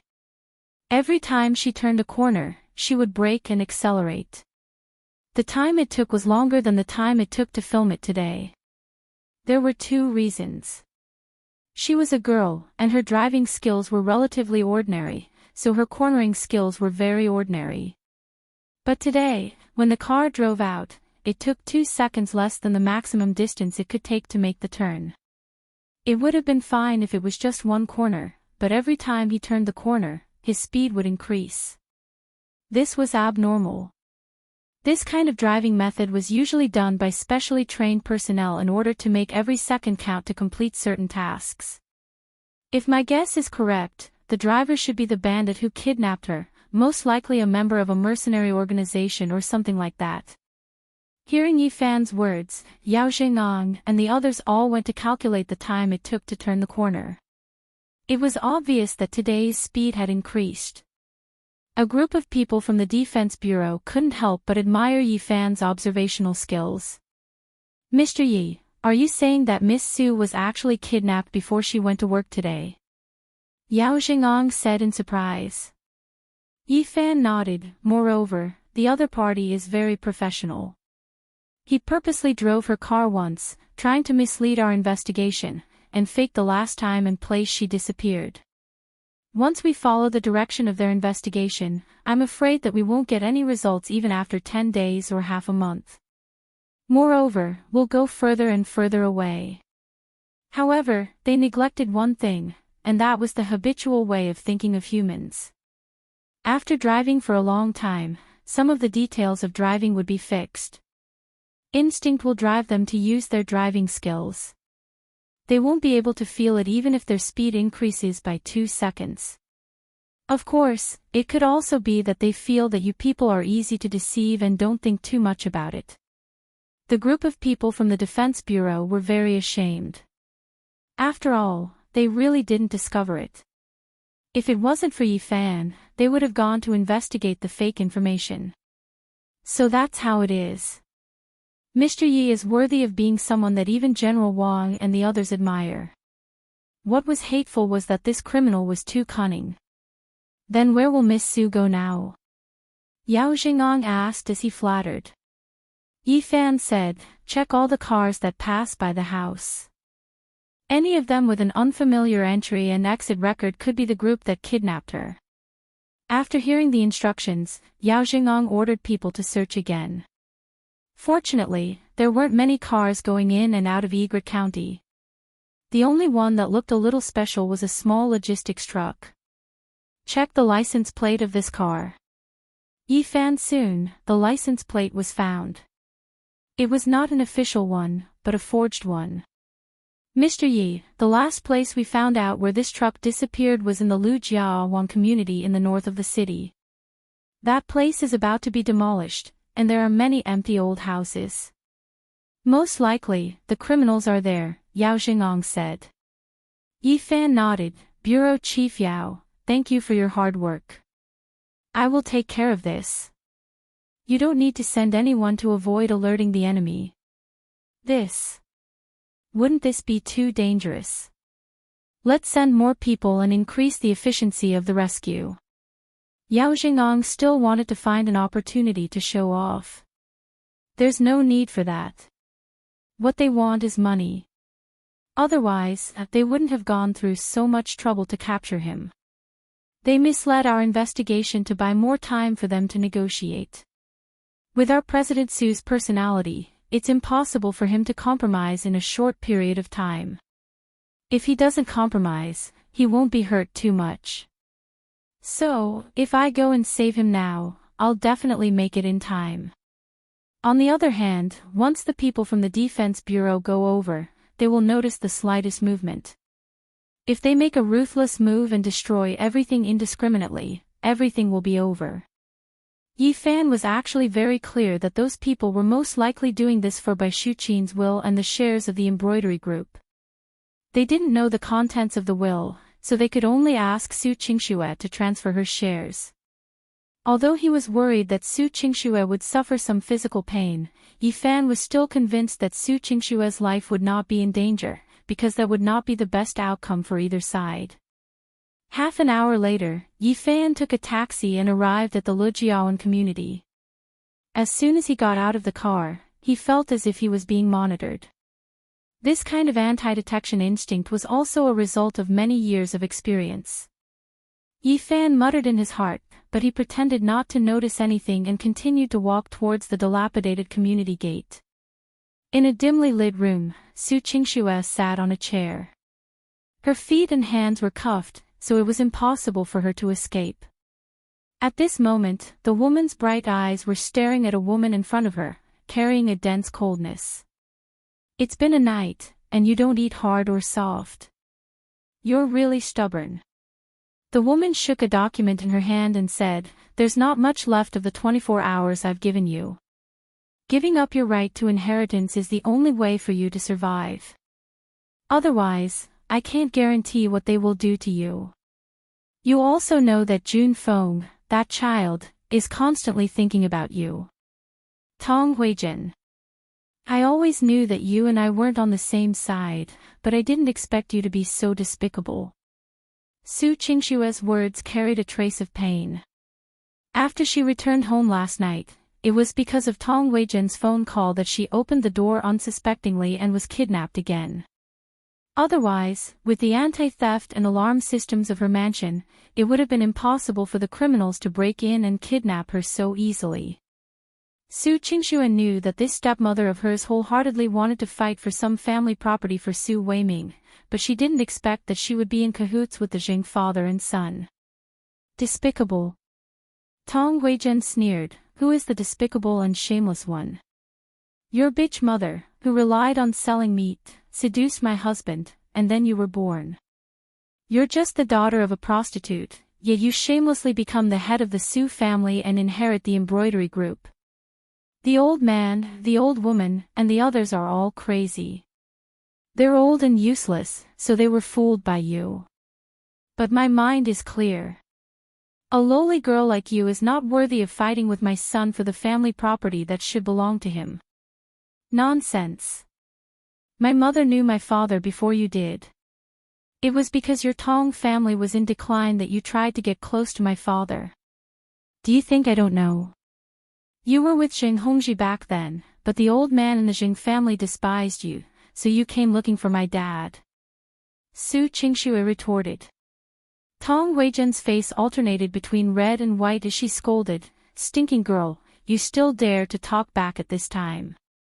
See if I don't." Without waiting for Tong Huijin to finish speaking, the door to the room opened. Jing Hongji, who had a gloomy expression, and Jing Junfeng, who had a complicated expression, walked in. "Huijin, we need to move first." Jing Hongji was dressed in a black coat, and his hair had turned white. Tong Huijin turned around and asked in surprise, "What's wrong?" Chapter 203. 0203-inch What? Didn't the leader of the Wandering Souls say that he had already created an illusion? How did Yi Fan find us so quickly? Tong Huijin asked angrily. When Qingxue heard this news, her face was filled with joy, but then she worriedly bit her lower lip, her expression extremely complicated. Although until yesterday, he was still angry at Yi Fan, angry at him for misunderstanding him, angry at him for thinking about Feng Yuing. But at this moment, knowing that Yi Fan had come to save him, his anger completely disappeared. However, Qingxue knew that the opponent this time was stronger than before. Yi Fan had most likely already stepped into a trap. The Wandering Soul organization was an assassin organization that Jing Hongji and his son had spent a lot of effort to contact through some people in the underground gang. Previously, when the White Shark Gang and the Golden Kite were defeated, the Jing father and son were very afraid of Yi Fan. They were determined to hire an even more powerful assassin organization to do this. As a B-grade assassination organization operating at the border of China, the Wandering Soul organization rarely moved within the borders of China. It was like a lonely ghost at the border, coming and going like the wind. However, the strength of the wandering souls was unquestionable. After all, the borders between countries were barren mountains and rivers. All kinds of fish and dragons mixed together, and the competition was fierce. For the wandering souls to be able to move around the border until now, they were naturally much stronger than the golden kite they had invited before. Without waiting for Jing Hongji to speak, a tall and skinny man in a black windbreaker, black sunglasses, and goatskin boots appeared beside them like a ghost. This man was the leader and founder of the Wandering Souls, nicknamed Lonely Soul, Wan Jun. It was said that when he was young, Wan Jun was a regular soldier of a certain country. After being framed by some officers, he fled to the war zone. After learning his skills, he created a wandering soul and even went back to hunt down the officers who had persecuted him, destroying their entire family.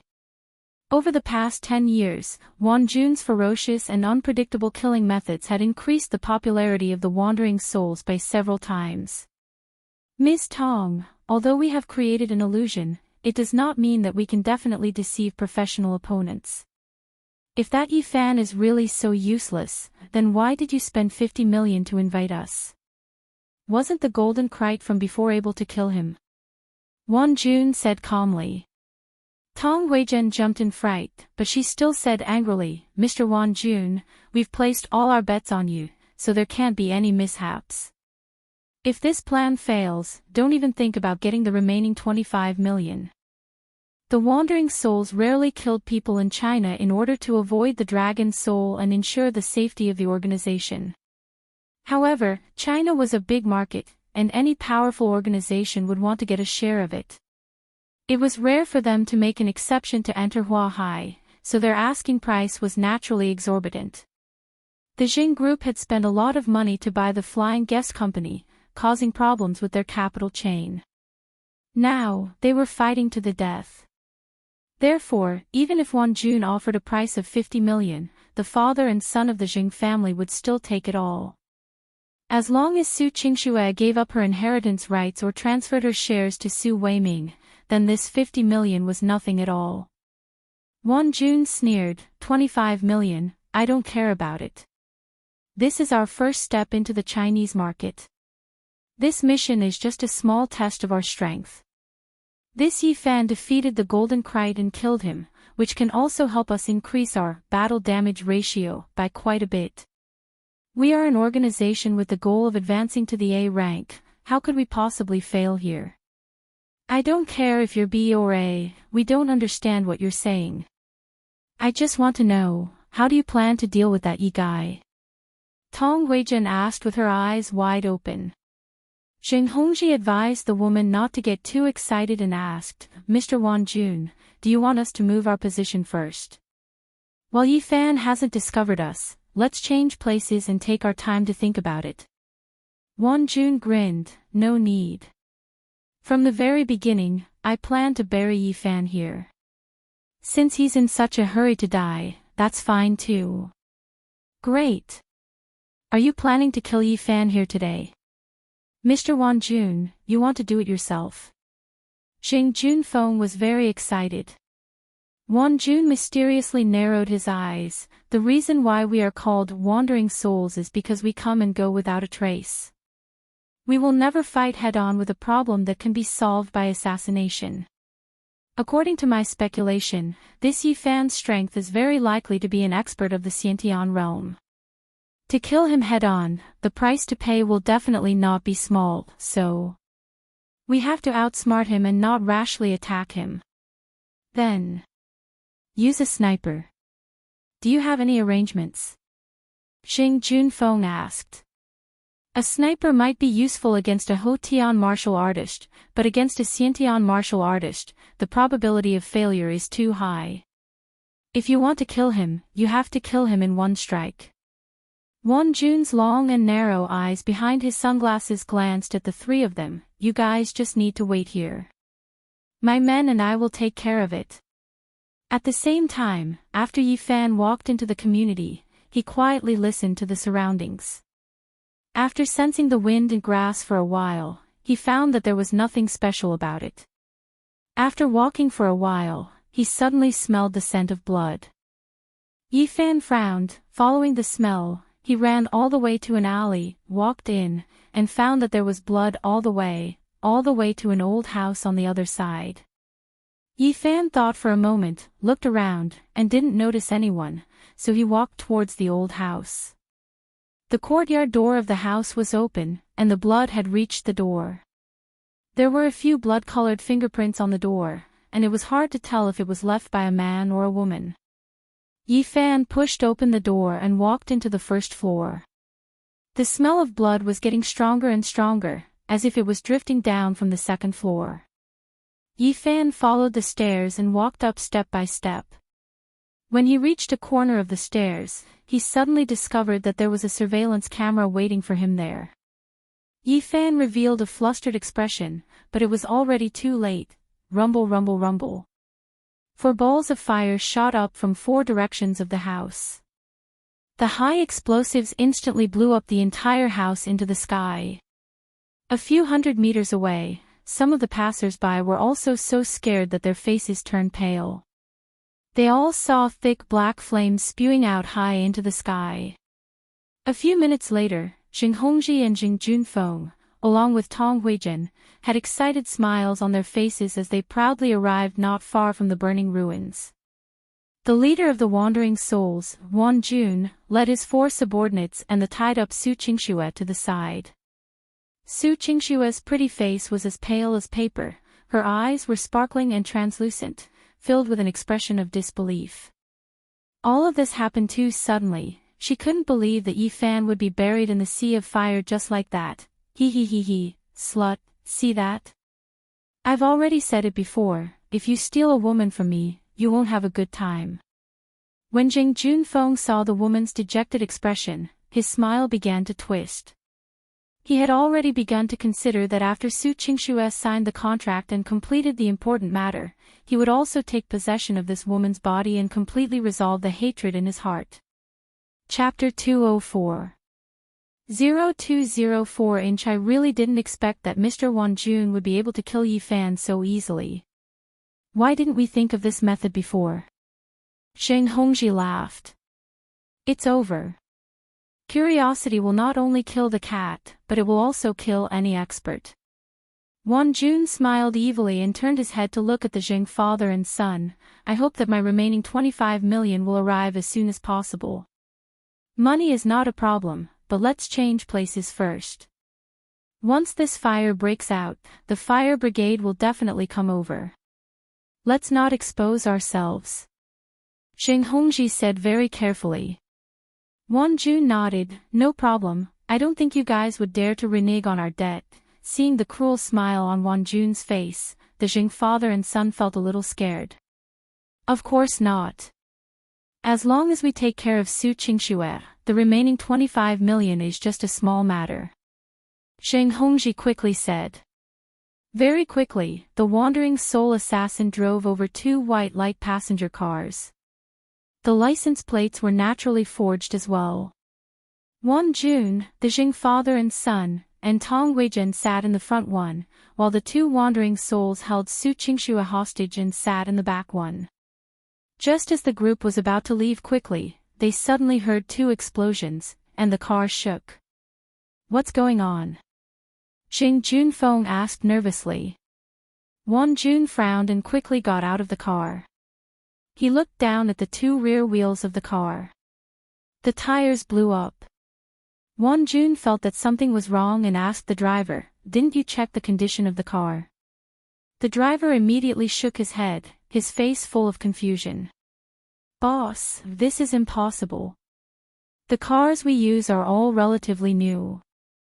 Of course, we have checked the license plates and other important things."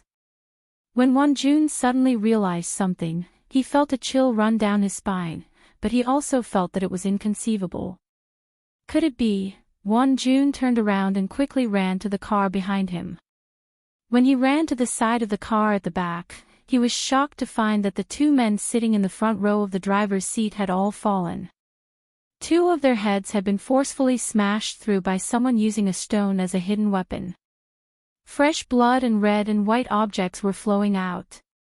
Seeing this scene, Won-jun immediately understood that it was also this small stone that pierced through their tires.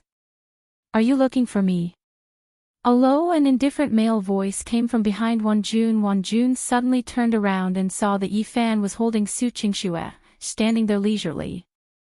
"This. How could this be? You didn't die." Won-jun's face was ashen, as if he had seen a ghost. Yi-fan's face was covered in dirt, and his appearance was not very good. Some parts of his clothes were also burnt, but his body did not have any traces of burns or bleeding. Su Qingxue, who was in his arms, was still in a daze. After all, she had watched helplessly as the man walked into the house. The entire house had been blown up into the sky, but the man had actually appeared in front of her alive and saved her. Whether it was a dream, an illusion, or reality, Su Qingxue couldn't even tell. In the car in front, the Jing father and son and Tong Weizhen looked as if they had seen a ghost. After getting off the car and seeing Yi-fan, they were all stunned. Yi-fan put down Su Qingxue, gently patted the woman's face, and wiped the tears from the corner of her eyes with his thumb. "Honey, are you okay?" "Sorry, I'm a little late," Yi-fan said apologetically. Seeing the handcuffs on Su Qingxue's hands and feet, his gaze darkened.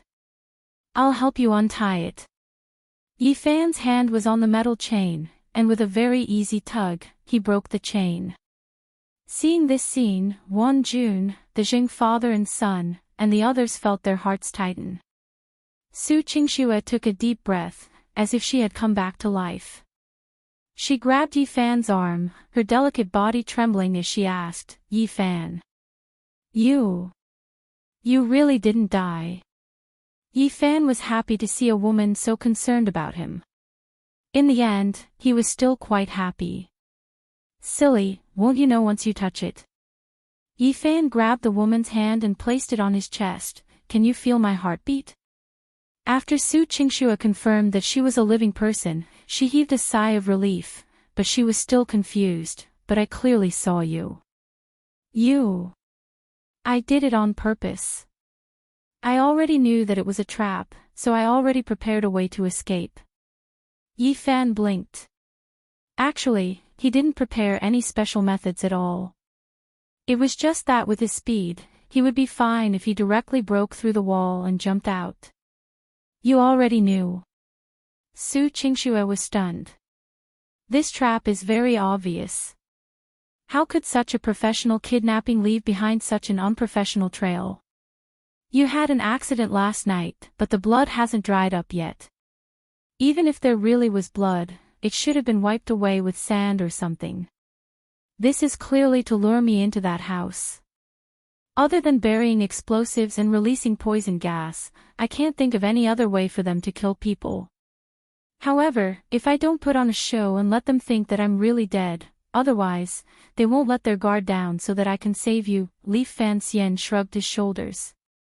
This kind of routine might be useful against ordinary people, but to him, it was a common sight. After all, Wandering Soul was only a B-rank organization. Using this kind of method to kill him was like showing off in front of an expert.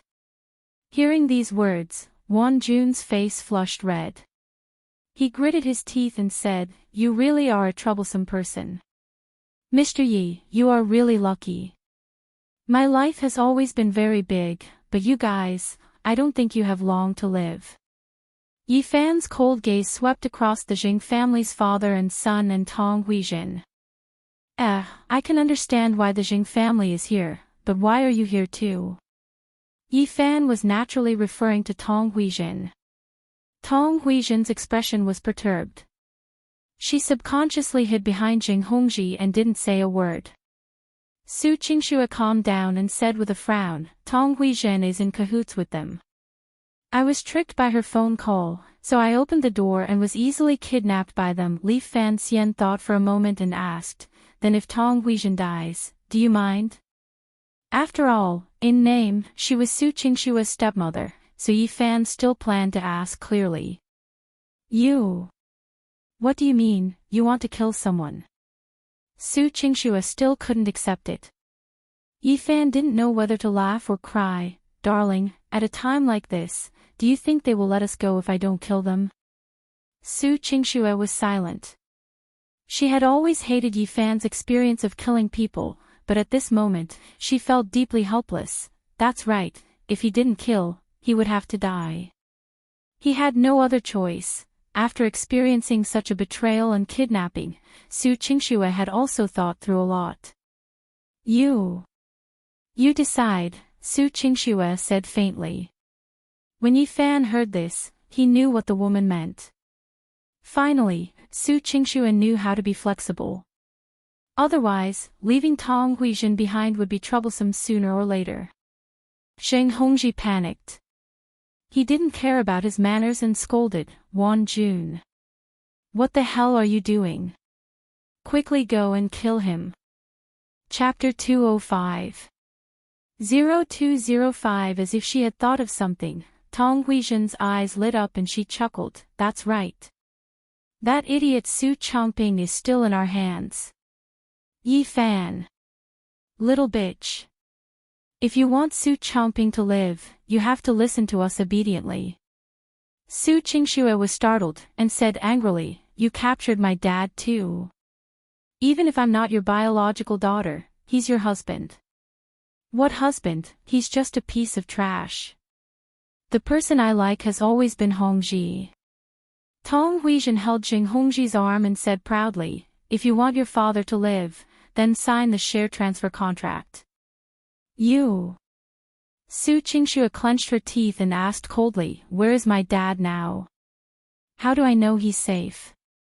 Although the relationship between the father and daughter wasn't very good, he was still her biological father, Su Qingxue's only relative. Naturally, she wouldn't sit idly by. At this moment, the sound of a fire engine came from afar. If you want to see Su Chongping, that's fine, but we have to leave this place first.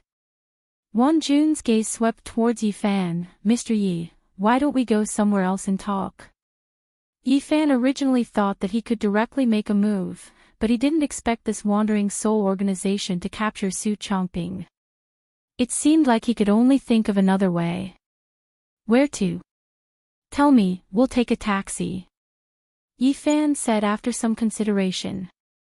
Actually, if it was just him, it wouldn't matter if he took the other party's car. However, with Su Qingxue here, it was better to keep a distance as much as possible. Wan Jun seemed to have expected this. Mr. Yi is really careful. Actually, the place we're going to is very easy to find. Huahai International Hotel, room 2309 on the 23rd floor, we'll meet there. Saying that, Wan Jun took out a hotel room card that he had prepared and flew towards Yifan. No problem. Yifan said as he took the room card. Yifan knew that this group of people wouldn't leave until they achieved their goal, so he wasn't worried about them running away. After the wandering souls, the Jing father and son, and Tong Huijin left the community, Yifan and Su Qingxue came to the side of the road 2 streets away and called a taxi. At the same time, Yifan also directly helped the woman pull off all the handcuffs and leg cuffs. When Qingxue saw that the man was actually able to forcefully break the rod made of alloy, she immediately had a new understanding of Yifan's abilities. She looked at the man with even more curiosity. How can your strength be so great? Su Qingxue felt that this kind of strength was simply inhuman. I worked so hard to train my body this morning, so of course I have a lot of strength. Yifan smiled as he took out his phone and made a call. Su Qingxue didn't believe that Yifan's messy movements would be able to produce such strength. She only thought that Yifan was trying to fool her. At this moment, the call that Yifan dialed went through. Boss, I didn't expect you to call me so soon. Did you miss me? Murphy, your protective net is not good enough. The wandering souls have entered Huahai. Didn't you receive the news? Yifan opened his mouth, speaking a fluent enamel language, in order to prevent Su Qingxue, who was at the side, from understanding. Because the person he contacted had a special identity. It was the military advisor Ciel Infuen. Back then, after the two of them left behind their contact information, they did not contact each other. This time, if it wasn't for the fact that Yifan felt that he was unable to split himself, he wouldn't have contacted Ciel Infuen. Wandering Soul. That be rank organization. Damn it. It must be because Dragon Fong was frequently mobilizing over there that there was an oversight. Boss, did the Wandering Souls offend you? Ciel Infuen also began to use a foreign language. You kidnapped my wife, and now you've captured my father-in-law. Immediately help me track a Ford with the license plate HXG395, the route is. Although the license plate is fake, it shouldn't be a problem for you to track it with your technology. Ciel Infuen also knew how to deal with it. Boss, don't worry. Leave it to us. After you find out, send me the coordinates. I will go and take care of them, no. Ciel Infuen immediately said, Boss, I will send the Dragon Soul subordinates to take care of a mere B rank organization. It just so happens that someone is setting up a new defensive mission in Hua Hai. After all, this is also the negligence of our Dragon Soul. Just be at ease and protect sister-in-law. Yifan thought for a moment. What Ciel Infuen said was right. He still had to trust his ability to do things and his Dragon Soul subordinates. After hanging up the phone, Su Qingxue asked with a face full of suspicion, Who did you call? Yifan faintly smiled and said, A friend, he should be able to help. What friend? From the Defense Bureau. Su Qingxue asked. Yifan rubbed his nose. It's not convenient for me to say it for now. We'll talk about it when we have the chance in the future. I'll call Aunt Jiang first and tell her that I'm safe. Yifan changed the topic, but did not say that Bai Shuqin had already passed away. Otherwise, the blow to the woman would be too great, and saving Su Chongping would also be affected. They arrived at the Hua Hai International Hotel. After getting off the car, Su Qingxue looked around. Why isn't their car here? Did they go to the underground garage? Yifan smiled and said, Xiao Shui, you can't be thinking that they will let me see the exact location, right? They didn't come here. I only know that they definitely won't talk to us face to face. Yifan didn't explain further. Come on, once you enter that room, you'll know the reason. The two of them arrived at room 2309. After swiping their cards, the door opened. After entering the room, they found a laptop on a desk and a video communication. Su Qingxue looked at the image on the computer screen and exclaimed, Dad. Sure enough, Su Chongping was tied up and sitting on a chair. Behind him was a member of the Wandering Soul organization with a cold expression. Su Chongping also saw Su Qingxue. He opened his eyes and wanted to speak, but his mouth was stuffed with cotton cloth, so he could only cry out. This is the reason why they asked us to come over. They won't let us know where your father is locked up. Yifan said. Although Su Qingxue had a lot of ideas in doing business, she didn't know what to do in this situation. Then what should we do? We can only watch through the screen. Su Qingxue asked. Yifan analyzed, with the Wandering Souls B-level organization, to be able to make Wan Jun, the leader, come personally, there will definitely be a lot of elites coming. Think about it, who booked this room, who set up the computer, and who is guarding your father.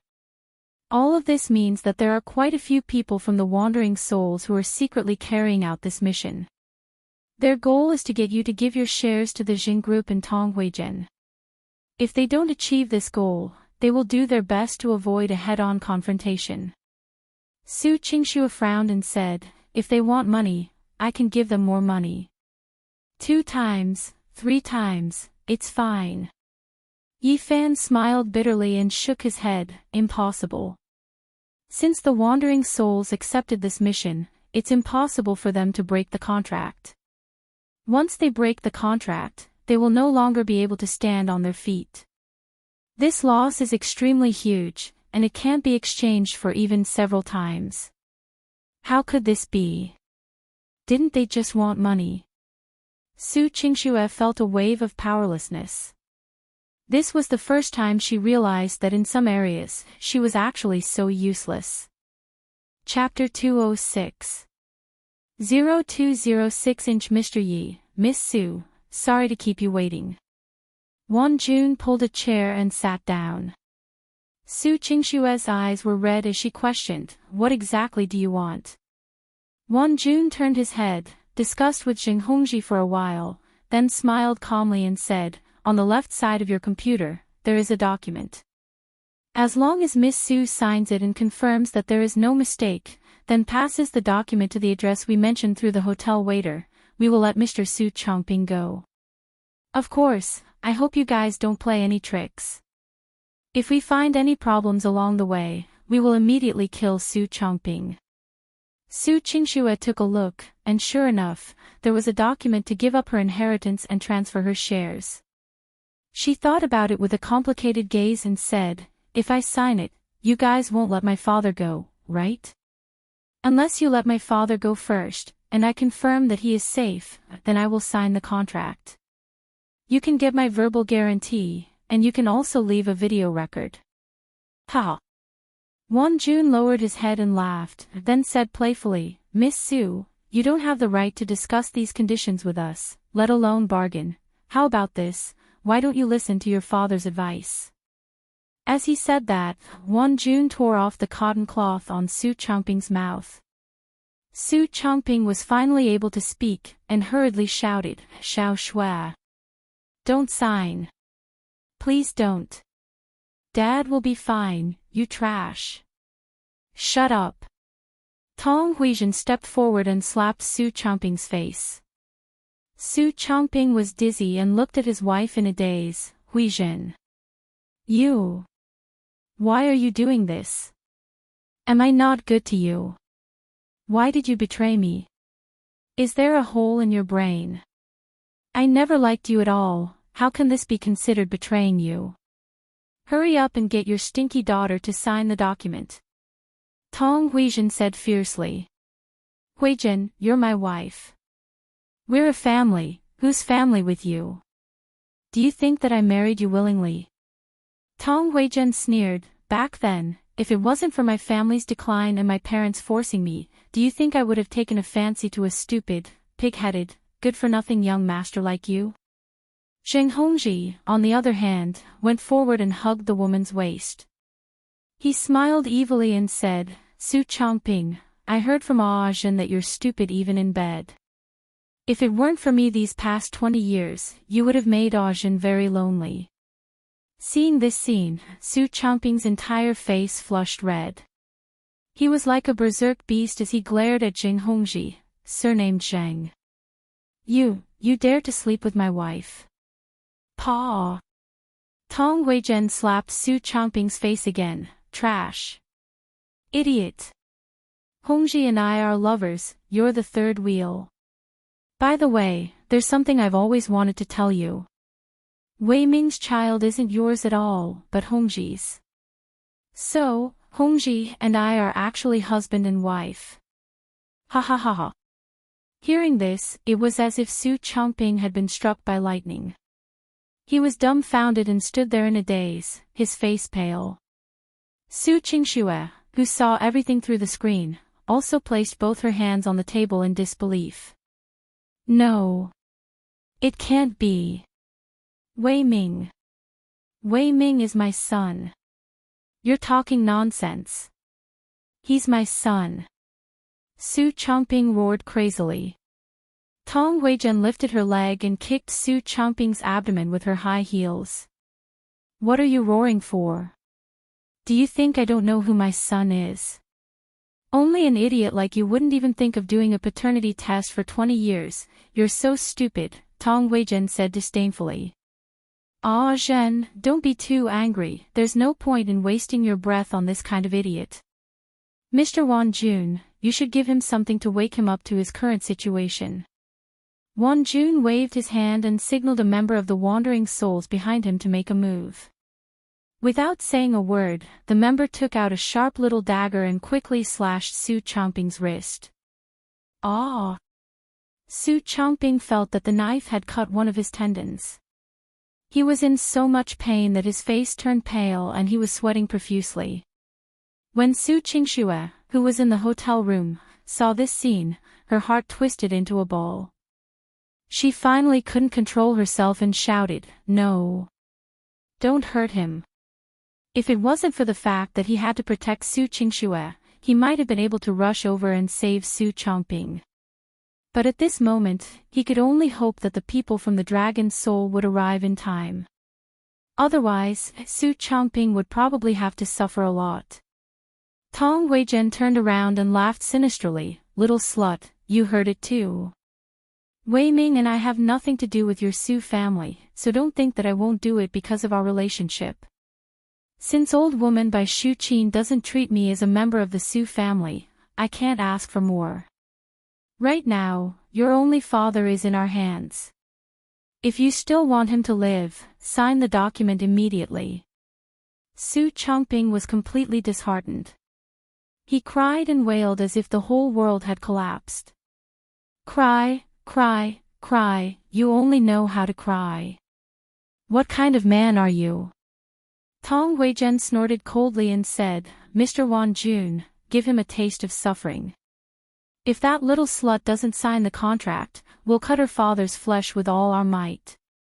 Won Jun snapped his fingers, and the assassin behind him cut off another tendon in Su Changping's hand with a single slash. Fresh blood flowed down Su Changping's arm continuously and soon, the ground was dyed red. Yi Fan saw that Su Qingxue's face was as cold as frost and advised, "Hurry up and make a decision. If this goes on, one of his hands will be completely crippled."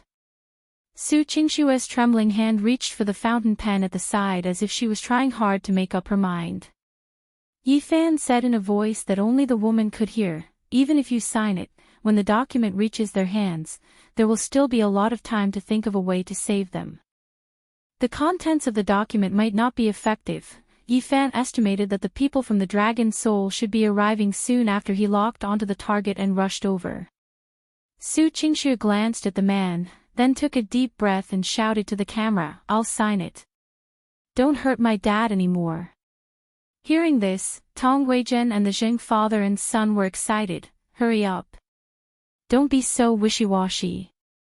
As long as Su Qingxue gave up on the embroidery group and held Su Changping hostage, they would be able to steadily take the huge fortune into their arms and the Zheng's group wouldn't be in danger of going bankrupt. At that time, they could hire a stronger bodyguard and a stronger killer and they wouldn't be afraid of Yi Fan anymore. But just when Su Qingxue was about to sign, she suddenly heard Su Changping howl like a wild beast. "I'm going to kill you, you evil woman." Su Changping didn't know where he got his strength from, but it seemed like he had reached the limit of his grief and his potential exploded, allowing his legs to break free from the ropes that bound him. Chapter 207. 0207 Awe.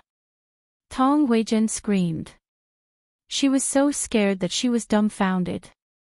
But Su Changping was just an ordinary person after all. That wandering soul killer grabbed Su Changping and pressed the dagger against Su Changping's neck, subduing the man. "Don't move. If you move again, I'll cut you a few more times," the killer threatened. Tong Weizhen, who had a false alarm, kicked Su Changping's leg again. "Bastard, you still have the strength of this old bull. Who are you trying to scare?"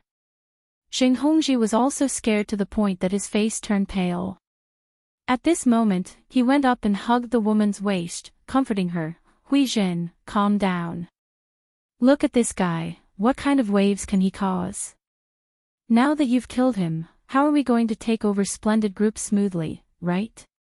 Tong Huizhen smiled charmingly. "You're right, in the future, our family's good days will still depend on this idiot, hee. Su Changping's eyes were bloodshot as he watched the couple kissing each other in front of him. I abandoned Xiao Shue's mother for you. You actually did this to me. Su Changping's eyes were full of remorse and pain. When Su Qingxue, who was in the hotel, heard this, her hand that was just about to sign froze. The woman's eyes were also moist. Her tears dripped onto the paper and dyed it. That's because you're stupid, who can you blame? Besides, didn't that old man and old lady in your family also oppose letting that kind of whore into their family? If it wasn't for Su Qingshua's brain, why would that girl return to the Su family? Tong Huizhen sneered. Su Changping's body trembled. He turned his head and looked at the camera. Through the camera, Su Changping's disheartened face revealed a sad smile. Daughter. Dad hasn't been a good father for the past 20 years. I'm sorry, now that things have come to this, you even have to give up the Su family's business because of me. I'm sorry to your grandfather, sorry to your grandmother. My life is really a failure. Su Qingxue shook her head. Stop, stop. Su Changping's eyes revealed a hint of determination. Let me try my best one last time. To be a father, that's not too bad. Everyone had yet to understand what Su Changping meant when he suddenly turned his head violently. Take the dagger. Wan Jun shouted from the side, but it was too late. Su Changping actually took the initiative to wipe the dagger on his throat and chose to commit suicide. When Su Changping's throat spurted out fresh blood and he fell to the ground, time seemed to freeze. No! After Su Qingxue saw the scene clearly, she felt suffocated in her chest. A few seconds later, she screamed and softly kneeled on the ground. Yi Fan was also caught off guard. He originally thought that a person like Su Changping wouldn't be able to do anything too strong-willed. Unexpectedly, at the last moment, Su Changping chose to sacrifice himself in order to protect the Su family and Su Qingxue. He had been an irresponsible man for more than 20 years, an irresponsible father, but in the last second of his life, he chose to use his life to redeem himself. Damn it! Foolish woman. It's all your fault. Why did she say so many things to provoke him? You forced him to his death. Zheng Hongji immediately put the blame on Tong Huizhen and cursed. Tong Huizhen's face also turned pale as she trembled and said, I didn't expect it either. He's such a weakling. How could? I just want to scare Su Qingxue, now he's dead. What should we do? You. Why are you scolding me? Weren't you very proud of yourself just now? Seeing that the two of them were still arguing, Wan Jun's face darkened and he said, all of you, shut up. The hostage is dead, we must retreat. Yes, yes. Let's hurry up and leave. Xing Junfeng was also extremely anxious. Inside the hotel room, Yi Fan picked Su Qingxue up. Seeing the woman's empty eyes and painful tears, his heart was also in a mess. All of this happened too suddenly, and he had no way to stop the tragedy from happening. Xiao Shui, pull yourself together. We are going to capture that group of people. Otherwise, your father will have died in vain. Su Qingxue stared blankly at the man. She simply couldn't think normally about the current situation. At this moment, on the other side of the video, a member of the Wandering Soul reported to Wan Jun and the others. Leader. The surveillance found that the Dragon Soul Organization of China has intercepted our car. We must leave Huahai immediately. Wan Jun's expression turned cold as he glared fiercely at Yi Fan, Dragon Soul. Mr. Yi Fan, you are not simple, but you don't think that I will obediently stay in Huahai City and wait for them to come and capture me, right? With a cold snort, Wan Jun directly cut off the video communication. Li Fan Xian frowned. Although it was just a short sentence, he had discovered a lot of useful information.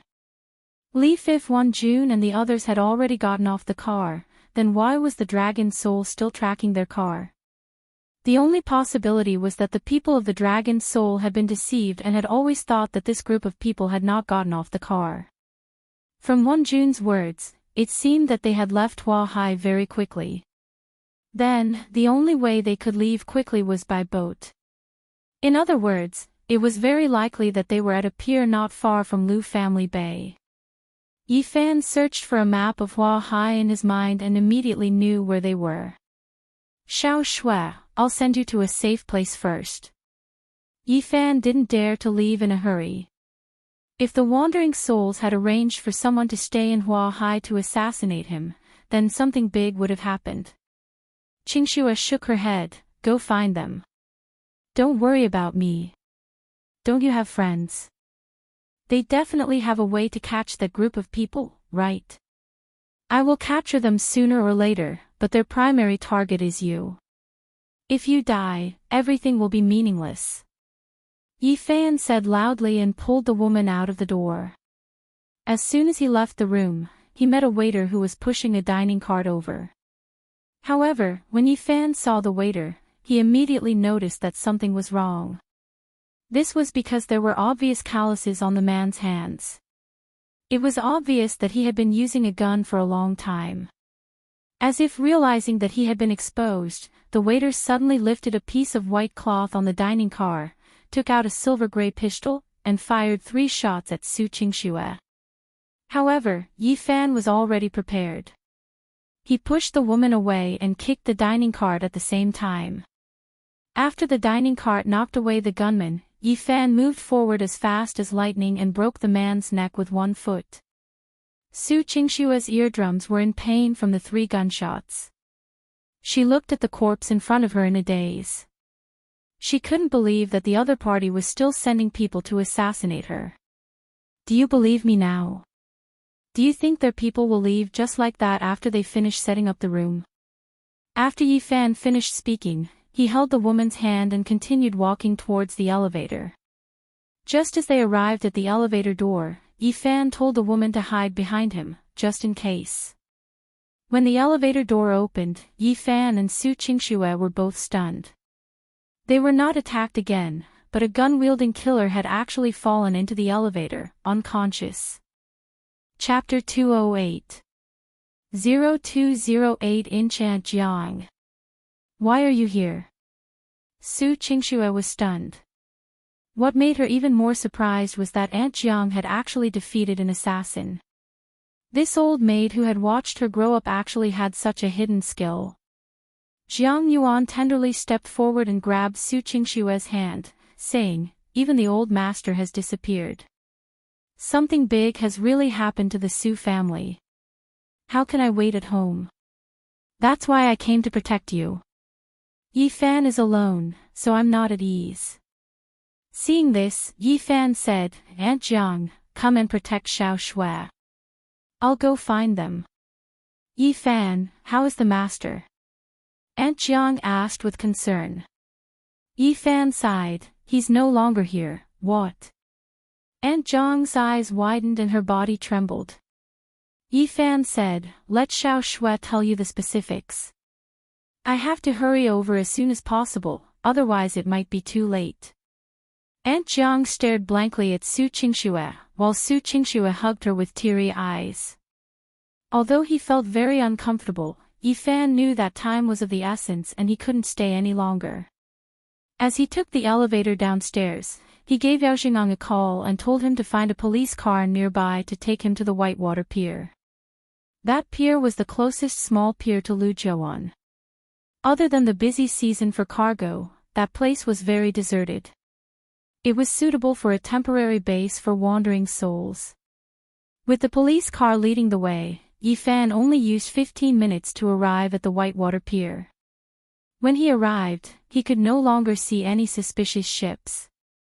There were only a few small cargo ships and fishing boats. At this moment, 3 military SUVs whistled as they arrived at the pier. The ones who got off the car with a group of people were a man and a woman. The man wore a dark red jacket, a pointed chin, a high nose, a head of short hair, and eyes as sharp as an eagle's. The woman had a short ponytail, a blue waistband shirt and tight black pants. Her appearance was average, but she exuded a sense of coldness. Behind them, the people who followed were the Ash Wolf, Whitey, and a few other members of the Dragon Fang squad. This pair of man and woman were definitely official members of the Dragon Soul. This was because their strength had at least reached the Xiantian realm. They could be considered to have truly stepped into the realm of experts among martial artists. Mr. Yi. When the few people from Dragon Fang saw Yi Fan, they all recognized him. It was very strange that Yi Fan had actually arrived here before them. After the previous few incidents, the people from Dragon Fang were already quite afraid of Yi Fan, so their tone became much more polite. Fan Xian frowned and said, "What did you guys do halfway? You were discovered by them, but you still foolishly chased after their car." The members of Dragon Teeth were ashamed. When they found that there were no hostages in the car, it was too late. They hurried over and discovered that Yi Fan had actually arrived before them. "Who are you to be qualified to comment on our Dragon Soul's affairs?" The man in the red jacket swept his cold eyes over Yi Fan in dissatisfaction. Yi Fan sighed, "It doesn't matter who I am. Did you call a boat over? They've probably been gone for half an hour. We have to catch up with them as soon as possible. What does it have to do with you whether we call for a boat or not?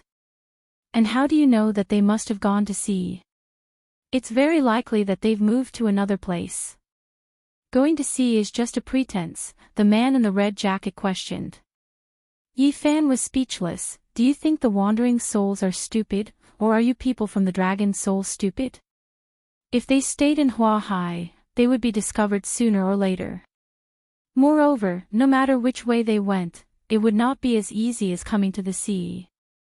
How could a B-rank organization have such great ability? Who the hell are you? You dare to insult our Dragon Soul?" the red-jacketed man said angrily. The blue-robed woman also said with dissatisfaction, "You should be the one who reported this matter. Even if you know the military advisor, that doesn't mean you have the right to tell us what to do." The Ash Wolf introduced in a low voice, "Mr. Yi, these two are members of the Dragon Soul, Colonel Bloodthorn and Colonel Cold Snow. They are in charge of this mission." Yi Fan waved his hand, "I don't care what colonel or general you are, hurry up and arrange for helicopters and ships, the faster the better. Once they enter the high seas, it will be troublesome to intercept them. If the wandering souls enter the high seas, then they will leave the borders of China.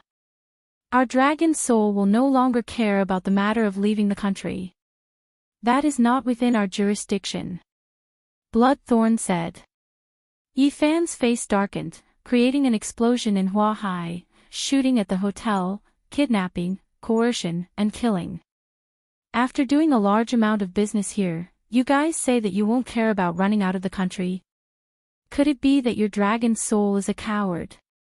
Watch your words. Don't think that just because you know the military advisor, you can disrespect our Dragon Soul." Bloodthorn said with a dark face. Yi Fan didn't have the leisure to waste words with them, because he saw a military speedboat quickly arriving from afar. This group of people from the Dragon Soul weren't too stupid. They had already called for a boat before they came. Without saying anything further, Yi Fan planned to run towards the military speedboat. However, Bloodthorn and Cold Snow stood in front of Yi Fan. "Wait a moment, we are on a mission. As an ordinary citizen, you are not allowed to follow us. This is against the rules." Bloodthorn raised his hand to stop him. If it wasn't for Xiao Linfuan's face, and this guy wasn't clear about his background, Yi Fan would have taught this guy how to behave. "Don't worry, I don't need your protection, and I won't drag you down. My father-in-law's corpse is still in the hands of that group of people. I want to bring his corpse back." Yi Fan hoped that Su Qingxue would still be able to personally send Su Chongping away. "I'm sorry, Mr. Yi. This is already something that our Dragon Soul needs to take care of, not your personal matter. If anything happens to you, we will still have to face the blame of the military advisor. Please cooperate." Cold Snow said lightly. It was impossible for Xiao Linfuan to tell the members of the Dragon Soul that Yi Fan's true background information could only be said to be an ordinary acquaintance. Therefore, Bloodthorn and Cold Snow wouldn't take Yifan too seriously. Yifan sighed, not wanting to explain any further, and strode towards the speedboat. Halt! Didn't you hear what I said? Seeing that Yifan did not listen to his warning, Bloodthorn quickly grabbed Yifan's collar with one hand. However, Yifan's left hand was as fast as lightning, grabbing onto Bloodthorn's wrist. His eyes were like sharp blades as he stared at Bloodthorn and said, "If you waste any more of my time, I don't mind throwing you into the sea first." Bloodthorn didn't expect that his attack would be blocked. He immediately flew into a rage out of humiliation, so he's still a martial artist. No wonder he's so arrogant. But the rules are the rules. Even if you know the military advisor, it's useless. When our dragon soul is carrying out a mission, the commander of the first line is the leader. While we still have some face for you, you'd better stay on the shore obediently. Bloodthorn's entire body suddenly surged with innate chi. The muscles on his arm quickly became as hard as a boulder, and his strength suddenly increased. If you don't let go, be careful that my next move will crush the bones in your hand. Bloodthorn narrowed his eyes. Chapter 209. 0209 Bloodthorn's face was full of disdain. You probably don't know who you're facing. Don't force me to be serious with you.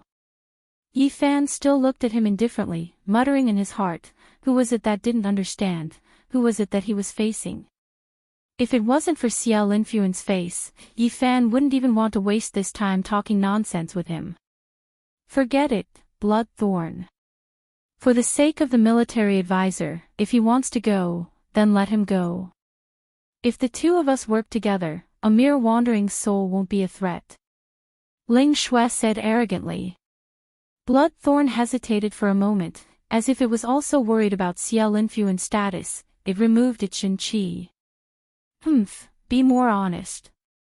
If you fall into the sea and you still need us to save you, you don't have the time. After the Bloodthorn finished speaking, it quickly ran towards the speedboat. Everyone, follow immediately. Ash Wolf, Whitey. Contact Tanjiang and tell him to search for any suspicious ships. Ling Shui ordered. Yes. Colonel Cold Snow. Whitey and the others answered and began to communicate as they ran. Yifan looked at the group of dragon soul people who were incomparably arrogant, and a trace of helplessness appeared at the corner of his mouth. After all, they were the top security forces of China, a rare A-class organization in the world. Those who could be in the dragon soul would always have some pride. However, Yifan had also retired and didn't want to steal the limelight from this group of people. As long as he could find Su Changping's body and kill those guys, he didn't care about being rolled his eyes.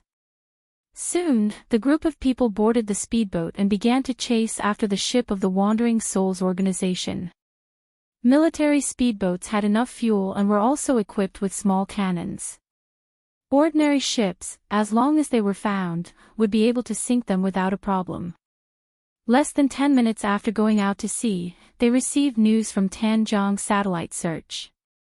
There was indeed a suspicious fishing boat that was fleeing towards the high seas. The speedboat immediately increased its speed to its maximum, pursuing with all its might.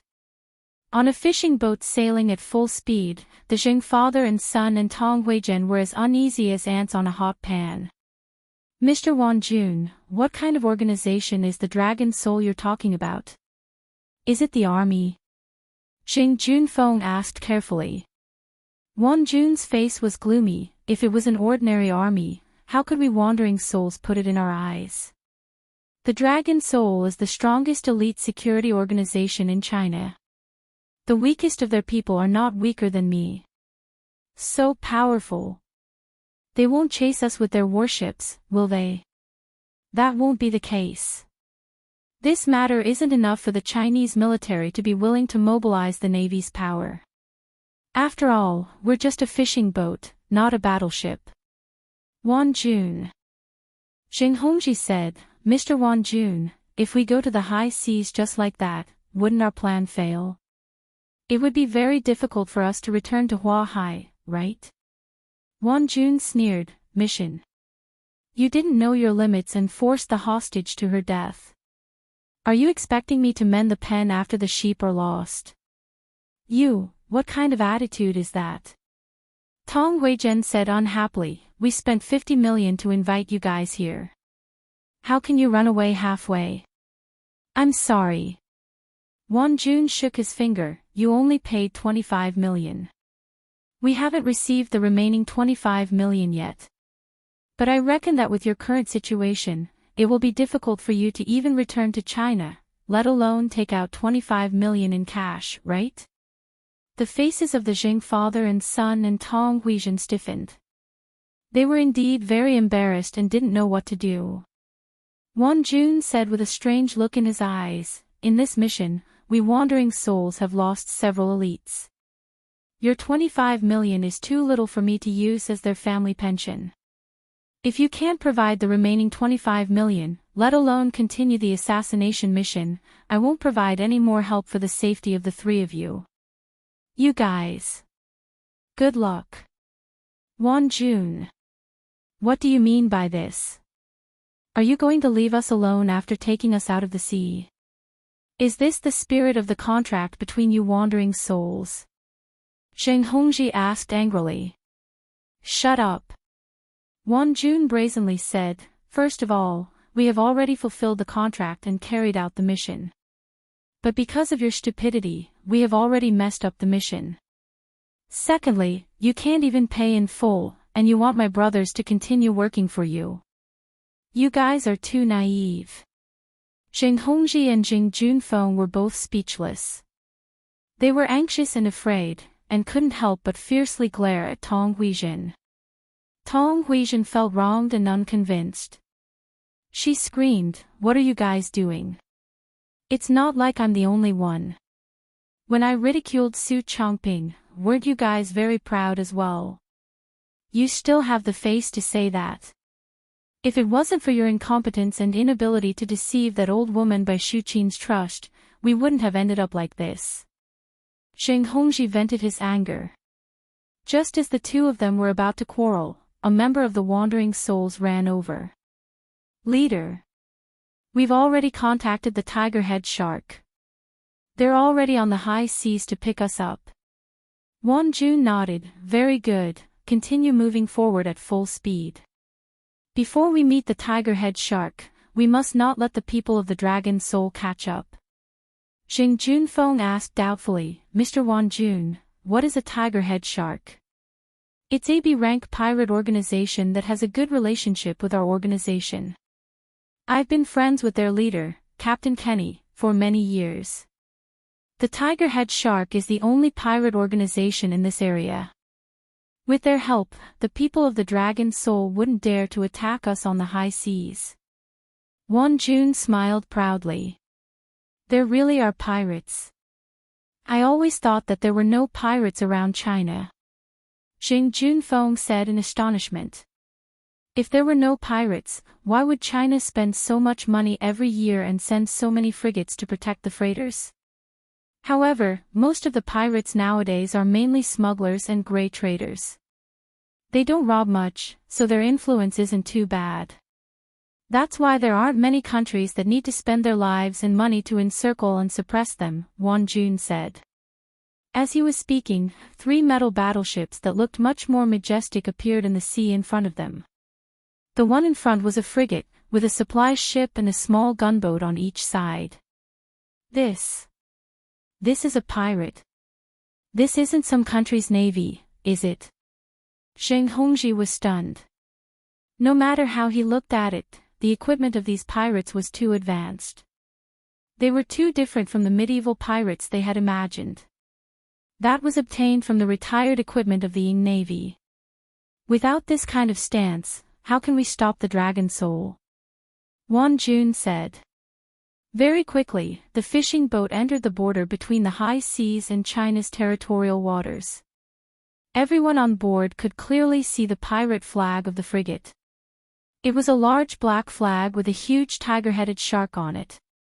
In the upper left corner of the flag, there was a small emblem similar to a squid. On the deck of the frigate stood a group of dirty men with strange and ferocious appearances. They were exposed to the wind and the sun all year round, causing their skin to look like a layer of salt. Chapter 210. 0210 Hey. Won Jun, old friend, why do you look a little disheveled? A tanned bearded man with a pipe in his mouth and a tattered navy cap greeted Won Jun at the bow of the ship. Won Jun grinned, Kenny, I'll have to trouble you guys this time. Because of 3 stupid Chinese people, this mission has been ruined. Ha ha ha. Come on up.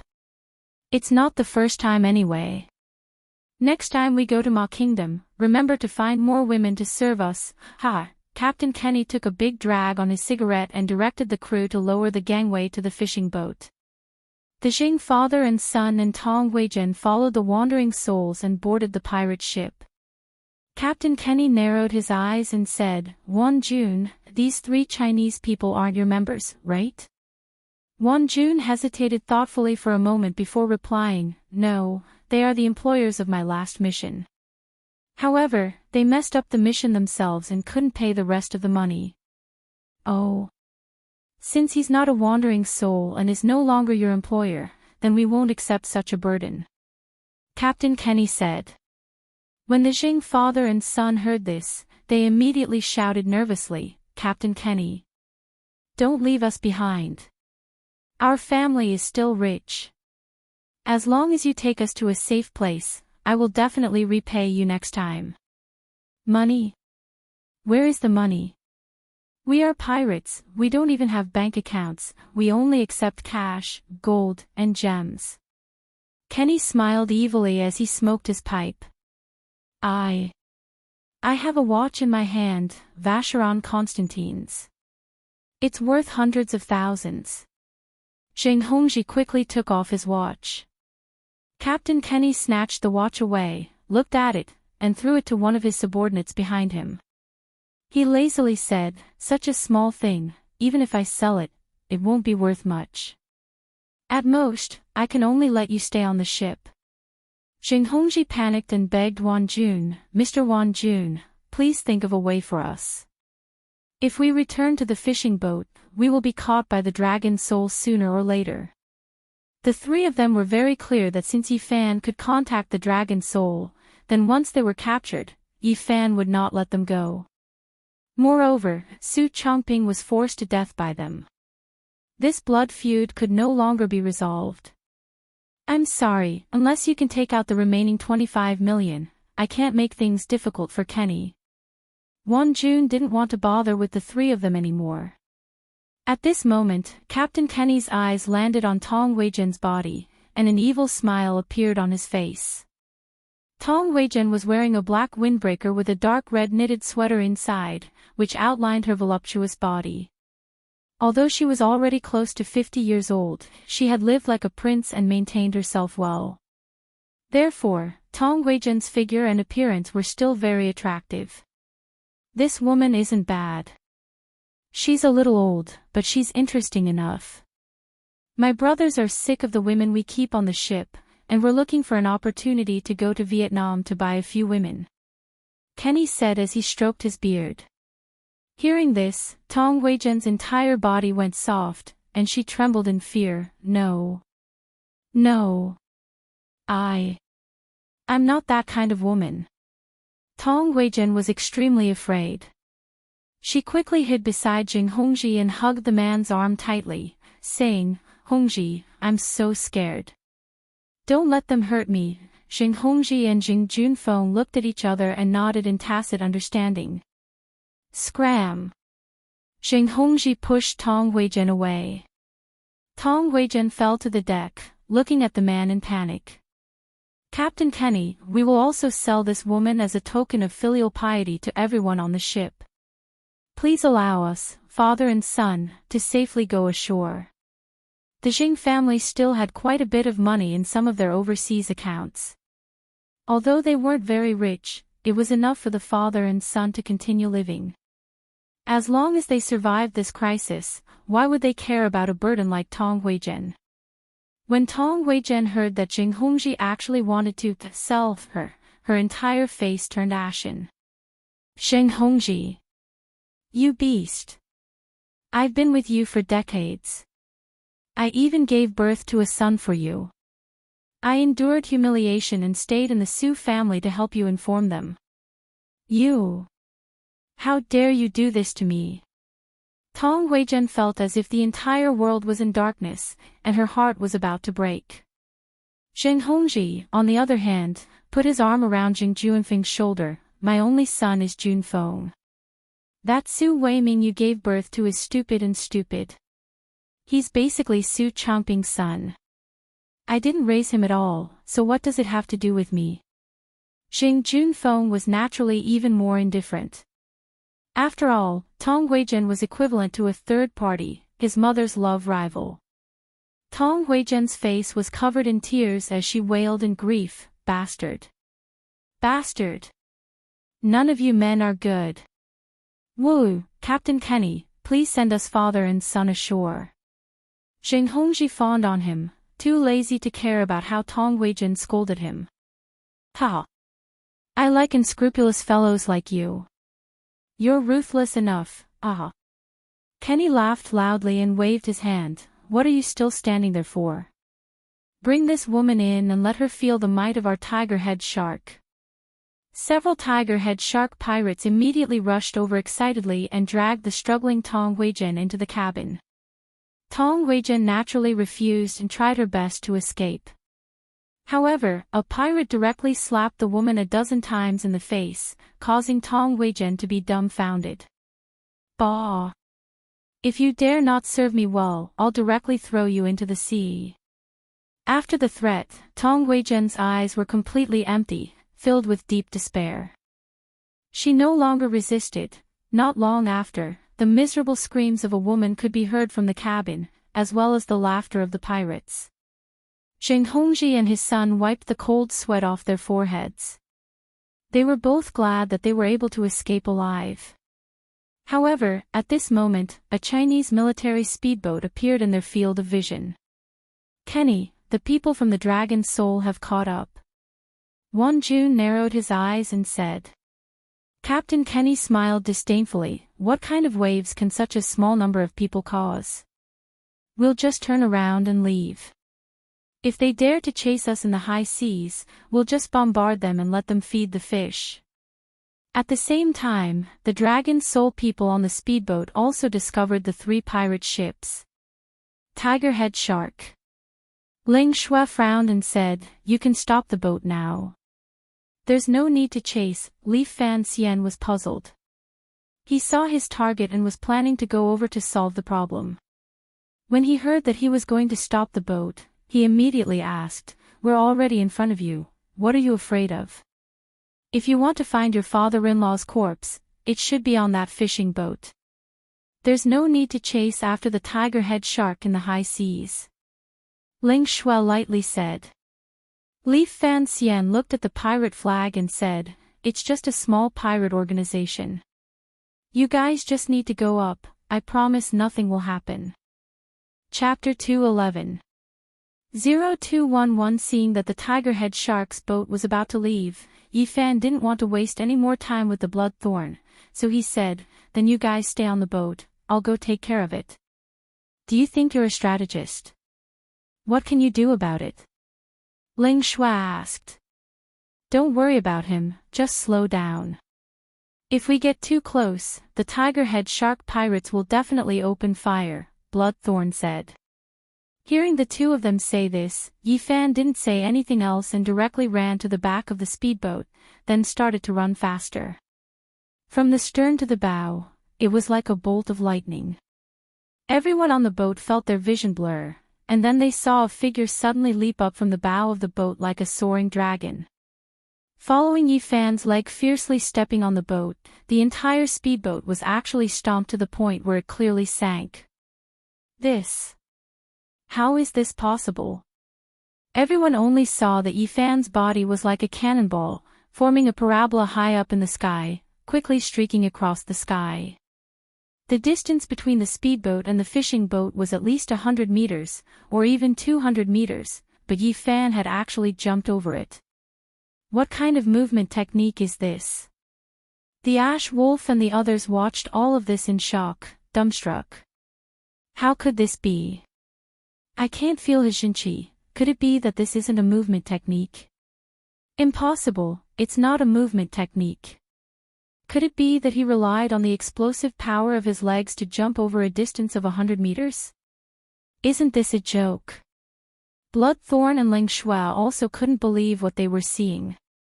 If they were to use their Jinchi and use their movement techniques, they would be able to fly on the sea, but they also had to pay great attention to technique. After all, floating on water was a relatively high level of movement techniques, and it was very difficult to maintain walking on water for a long time. However, this was the first time they had seen Yi Fan's random jump. That Yi Fan, did he have explosives tied to his leg? How can he jump so far? The group of people from the Dragon's Soul were all in a mess. This had completely overturned their understanding of the human body. Ling Shui frowned and said, "Let's not care about this anymore. If something happens to him, we will most likely be blamed by the military advisor. We will all move forward and at least protect this Yi Fan's life." Damn it, causing trouble. We shouldn't have brought him here. Shui Ji said angrily. Even though Yi Fan had displayed an extremely strong jumping ability, it was still not some high level of Jin Qi cultivation. Therefore, in the eyes of the crowd, it was not really that strong. At most, it was just that it was talented. The speedboat sped up again and approached the pirate ship. At the same time, on the Tigerhead Shark pirate ship, Captain Kenny, Wan Jun, and the others were also dumbfounded. Originally, they thought that the people of the Dragon's Soul were going to give up chasing. After all, they had the advantage in numbers, and it was clear that they couldn't beat them even if they caught up. But he just had to meet such a monster. They saw a figure descend from the sky. He was clearly on the speedboat far away, but in just a few seconds, he had already landed on the bow of the boat. Boom! With a heavy sound, Yi Fan stepped on the ground and calmly swept his gaze across the crowd. His ice-cold eyes, after such a shocking leap, seemed especially frightening. When his gaze fell on the Jing father and son, Yi Fan said, "You guys really know how to run. After being quiet for such a long time, so many things have happened. If I had known earlier, I would have gone to find you guys after destroying the White Shark gang." Jing Hongji's face was deathly pale. He was already frightened by Yi Fan's skills and quickly asked for help from Captain Kenny and Wan Jun. You monster. Jing Junfeng didn't dare to imagine that he had once fought with such a man over a woman. "Mr. Kenny. We've paid the fare. You can't let us be taken away." Kenny spread out his hands. "I'm only responsible for bringing you to the shore. I didn't say that I would protect your safety along the way. This brother of the Dragon Soul is extraordinary. We don't want to make enemies for no reason. He's not a member of the Dragon Soul at all. He's just an assistant in a company." Jing Junfeng quickly said. "Oh. Is that so? But it still has nothing to do with us." Captain Kenny shrugged. When the Jing father and son heard this, their faces turned green. In the end, this group of pirates still wanted to abandon them. Wan Jun also felt that Yi Fan's skills were hard to guess, so he carefully said, "Mr. Yi is indeed not an ordinary martial artist. That jump just now has broadened our horizons. If you want to take away the Jing father and son, we won't stop you, because our cooperation is over. Please do as you please." Yi Fan looked at Wan Jun and the other wandering souls and said, "You misunderstand. I don't plan to capture anyone at all." "Oh? Not arresting anyone?" Wan Jun didn't understand. Yi Fan grinned. "The ones who killed my father-in-law are not only the Jing family, but also you wandering souls. But there are too many of you, it's too troublesome to bring them back. Since you're all going to die, just die here." Everyone on board was silent. After a long while, Wonjun's expression changed and he said in a deep voice, "Mr. Yi, you might not know this, but Captain Kenny of the Tiger-Head Shark is an old friend of mine. Even if you're stronger than me, can you beat us wandering souls and the Tiger-Head Shark by yourself?" Yi Fan looked at Kenny. "You want to save them?" Kenny laughed out loud, revealing a mouthful of yellow teeth. "You want to kill my friend on my ship? If word of this gets out, where will our Tiger-Head Shark's face go? Let me give you a piece of advice. It's not easy for you to have such skills at such a young age. It's better to stop while you're ahead. Take this father and son pair away, and I won't mind your casual boarding of the ship. What does it have to do with me whether you care or not?" Yi Fan curled his lips. A sharp light flashed in Kenny's eyes. "Young man, you have to pay the price for your arrogant words." At this point, the people from the Dragon Soul organization had already chased them to the side of the boat with their speedboats. Bloodthorn and Ling Shui used their movement techniques and jumped onto the bow of the boat first, followed by the others. "Yi Fan! What the hell are you doing?" Bloodthorn looked around vigilantly, ready to fight at any moment. Captain Kenny laughed sinisterly. "Everyone from the Dragon Soul, this is the high seas. Aren't you not giving me, Kenny, too much face by coming directly to my ship?" Ling Shui said, "Captain Kenny, we have no intention of fighting with you Tiger-Head Sharks. We are only here to take Xing Hongji and his son away. They have violated the laws of our country and need to be dealt with according to the law. No problem, we have to give face to the Dragon Soul. Let's take this little brother away as well." Captain Kenny puffed out a mouthful of smoke and said, "Yi Fan, get off the boat. Take away the Xing father and son, and then take away your father-in-law's corpse." "Are you still not satisfied?" Ling Shui asked.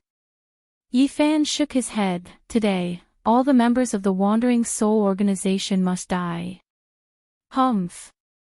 Wonjun sneered. "Mr. Yi, aren't you being too arrogant? Even if the people from the Dragon Soul attack together with you, Captain Kenny and I will work together, along with hundreds of our brothers. Do you think you have a chance of winning?" Yi Fan did not reply. Instead, he looked at the hanging pirate flag and asked Kenny, "In the upper left corner of your Tiger-Head Shark's flag, there is a giant spear cuttlefish badge. You should be a subordinate pirate organization of the Ocean Demons, right?" As soon as these words were spoken, Captain Kenny's eyes immediately became a lot more cautious. He muttered, "Young man, you have good eyes.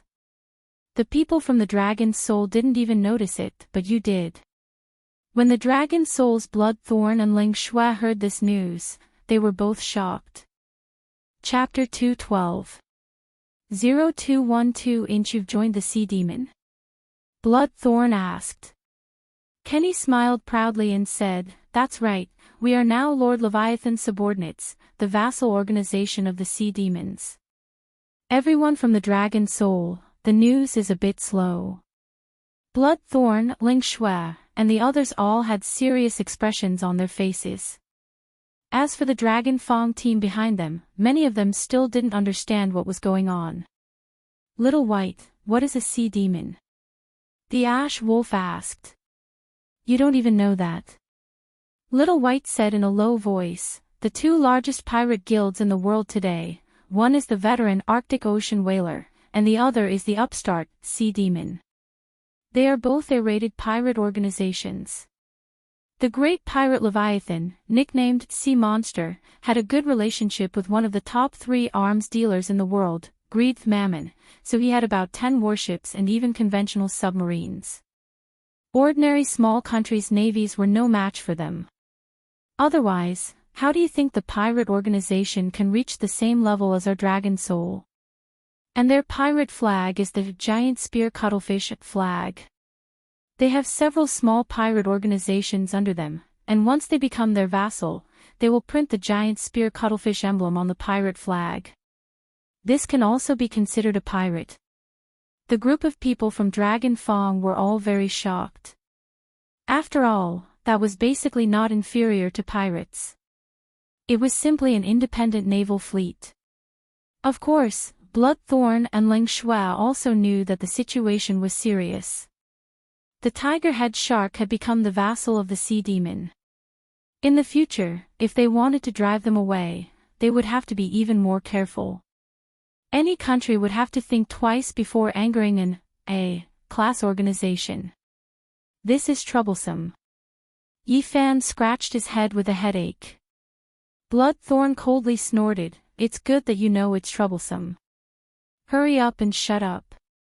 Take the Jing father and son away and we'll retreat." Retreat? Why retreat? Yi Fan asked. Are you stupid? Do you want to become enemies with the sea demon over such a small matter? Do you know the strength of the sea monster Leviathan? Even if the military advisor was here, he might not dare to fight Leviathan head-on. Ling Shui said with her eyes wide open. Yi Fan ignored them and walked forward. Hey, your name is Kenny, right? Captain Kenny puffed on the smoke and looked at him with twinkling eyes. Yes, you've heard of my name. Yi Fan shook his head. I've never heard of it. I've never heard of your organization either. Then what do you want? Kenny felt a little confused. Yi Fan said, I'm the one who killed the wandering souls. Don't meddle in other people's business, otherwise it won't be good for everyone. Ha ha ha ha. Kenny laughed maniacally. Young man, is there something wrong with your brain? Do you know who you're talking to? Kenny's expression turned sinister. With a wave of his hand, dozens of pirates on the ship immediately pulled out their guns. There were revolvers, automatic pistols, and even quite a few AK-47 and M4s. In an instant, the atmosphere on the ship was tense. Yi Fan. Stop talking. If you continue like this, no one can save you. Ling Shui reprimanded. The Wandering Soul Army smiled contemptuously. Mr. Yi, did you hear that? I advise you to follow the Dragon Soul's people and leave obediently. This isn't China, so even if we kill you, China can't do anything to us. Yi Fan's eyes became colder and colder. Looks like you guys are determined to protect this group of wandering souls. Captain Kenny leisurely lay on a bench with an unruly look on his face. So what if I am? Do you dare to move? In a second, you'll turn into a hornet's nest. If it wasn't for the sake of giving face to the dragon soul, I would have killed you right now. Seeing that the situation wasn't looking good, Bloodthorn stepped forward and grabbed Yi Fan's collar. Are you crazy? Hurry up and follow us down. However, Yi Fan suddenly grabbed one of Bloodthorn's left arms and coldly said, If you want to go down yourself. Don't get in the way here. You idiot, even if the military advisor blames you, I will still teach you a lesson today. Bloodthorn flew into a rage out of humiliation. He condensed his innate chi, and the strength of his body suddenly increased. The 3 fingers of his right hand sharply grabbed towards Yi Fan's arm. However, the moment Bloodthorn's hand, which carried the innate chi, touched Yi Fan, it did not have the slightest effect. Yi Fan didn't move at all. He looked at him indifferently, just like an adult looking at a 3-year-old child scratching himself. Xiantian Elementary Jin Qi, 36 grappling hands. With such little ability, you still dare to jump around in front of me. Just who is the idiot here? Yi Fan's entire aura suddenly changed, as if the entire deck of the ship was enveloped by a dark and eerie shadow. Bloodthorn's entire body stiffened. Being swept by Yi Fan's gaze at such a close distance, he, a Xiantian martial artist, actually felt as if his blood was about to freeze. You. Bloodthorn was speechless.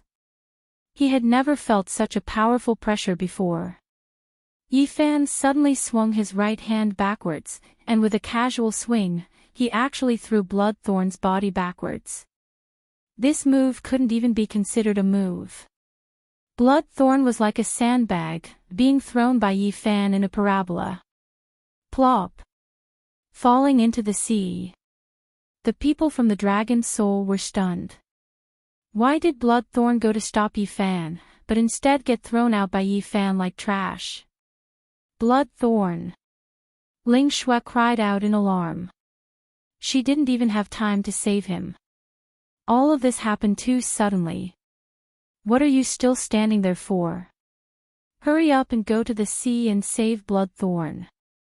Ling Shui immediately ordered them to fish up. The ones who were even more shocked were naturally the tiger-head shark and the wandering souls. Wasn't the dragon soul protecting Yi Fan? Why did Yi Fan kill an expert of the dragon soul? The key was that the pressure that Yi Fan displayed at this moment caused everyone present to feel as if a rock was pressing down on their hearts. Yi Fan walked towards the army step by step. All right, the annoying flies are gone. Are you going to commit suicide, or should I do it? If he committed suicide, death might be a little better. Kill him. Won Jun finally couldn't hold it in anymore. The feeling of fear made him have to forcefully resist in order to prevent himself from collapsing. All of a sudden, the wandering souls all took out their guns and aimed their black muzzles at Yi Fan. Captain Kenny also gave the order, fire. Puff, puff, puff. In an instant, the bullets on the deck were like a torrential rain, whistling towards Yi Fan. However, the moment the bullet reached Yi Fan's position, Yi Fan's figure had already disappeared. The sail was like a ghost, appearing behind the army of 10,000. What are you shooting at? When Yi Fan's voice fell into the ears of the army, it was no different from the whispers of a demon. How is this possible? Won Jun suddenly turned his head. His battle instincts caused him to muster up all of his innate jinqi and fiercely strike towards Yi Fan's chest. Yi Fan did not dodge. He grabbed the elbow with his left hand and pinched it. The bones of the elbow all shattered with a caw-caw sound. Ah! Won Jun screamed miserably. He couldn't figure out why his innate jinqi was unable to cause any damage to Yi Fan. Yi Fan clearly didn't even have the slightest bit of jinqi. However, Yi Fan didn't stop at all. He smoothly raised his right hand and chopped down on the head of the army. Pang! With a crisp sound, red and white objects flew out, and the head of the army exploded. Chapter 213. 0213. It was as if the sail had done something insignificant. After pushing away the corpse of Won Jun, it also pulled out a large caliber revolver from the back of Won Jun's waist. This kind of pistol produced by Smith Company only had 5 bullets, but for Yi Fan's marksmanship, these 5 bullets were equivalent to 5 lives. When Yi Fan aimed his gun at the other wandering soul killers, they realized that they were in a battle and had to protect their lives first. A group of killers shot at Yi Fan again, but Yi Fan seemed to be able to predict the trajectory of all the bullets. As his body floated, he dodged all the bullets. At the same time, the gun in Yi Fan's hand fired 5 bullets in a row. Bang, bang, bang. After 5 consecutive sounds, the heads of the 5 wandering soul killers exploded. After taking care of the 5, Yi Fan used the pistol as a prop and threw it at an assassin behind him. The assassin didn't even have time to react before his entire head was smashed into pieces by the pistol. All of a sudden, there were only 5 assassins left on the deck. These 5 people were so scared that they immediately planned to escape, or even jump off the ship.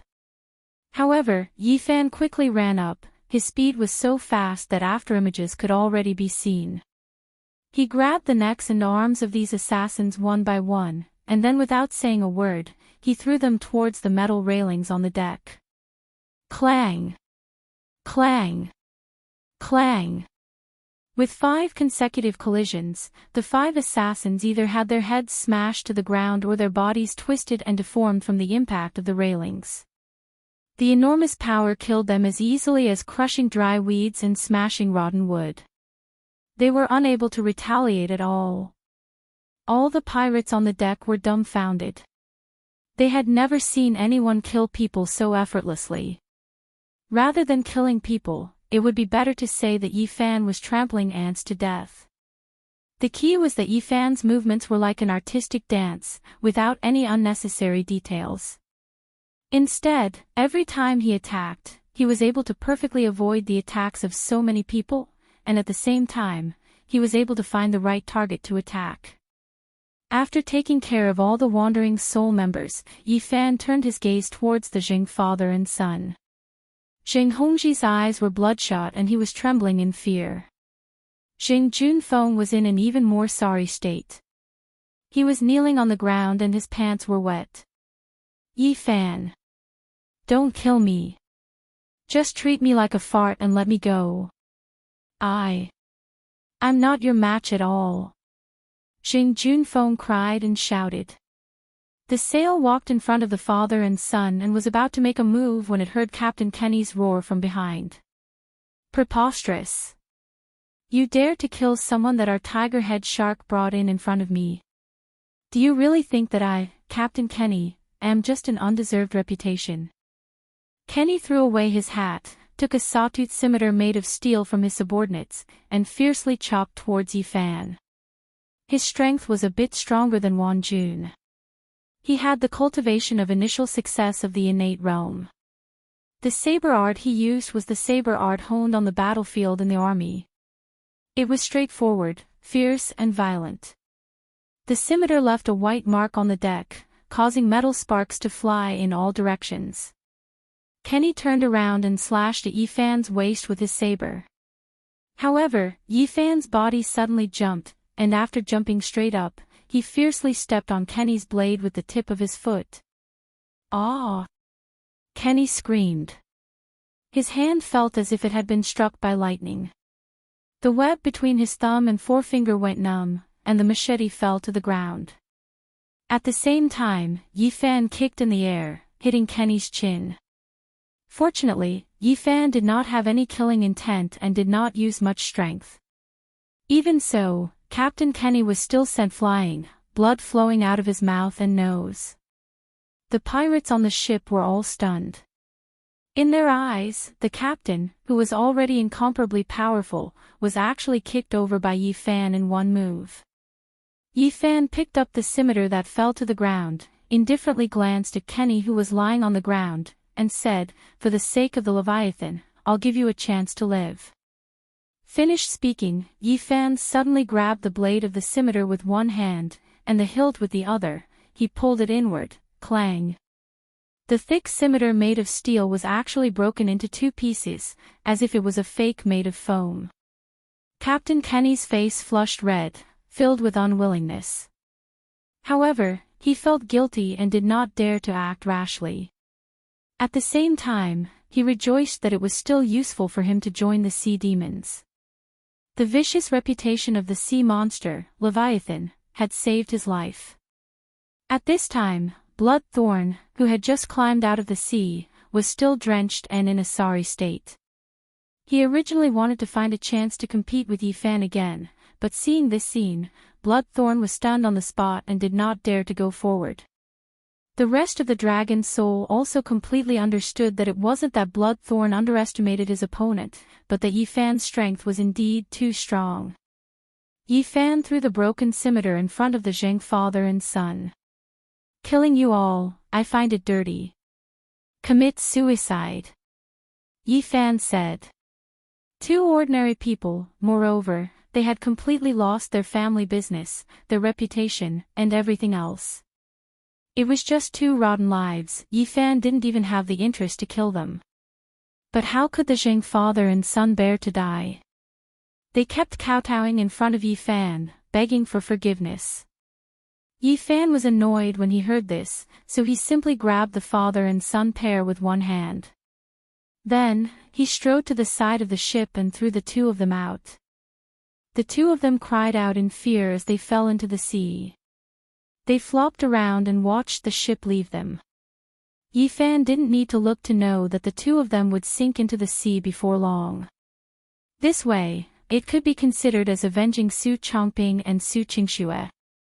However, Yi Fan scanned the boat and found that there was still a woman missing, Tong Huizhen. This poisonous woman had deliberately wanted to seize the wealth, which was why she had caused today's tragedy. Yi Fan naturally wouldn't let her go. He couldn't help but ask Kenny, "There's a middle-aged woman. Have you seen her?" Kenny grinned and said, "You're really taking advantage of us. Do you think that we will obediently cooperate with you? Whatever you ask, I will answer you. You and the people of the Dragon's Soul killed our friends of the tiger-head shark on the high seas. If this matter gets out, where will our tiger-head shark's face go?" Yi Fan couldn't help but want to laugh. "Face is earned by yourself. If you can't keep it, could it be that you still want to blame me?" Kenny coldly snorted, took out a satellite phone and said, "Even if my strength is not as good as yours, don't forget that we are members of the Sea Demon. I will tell Lord Leviathan what happened here right now. Don't think that everything is over just like that." Hearing this, the people of the Dragon's Soul could no longer remain calm. If the Leviathan found out that the Dragon's Soul was involved in this matter, it was very likely that it would rise to the level of enmity between the Dragon's Soul and the Sea Demon. Chapter 214. 0214-inch Captain Kenny. This matter was caused by Yi Fan alone, and he has no direct relationship with our Dragon's Soul. I hope you can treat this conflict with caution, Ling Shui said seriously. Kenny smiled. He enjoyed the anxious appearance of this group of people because of the fierce reputation of the sea demons.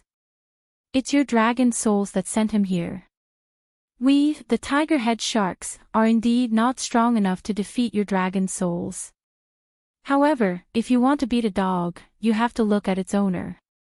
Just wait for the wrath of the sea demons. After saying that, ignoring the nervous expressions of the dragon soul members, Kenny called the satellite phone. After all, that didn't seem right either. They could only anxiously think of a way to explain to the upper echelons of the dragon soul. Yi! Look at what you've done. Even the military advisor can't help you get rid of the demons at sea. Bloodthorn threw the responsibility to Yi Fan. Yi Fan looked at Captain Kenny calmly, waiting for him to make the phone call. Kenny had already started talking. It's me. Kenny of the Tiger-Head Shark, yes. I have something to tell Lord Leviathan, please let me talk to him. In a blue sea, several silver-gray steel battleships were like metal fortresses, majestically stopping on the surface of the sea. The flags hanging on these battleships were all black with white stripes. They were ferocious and terrifying. All of them were muscular pirates. Some of them were competing in jumping into the sea, while others were competing in fighting skills on the ship. Of course, there were also quite a few pirates who were holding wine glasses and hugging some disheveled women on the ship, drinking and reveling.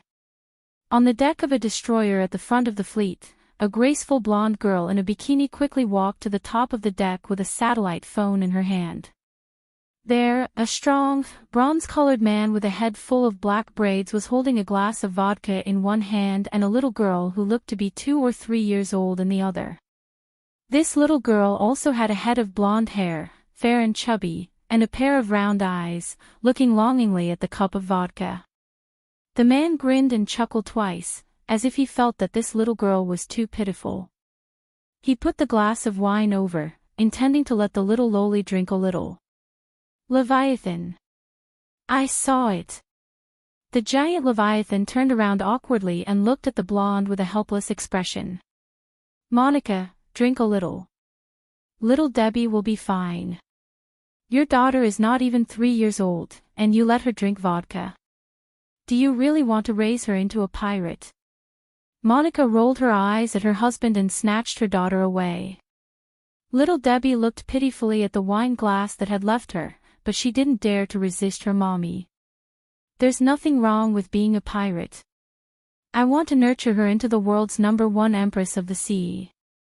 Leviathan said with a silly smile. Dream on.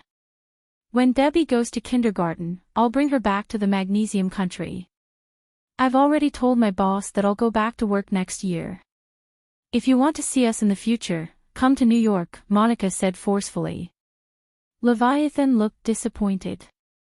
My dear, why do you still want to be a reporter? What was so good about being a reporter? What if I get bullied by those damned capitalists? Who would bully me for no reason? Only you. Back then, I came to interview you, but you captured me and locked me up at sea for a few months. Now that my daughter is almost 3 years old, can a capitalist be as bad as you?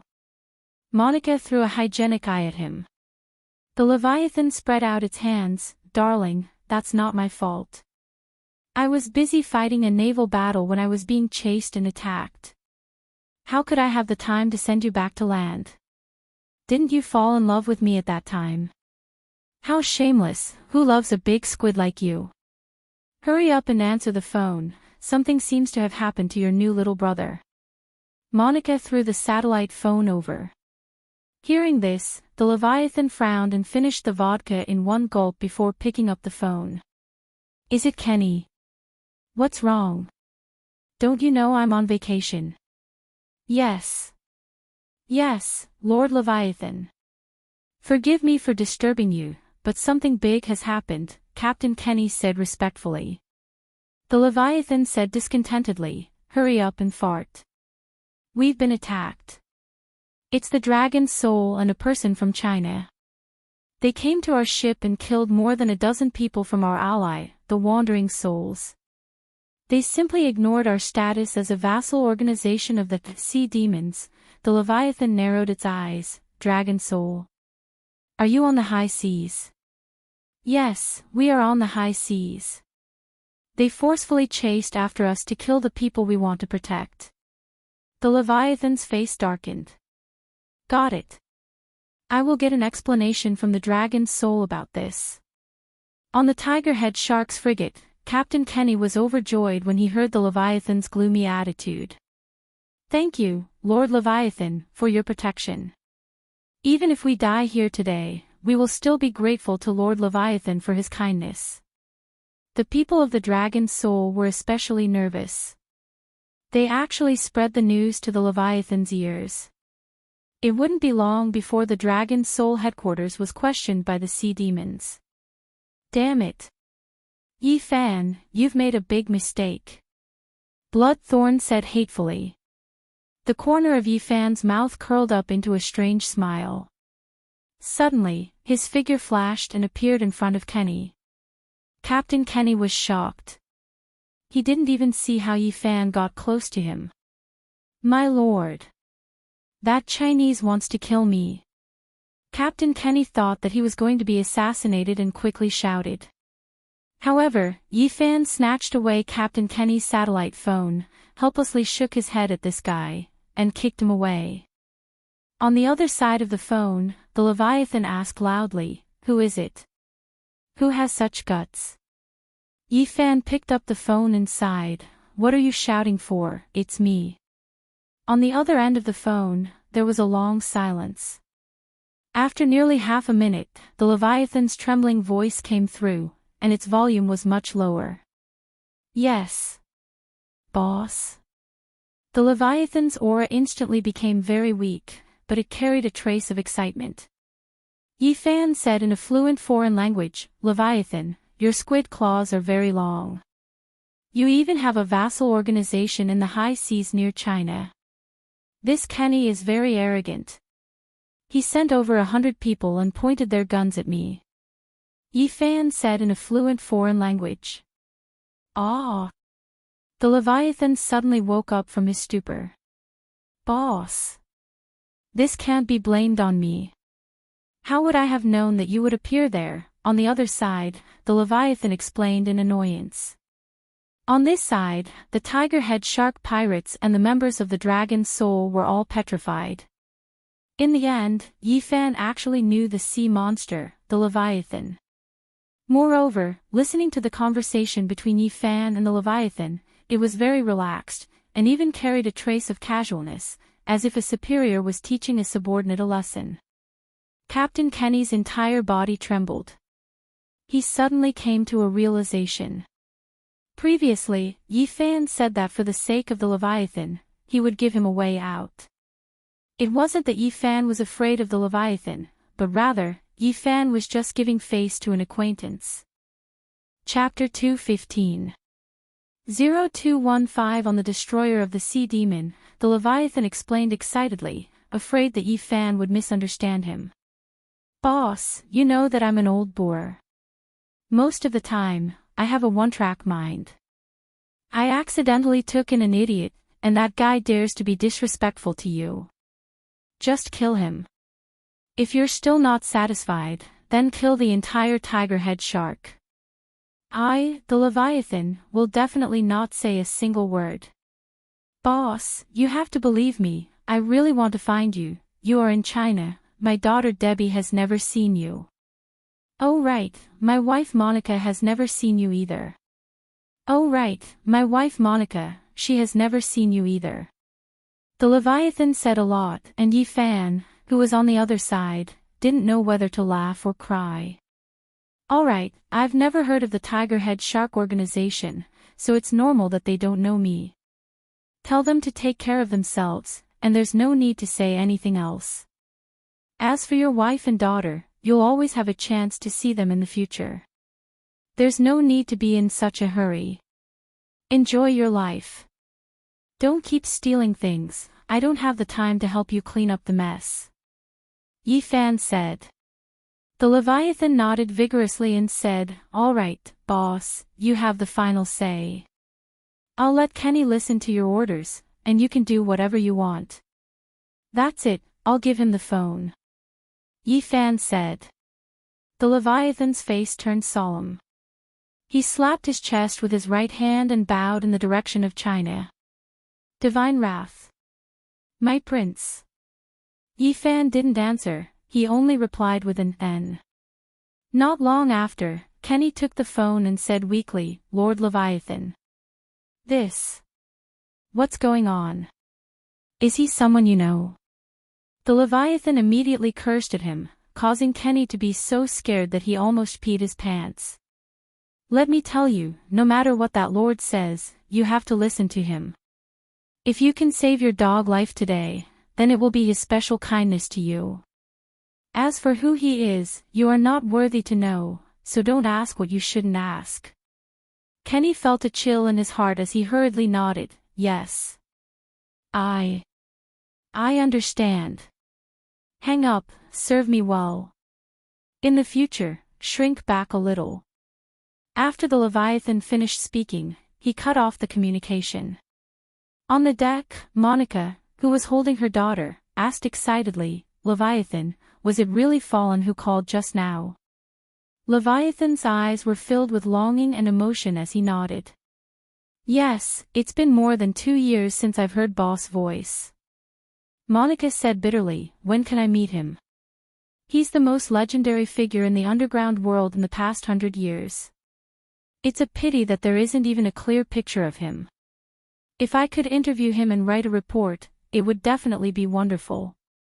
Come on, my dear, my boss's great achievements are more than enough for you to write a few biographies. It's already an epic experience, how can you finish writing a report? The Leviathan laughed out loud. You still have the cheek to say that. You useless dead squid, and you still say that your relationship with Fallen is better than that of a real brother. You can't even bring your wife and daughter to see him. Monica said in disdain. Leviathan curled his lips. Boss doesn't want to see us. Who dares to disturb him? Sigh. On the Tiger Head Shark ship, Captain Kenny and a group of pirates all began to kneel. Respected Mr. Yi, please forgive us. We have eyes but failed to recognize Mount Tai. Please atone for your sins. With Captain Kenny leading the way, the group of pirates began to kowtow and beg for mercy. They had seen awesome people before, but they had never seen such an awesome person. Just who was Yi Fan? Even the sea monster Leviathan had to give him face like this. Bloodthorn and Ling Shui couldn't help but feel a little scared. They thought to themselves, as expected of someone the military advisor knows, he is indeed extraordinary. Bloodthorn's face was burning hot. Thinking back to what he had done before, he was simply too stupid. Everything that had happened was under Yi Fan's control. Get up, we've already wasted too much time. Yi Fan was still worried about Su Qingxue at home, so he said, where is that Tong Weizhen? Kenny said carefully, She's inside. Yi Fan frowned, lead the way, I want to go take a look. Yes. Captain Kenny didn't dare to refuse, so he personally brought Yi Fan into the cabin. When he arrived at a resting room, he pushed open the door and saw a naked woman lying on the ground.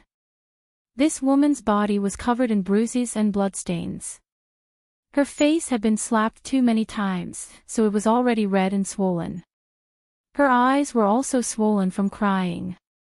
From the sorry state of her body, it could be seen that she had been violated by an unknown number of people. She had even been toyed with until she fainted. Mr. Yi. It was that father and son pair who sold her to us. Kenny tried his best to shirk responsibility. Yi Fan was also very clear about what kind of characters the pirates were. He didn't find this kind of thing strange at all.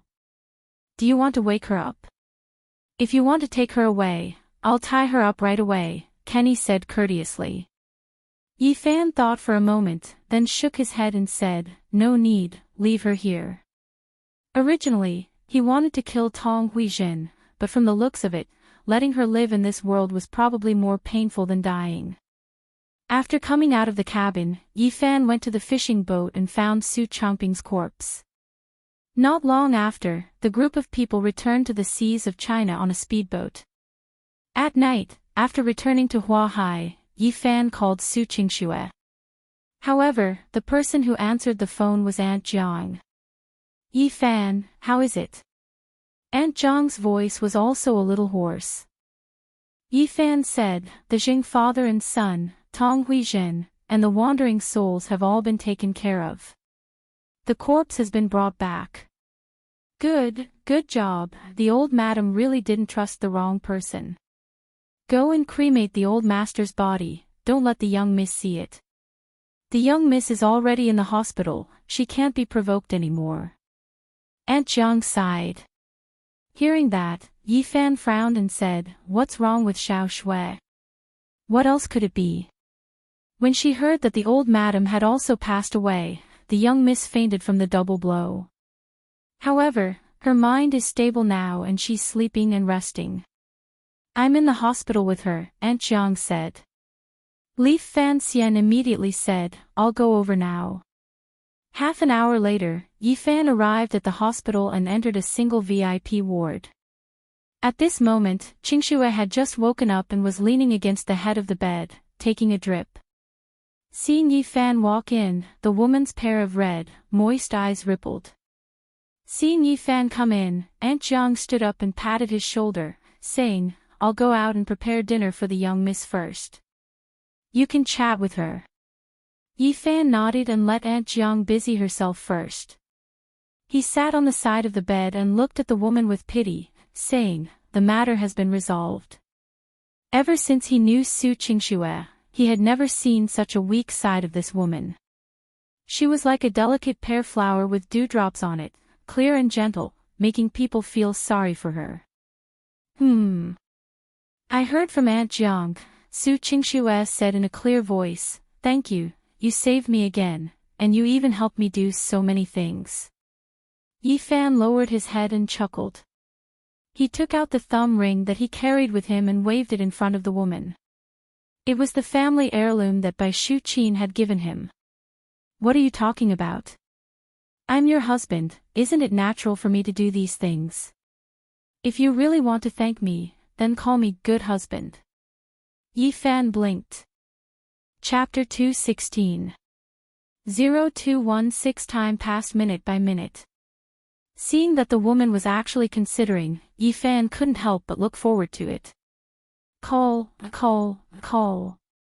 Yi Fan called out in his heart. Finally, Su Qingxue raised her head and said, Good. What's so good about it? Come out. Yi Fan was very anxious.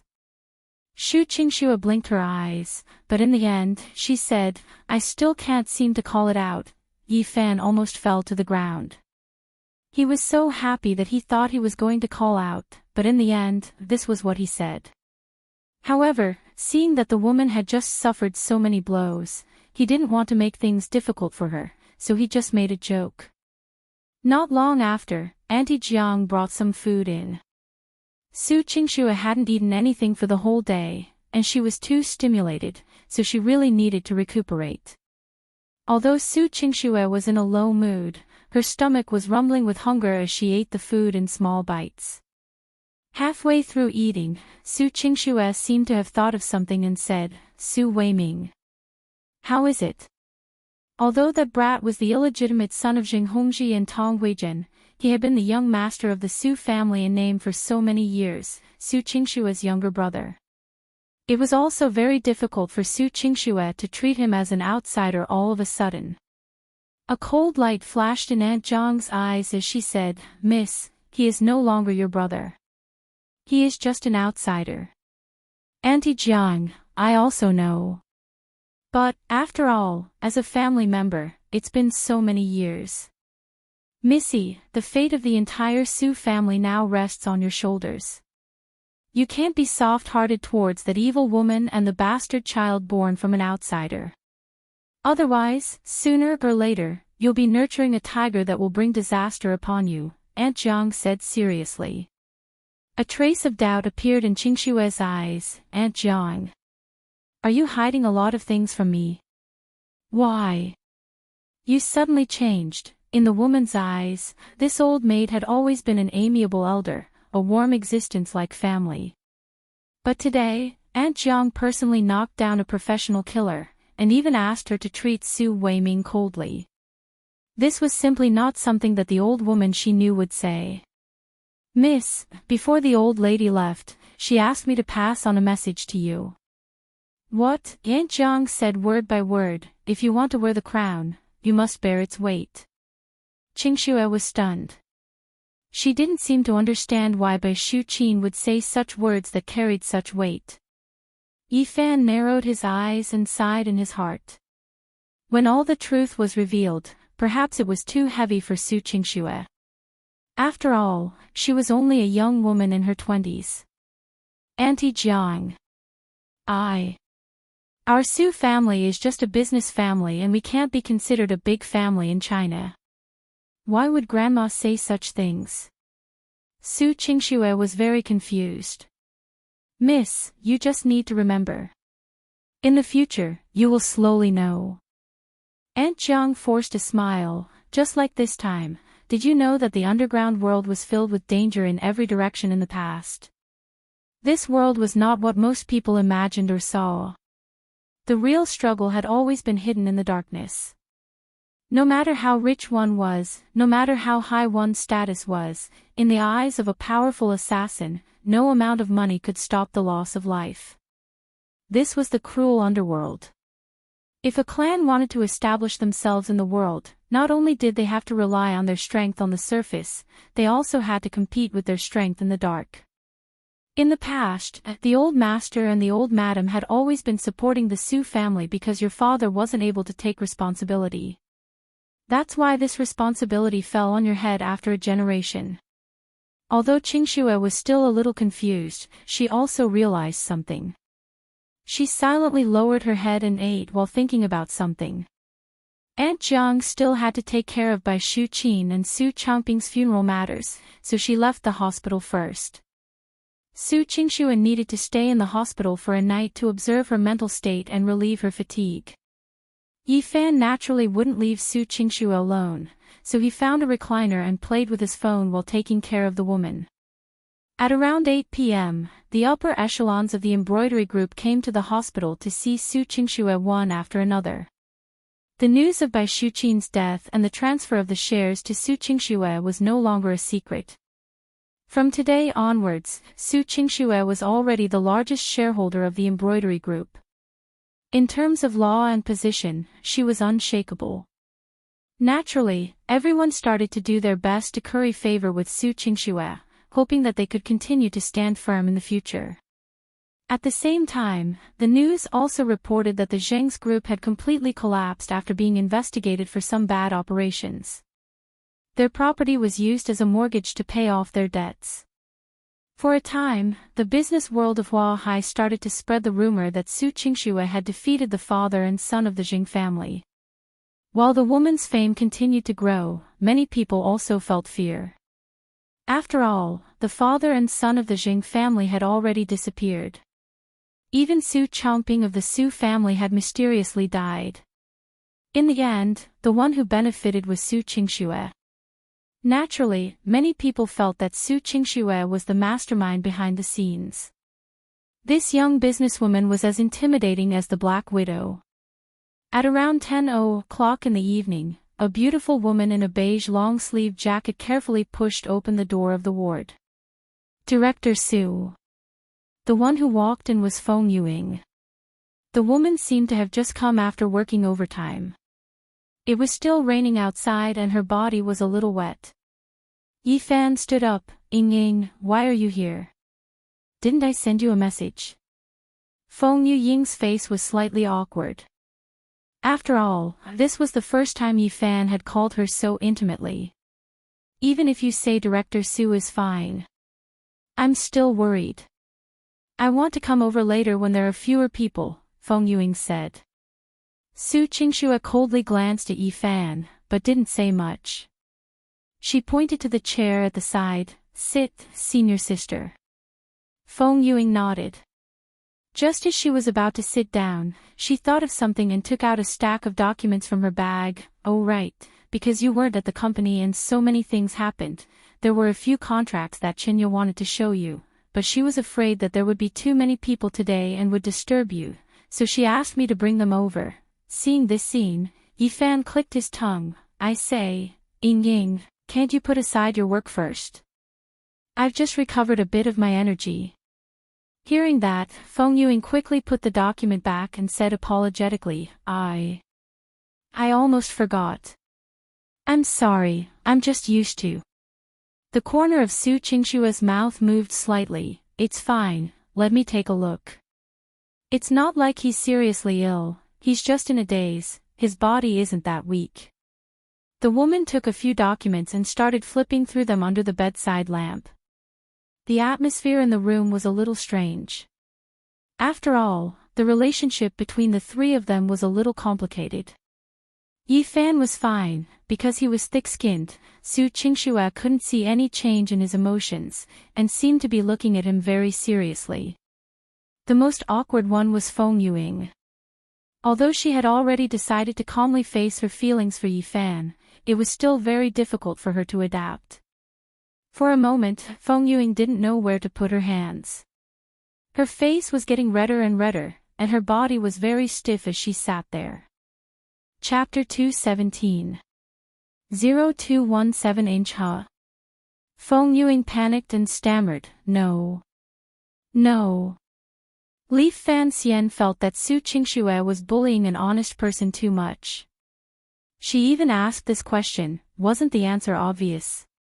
Feng Yuing probably didn't expect that the three of them would be so nervous in the same room. Ying, relax. We'll be family in the future, there's no need to be too restrained. Yi Fan chuckled. You. Don't say any more. Feng Ying's face turned even redder. This man really knew how to cause trouble. Su Qingxue coldly rolled her eyes at the man. Shut up, you're the one who caused her to be nervous. Go sit to the side.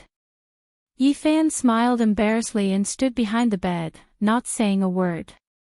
As long as Su Qingxue didn't flip out, it meant that there was a chance. Su Qingxue looked at the document for a while, then extended her hand towards Feng Yuing. Give me a pen, oh. Feng Yuing secretly heaved a sigh of relief. She quickly took out a pen and handed it to the woman. Su Qingxue wrote on the document. In less than 20 minutes, she had finished dealing with the matter. Is there anything else? Su Qingxue asked. Feng Yuing hesitated for a moment and said, Director Su, maybe you haven't heard the news, but the Huahai business world has been spreading some bad rumors about our embroidery group since this afternoon. They said that the disappearance of the Jing father and son was because of your scheme, and then the death of the old CEO will cause turmoil in the upper echelons of our embroidery. Are you afraid of the stock price fluctuations? Su Qingxue asked. Feng Yuing nodded. Our cooperation with WQ has just started, and we still have to expand our European branch. If the stock price falls too much or fluctuates too much, it might affect the confidence of investors and shareholders. Once Madame Jing falls, there will be an extra piece of cake for Huahai. They just want to mess up the pond water so that they can take advantage of the chaos to get a share, Su Qingxue said.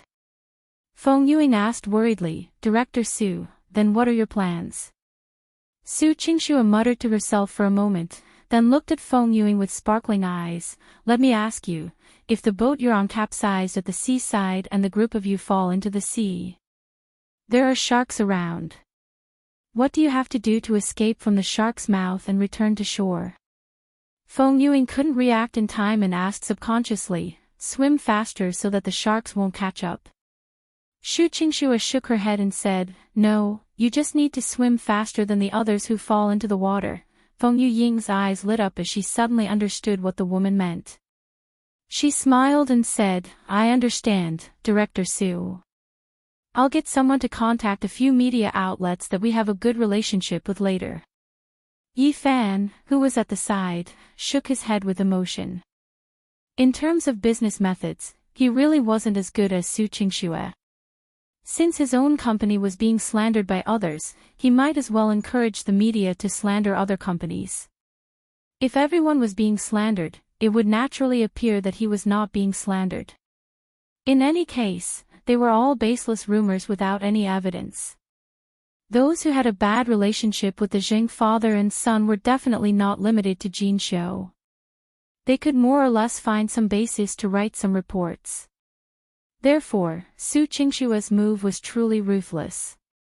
CEO Su, I won't disturb your rest any longer, I'm leaving. Feng Yuing got up and prepared to leave.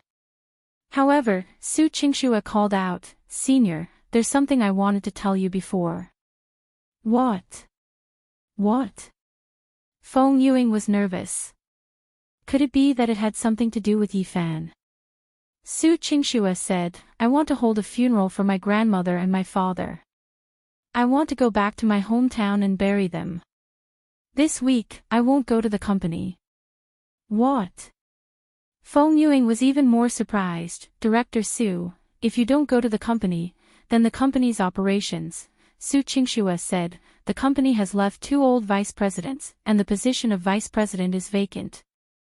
I plan to let senior sister officially take over the position of vice president at the shareholders meeting next week. This week, you will take over the position of CEO for me. I will tell Chinya that she knows how to help you. Hearing this, Feng Yuing was in a mess. Her head felt like it wasn't enough and she felt dizzy, as if she was in a dream. No. No, Director Su, I'm a vice president at my age. When the words came to her mouth, Feng Yuing felt that something was wrong. After all, Su Qingxue was even younger and was already a CEO. Age is not the key. What matters is ability and comprehension.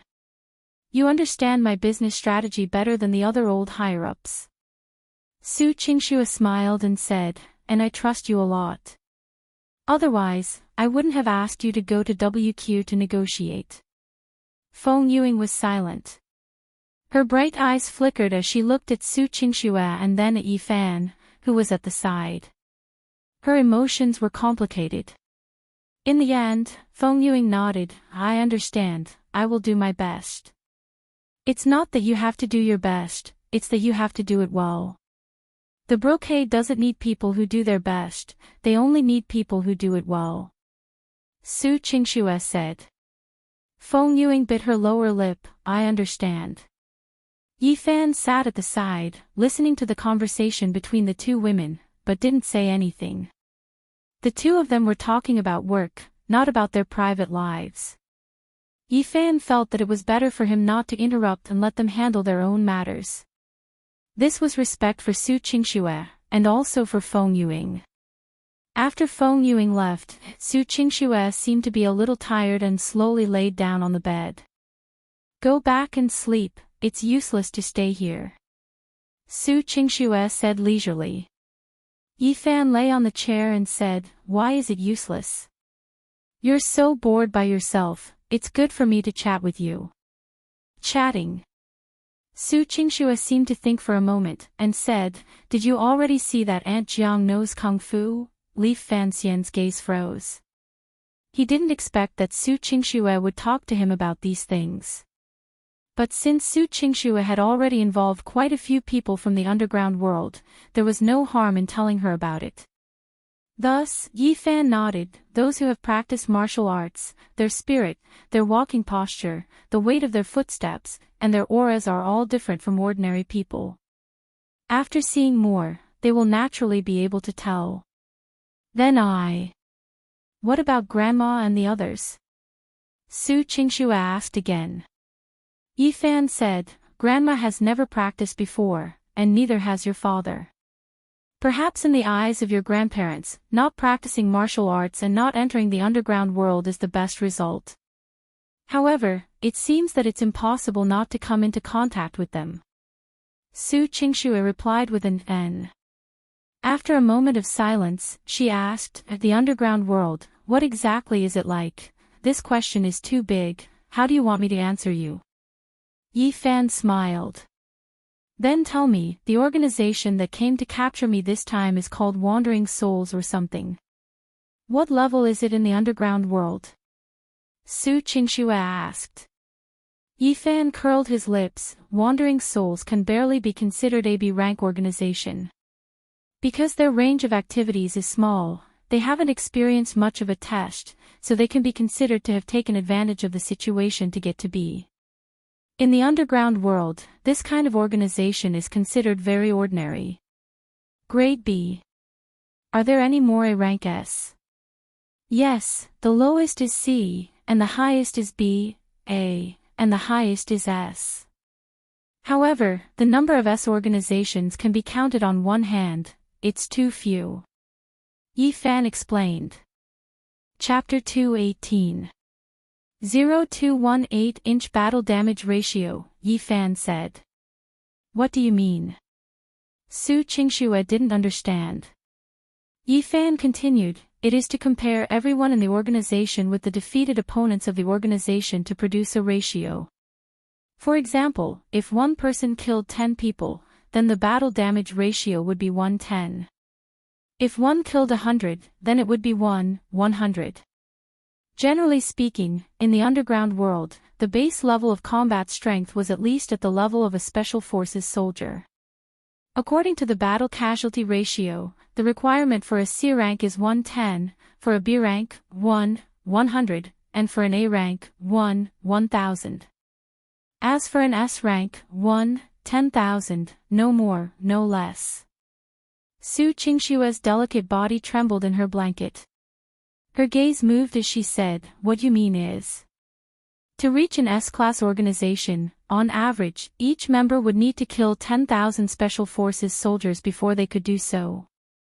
I might not necessarily kill 10,000 people. If I kill some experts, then I can count it as dozens of people, or even hundreds of people. Therefore, the reason why the requirements for S class were so high was mainly because people at this level often killed experts. Naturally, it's very easy to add a few hundred heads after a battle. Yifan smiled bitterly, do you think this is too crazy? Su Qingxue was silent for a while. It was really hard for her to imagine what it was like to kill thousands of people. However, the woman was also very puzzled. How did all of this come about?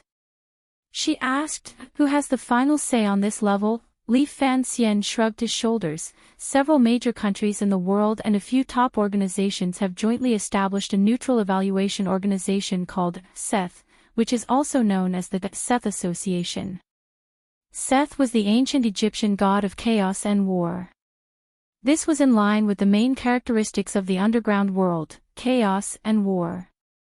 The main responsibility of the site association was to evaluate battles of all sizes in the underground world and judge the battles between the various organizations. Generally speaking, the ratings of the site association are relatively accurate, and the higher the level of the organization, the more accurate it is. Some of the C and B level are suspected of being fake. After Yifan finished speaking, he was afraid that the woman wouldn't understand, so he asked, "Is there anything you don't understand?" Su Qingxue was silent for a moment, then faintly said, "Why are you so familiar?" Li Fan Xian grinned, "After all, I've been here before, so I more or less know the rules." Su Qingxue didn't ask any further. The man's answer clearly showed that he didn't want to talk about his own experiences. Perhaps she should also try to understand the appearance of the underground world. Su Qingxue muttered in her heart. The next day, Yifan accompanied Su Qingxue out of the hospital. When they returned home, Aunt Jiang had already prepared the ashes. The three of them set off for their hometown, An City, which was only half a day's drive from Huahai. Back then, Su Yuwei and Bai Shuqin started their business in this small city. Later on, they moved to Huahai and established the embroidery group. But for Su Yuwei and his wife, this quiet and beautiful little city was the home they truly loved.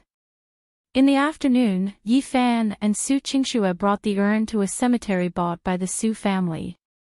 A light drizzle was falling from the sky, and the whole world was overcast, making people feel quite depressed. Yifan held a large black umbrella and walked together with Su Qingxue.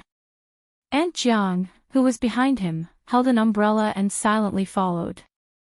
Yifan held a large black umbrella and walked with Su Qingxue. Aunt Jiang, who was behind him, held an umbrella and silently followed. It was a middle-aged man who looked to be in his 40s. He had slightly curly hair, a slightly narrow face, and a small mustache. He wore a gray striped mandarin jacket and gray and white trousers. He was dressed very conventionally. He was a middle-aged man who looked to be in his 40s. He had a head full of slightly curly hair, narrow cheeks, and a mustache. He wore a gray striped mandarin jacket and gray pants. If one took a closer look, they would discover that although this man didn't have an umbrella, the rain couldn't get close to his body, keeping his clothes dry. On the other hand, when Aunt Jiang saw this person, her face became a bit uneasy and worried. "Who is it?"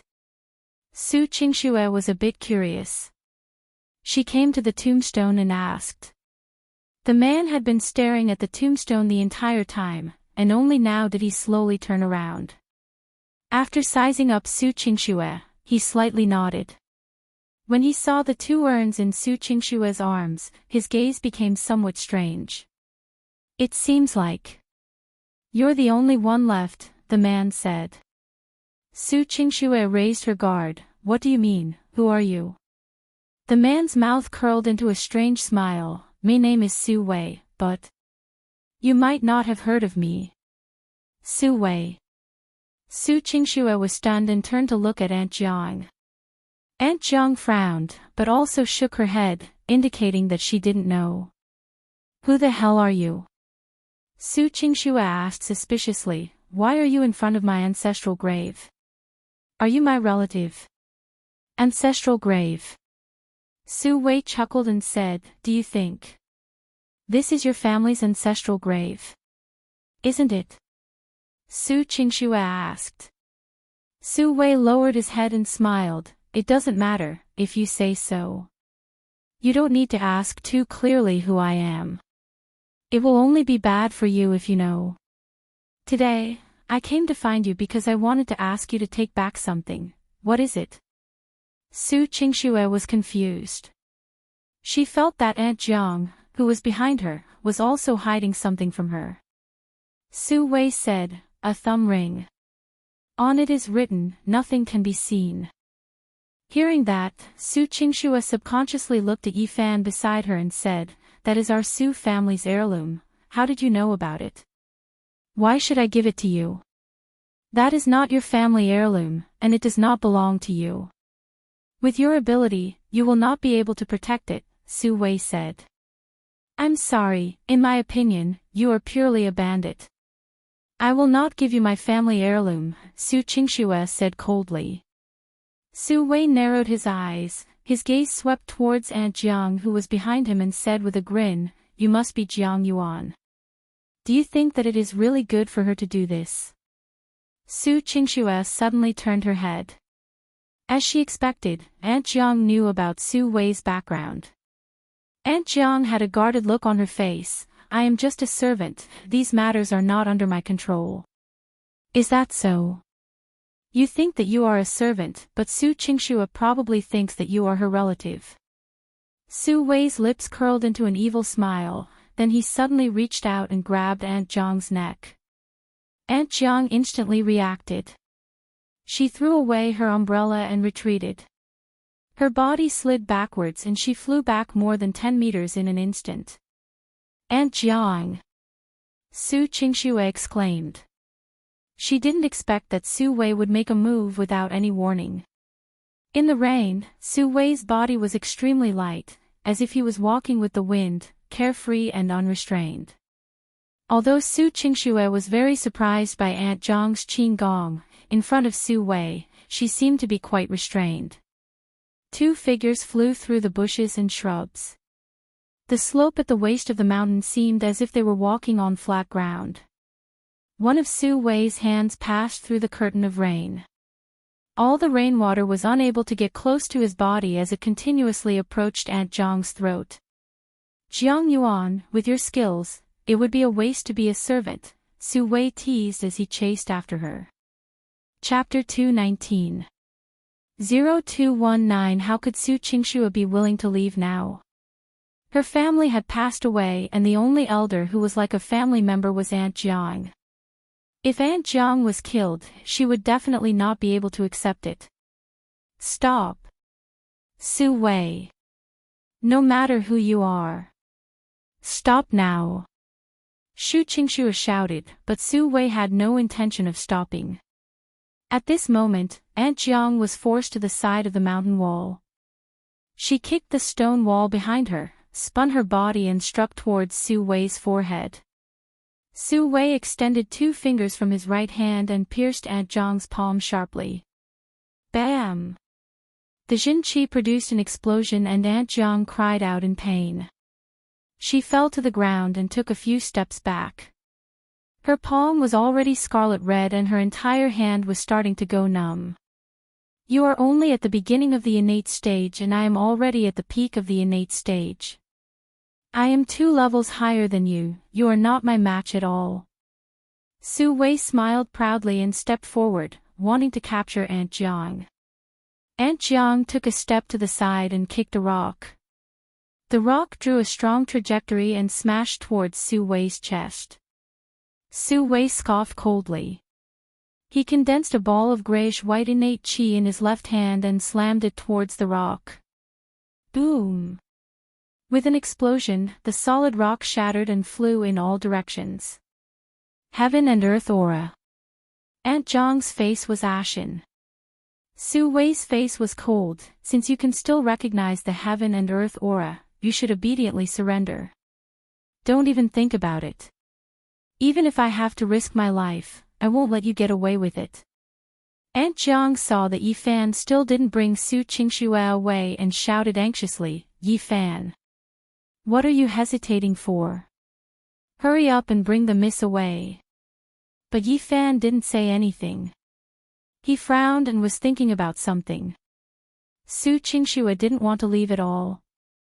She pulled Yi Fan's arm. Yi Fan. Hurry up and help Aunt Jiang. Go. Yi Fan hesitated for a moment and asked with a serious face, Xiao Shui, are you willing to hand over that thumb ring? Su Qingxue was stunned. She didn't expect Yi Fan to suddenly ask about this. I can help Aunt Jiang and I can bring you away. But the thumb ring is with us, they will still find us. Are you willing to hand over the thumb ring? Su Qingshue's eyes slowly turned from confusion to clarity and persistence. That's what my grandparents have kept for their entire lives. How can you hand it over so easily? Then in the future, there will definitely be a lot of trouble, Yi Fan reminded. Su Qingxue said angrily, is there less trouble now? There were only winners standing, no losers standing. I don't know who that person is, but I would rather die than kneel for the rest of my life. Yi Fan narrowed his eyes, grinned, and reached out to touch the woman's smooth cheeks. No wonder you're my wife. You have a backbone. You. What are you doing? Su Qingxue was going crazy. What time was this, and this man still had the mood to tease her. Don't worry, Aunt Jiang won't die that easily. Yi Fan smiled. Qingshue's face was filled with confusion, but suddenly, her vision blurred and she discovered that Yi Fan had already disappeared. At this moment, Su Wei condensed another ball of universe energy in his hand and slapped it down towards Aunt Jiang. Aunt Jiang was forced to the point where she had nowhere to retreat. She could only gather her true energy and forcefully take on this attack. Just at this moment, a figure appeared in front of Aunt Jiang like a ghost. Bam! The sail raised its left hand high up, and its palm met Su Wei's palm. The Qinkuan energy let out a muffled thunderous sound. Su Wei somersaulted in the air and landed steadily on the ground. He looked at Yi Fan in astonishment. It's you. Su Wei didn't care about Yi Fan at all because Yi Fan didn't have the slightest aura of inner force cultivation. However, Yi Fan actually forcefully received his palm and didn't use any true energy. This naturally shocked him. Even Aunt Jiang looked at Yi Fan in surprise. The old lady already knew that Yi Fan was strong and had an extraordinary background, but she had never seen it with her own eyes. Yi Fan turned around and asked with a smile, Aunt Jiang, are you all right? Aunt Jiang nodded and panted, it's nothing serious. Aunt Jiang, accompany Xiao Shui, I'll handle it. Yi Fan said lightly. She didn't know why, but when Aunt Jiang heard Yi Fan's calm words, she felt an irresistible pressure. Aunt Jiang had a lot of experience and felt that Yi Fan's identity was extraordinary and unfathomable. Yes. Aunt Jiang's tone became a lot more respectful as she silently walked back to Su Qingxue. Su Wei's expression changed for a while and said, you must be Su Qingshue's husband. I remember now, your name is Yi Fan. Yi Fan smiled slightly, then took out the thumb ring that he carried with him. You're looking for this, right? Once he saw the jade thumb ring, Su Wei's eyes immediately revealed a hint of warmth. He stretched out his hand, leave it to me, this doesn't belong to you. Yi Fan shook his head, this is already mine. Bai Shuqin gave it to me, I am the owner of this thumb ring now. Nonsense. Quickly hand over the thumb ring. Su Wei was furious. However, Yi Fan's face turned cold. He put the thumb ring on his thumb and said with a dignified expression, see the truth. Su Wei's entire body trembled and his face stiffened. He seemed to be very unwilling as he gritted his teeth and said, You are not one of our Heaven's Eyes people. Even if you were the Ghost Valley Ring, you still can't order me around. According to the rules of Sky Eye, the wearer of the Ghost Valley Ring is the rightful master of the Ghost Valley. Not to mention that you came to snatch the ring without permission, now that you see me wearing the ring, you still refuse to kneel down. Isn't this treason? If the elders of the Ghost Valley found out, guess. What would they do? Yi Fan asked. Su Wei's face was ashen and his expression was hesitant. You. How could you be so familiar with our Heaven's Eyes? Just who are you? Yi Fan noticed his expression and immediately laughed evilly. Sure enough, my guess was right. You came out of the Ghost Valley on your own, right? You definitely didn't get the approval of the Elders Guild, haha. You are really daring. Humph. That depends on whether or not you have the chance to spread the news. Su Wei's face was fierce. His hands were spread out in front of him, and two balls of Jinqi, one gray and one white, quickly converged. He fiercely pushed forward, and in an instant, dozens of grayish-white streams of air turned into arrows and whizzed towards Yifan. Yifan didn't seem to be able to react.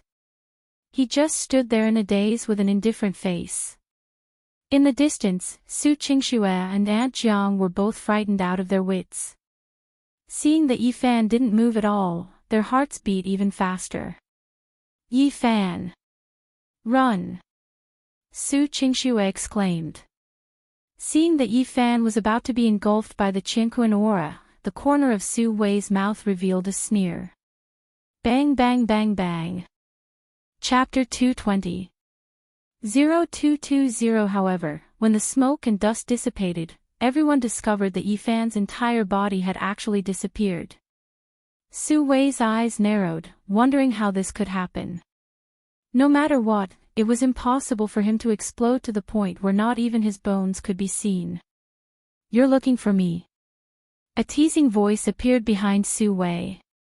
Su Wei's entire body quivered.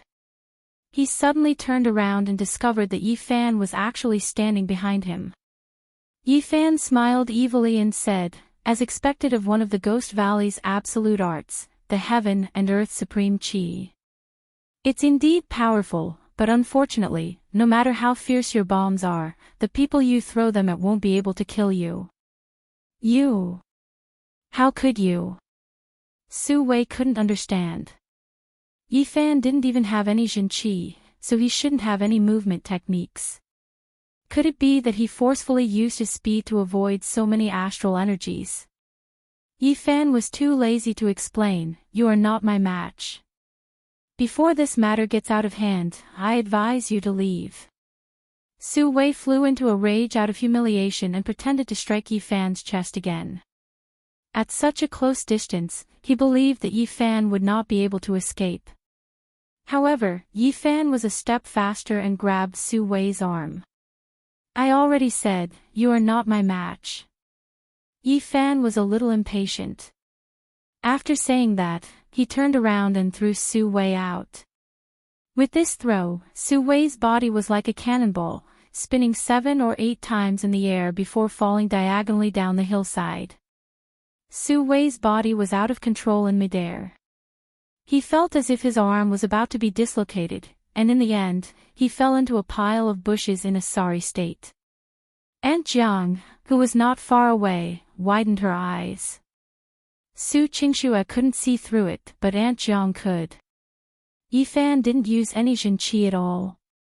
He only used his physical strength to throw Su Wei, an expert at the peak of the Xiantian realm, down the mountain like a sandbag. This was not simply a matter of strength. This meant that Yifan's body could completely ignore the Jinqi of the peak of the Xiantian realm. How is this possible?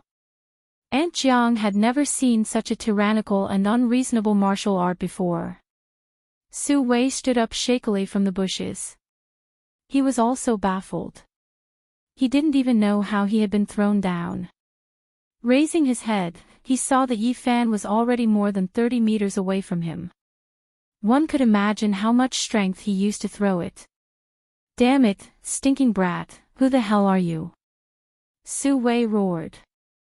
Yifan looked towards the entrance of the graveyard in the distance, then jumped, directly jumping over 30 meters, and steadily landed in front of Su Wei.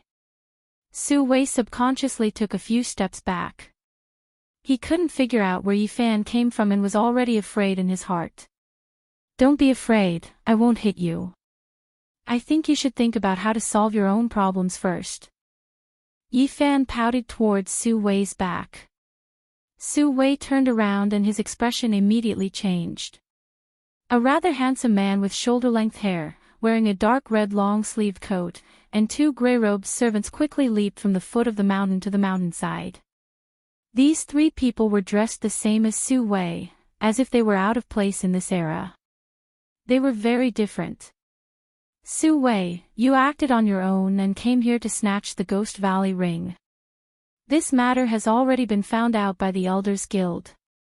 Immediately return to the Ghost Valley with us and accept the punishment of the Elders Guild. The long-haired man said with an ice-cold gaze. Su Wei said with a disdainful expression, Zhu Gexiang, what nonsense are you spouting? I was only ordered by my father to come here to pay my respects to my deceased elders. Don't use the heart of a villain to measure the heart of a gentleman. As he said that, Su Wei pointed at Yi Fan's hand. The Ghost Valley ring is perfectly fine and is being worn by that outsider. Hearing that, Zhu Gexiang's gaze immediately locked onto Yi Fan's body. He looked at Yi Fan thoughtfully and said, Who are you? However, Yi Fan gave a strange smile and asked, Your name is Zhu Gexiang. So what if I am? Who is Zhuge Tianming to you? Zhu Gexiang's expression became serious, and he asked hesitantly, You know my master? Oh, so you are his disciple. I guess we know each other. Yi Fan nodded and smiled, You guys can leave. Although I don't know what happened inside your heaven's eye, this thumb ring belongs to my wife. She said that if she doesn't want to hand it over, then you guys won't be able to take it away. You are Su Qingshua's husband, Yi Fan. Zhu Gexiang frowned and said, Since you know quite a bit, then you should be clear that the Ghost Valley ring is not something that outsiders can wear. First of all, since I married Su Qingxue, I am not an outsider. Secondly, with just you guys, you can't control me. Yi Fan smiled confidently. Su Wei said sourly, Zhu Gexiang, did you hear that? Now, even a random person can take away this thumb ring. Do you think this is proper? Zhu Gexiang said, I will report this matter to Master, and the Council of Elders will also make a decision. As for you, Su Wei, you have no right to interfere. Do you think I would be afraid of your Zhuge family? So what if the Su family came here to pay their respects? Humph. Su Wei's face was full of disdain. Zhu Gexiang looked at Yi Fan and said, I have never heard my master mention you. What proof do you have that you know my master? What, I don't know your master, are you going to attack me? Yi Fan smiled playfully. The Ghost Valley ring cannot be worn on the hands of an unknown person. Zhu Gexiang said seriously. Yi Fan sighed, looks like the Ghost Valley is indeed in chaos. I am wearing the ring, but you guys don't have the slightest bit of reverence. If we didn't have any reverence, we would have already attacked you and cut off your finger. Zhu Gexiang's face darkened. Yi Fan was silent for a moment, then said, Divine wrath. Both Zhu Gexiang and Su Wei's expressions changed. They subconsciously took a few steps back as if they were facing a great enemy. The two of them looked nervous. After confirming that Yi Fan didn't have any hostility, Zhu Gexiang respectfully said, So that's how it is. Since that's the case, then we will leave first. I will definitely report this matter to my master. Su Wei, on the other hand, revealed a trace of lingering fear. He finally understood why he couldn't take advantage of Yi Fan at all. He was even glad that he was still alive. Tell your master that the thumb ring belongs to my wife. I'm just keeping it safe. Since we've been living harmoniously for so many years, there's no need to make things too stiff. Yi Fan lightly said. Zhu Gexiang expressionlessly nodded, I will pass on the message. Goodbye. After saying that, Zhu Gexiang looked at Su Wei and left with his two servants. Zhu Gexiang was very clear that even if they didn't capture Su Wei wouldn't dare to stay in front of Yi Fan for even a moment longer. Sure enough, when Su Wei saw Zhu Gexiang leave, he immediately followed him. The graveyard once again returned to silence. Chapter 221. 0221 Su Qingxue looked at Yi Fan with a complicated gaze. Although she was pulled away by Aunt Jiang because of safety concerns, she could tell a lot of things from listening to what they were saying. When my grandmother gave this to you, you knew that there would be trouble, right? Su Qingxue asked. Yi Fan shrugged, thinking that the real trouble hadn't arrived yet, so he could only admit it now. Yes. Then why did you take it? Yi Fan laughed heartily. There are gains and losses. To marry a beautiful wife, you have to pay something. In order to marry me, you can disregard your life. Su Qingxue asked aggressively. Yi Fan rubbed his nose. Xiao Shui, your words are a bit serious. I'm still fine, but what if you die? Su Qingxue's eyes were sparkling. Then I don't regret marrying you, Yi Fan said. You idiot. Su Qingxue's nose was sore. Aunt Jiang said happily, Miss, it's all thanks to the old madam's foresight that she didn't misjudge Yi Fan. Su Qingxue's eyes were red and she said softly, from the beginning to the end, everything was hidden from me, only I was like an idiot, I didn't know what happened at all. Miss, why would you think that? Old master and old madam both want to protect you, they are doing it for your own good. There are a lot of things that you know too early, it will only be bad for you, Aunt Jiang hurriedly explained. What about now? Can you tell me what Grandpa and Grandma are hiding from me? Why did those people come looking for me? What does this thumb ring represent? Su Qingxue asked repeatedly. This. Aunt Jiang was very hesitant. Yi Fan sighed, Aunt Jiang, it's time. Actually, there are a lot of things that I don't understand. Tell me everything you know. Otherwise, we won't be able to prepare for what might happen in the future. Aunt Jiang let out a long sigh, all right. I didn't expect that they would find us so quickly. After we bury the old madam and master, we'll go home and talk slowly. Yi Fan and Su Qingxue were naturally not in a hurry. They carefully placed the ashes of their two relatives and placed the flowers before leaving the cemetery. When they returned to the Su family's old mansion, the sky had already darkened. Turning on the yellow antique lamp in the living room, Yi Fan and Su Qingxue sat on the sofa and prepared to listen to Aunt Jiang talk about the past.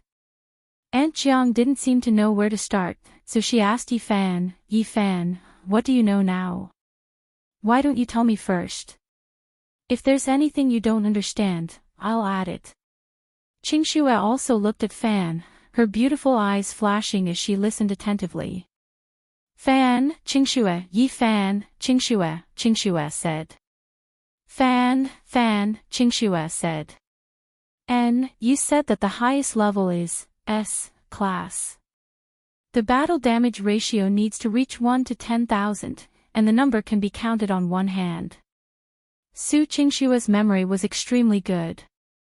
S Fan rank, Yi rank, Fan, Yi B, the Yi in I.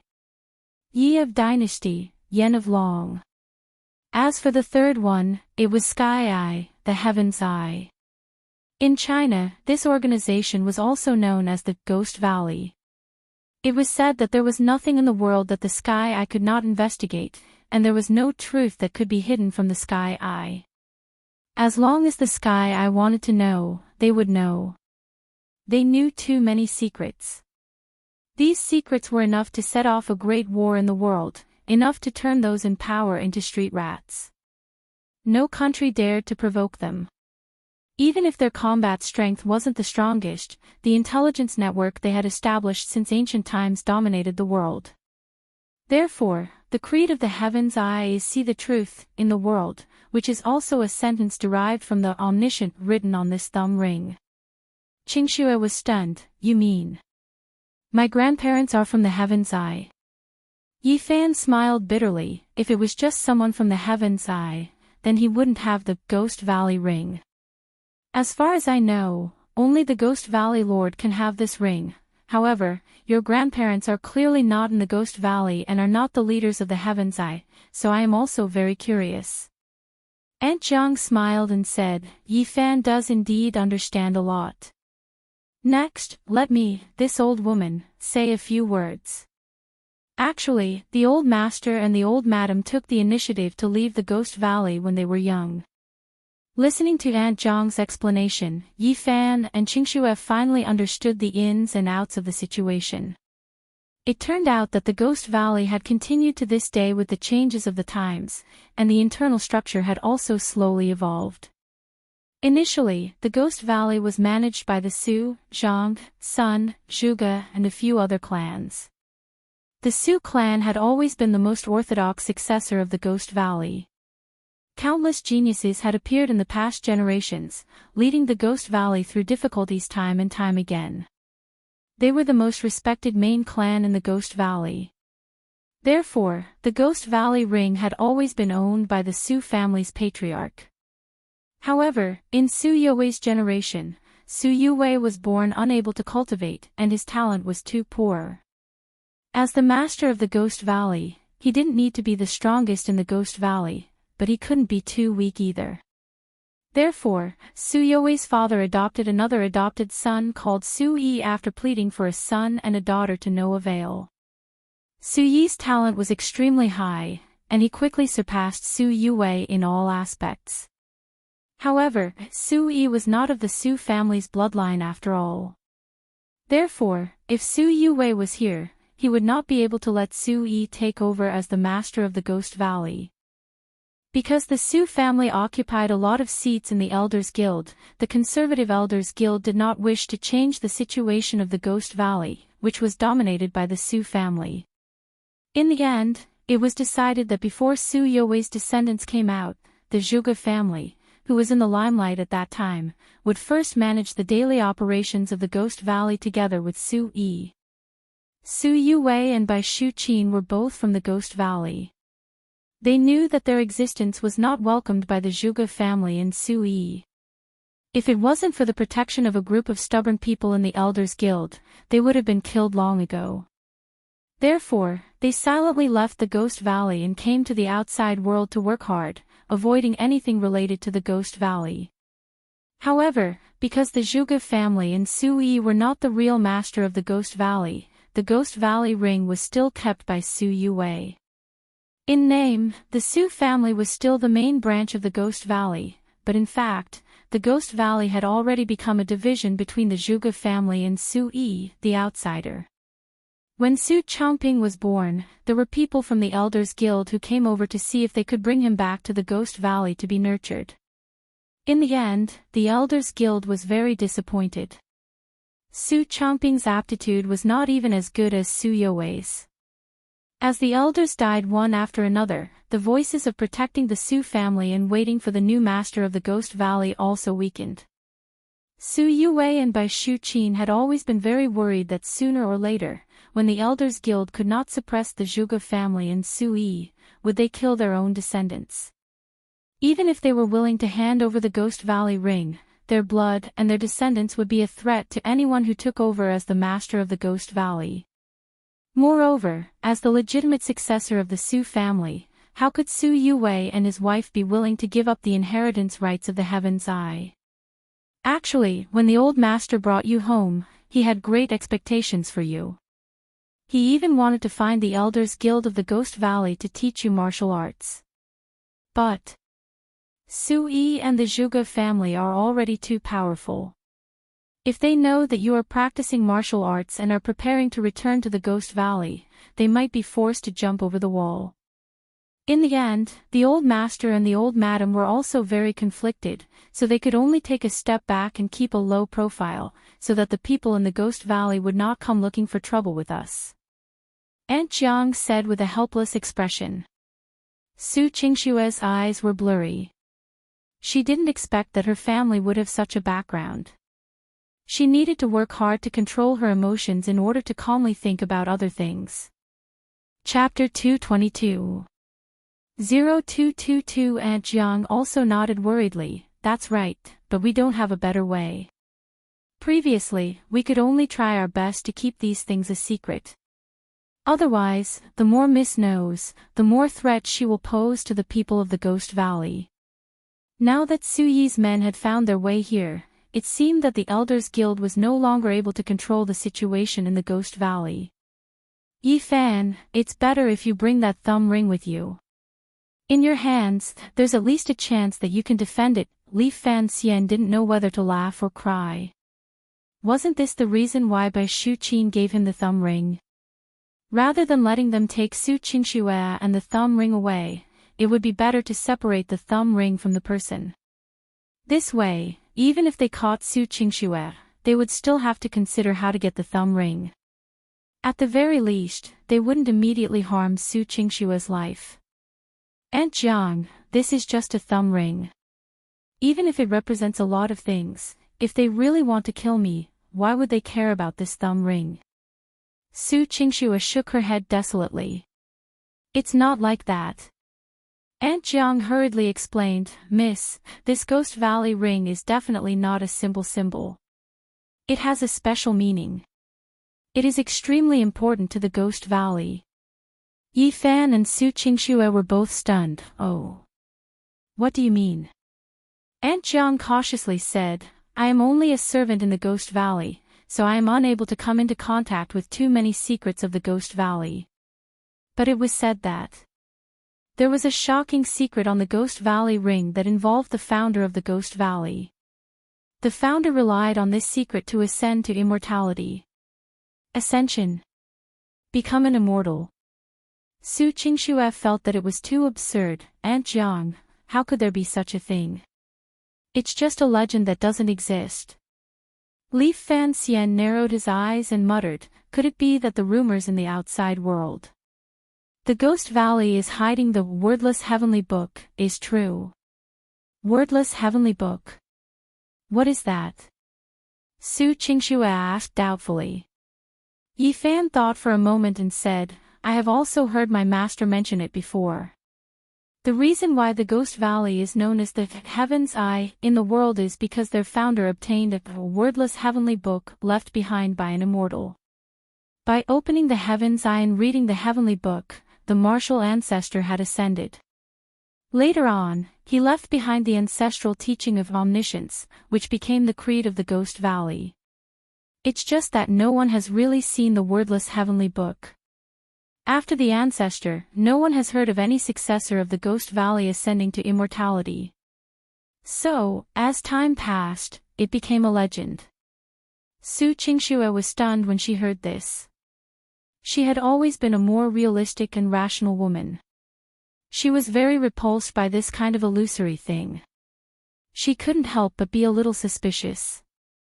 She couldn't help but look at Aunt Jiang and ask, Aunt Jiang, is there really a wordless book? Mississippi. I was just a servant girl. Back then, when the old master saw that the old master couldn't cultivate, he told me to cultivate and serve and protect the old master. How could I know these secrets? On the other hand, Yi Fan really knows quite a bit. Aunt Jiang smiled bitterly. Yi Fan chuckled and said, Xiao Shui, there are some things that you might think are myths and legends, because there is no reliable scientific theory. But think about it, you have never seen an ancient emperor, you have never seen an ancient Egyptian pharaoh, and you have never seen a Stone Age tribe. But through writing and archaeology, you know that they do exist.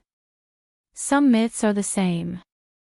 You have never seen a dragon, you have never seen a phoenix, you have never seen a flying immortal, but it is very possible that there are no words left behind, no fossils left behind, or that we have not found any evidence, but that does not mean that they do not exist. Current scientific research shows that the universe that humans see only accounts for 2% of the universe, or even less. There are still 98% of the universe that we cannot understand or see. If humans use their own scientific thinking model to think about some existences that transcend humans, that would be equivalent to a blind man touching an elephant, short-sighted, and biased, isn't it?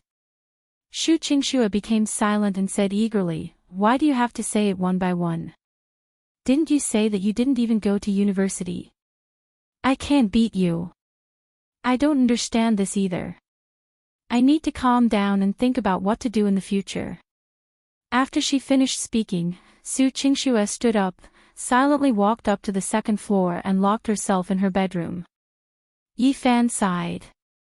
Perhaps to Su Qingxue, unraveling the secret of her life like this was too cruel.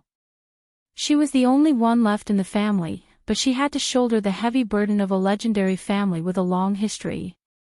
If it wasn't for Su Qingxue's strong mental fortitude, she would have collapsed a long time ago.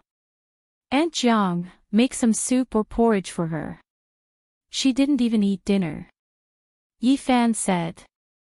Aunt Jiang suddenly stood up with a complicated expression, then knelt down on the carpet. Aunt Jiang! What are you doing? Yi Fan was stunned and hurriedly went to support her. Yi Fan, if it wasn't for you today, Miss and I would have been persecuted by Su Wei. From today onwards, Miss will have to rely on you. You must not give up on Miss. Aunt Jiang looked at the man eagerly. Yi Fan didn't know whether to laugh or cry. This was so grand that he felt awkward. He hurriedly helped Aunt Jiang up and said, Aunt Jiang, I took the Ghost Valley ring, so I won't regret it. Don't worry, as long as I'm alive, I won't let them succeed. It doesn't matter if Xiao Shui wants to live a peaceful life, or if she wants to return to the Ghost Valley to revive the Su family, I won't leave her. Aunt Jiang's eyes were brimming with tears as she smiled and nodded, all right. All right, then. Then I'll go make soup. Seeing the old lady turn around and run into the kitchen, Yi Fan raised his head to look at the closed door on the second floor and sighed. The next day, Shu Qingxue didn't plan to return to Huahai. It seemed that this relatively quiet city could allow a woman's tired body and mind to relax better.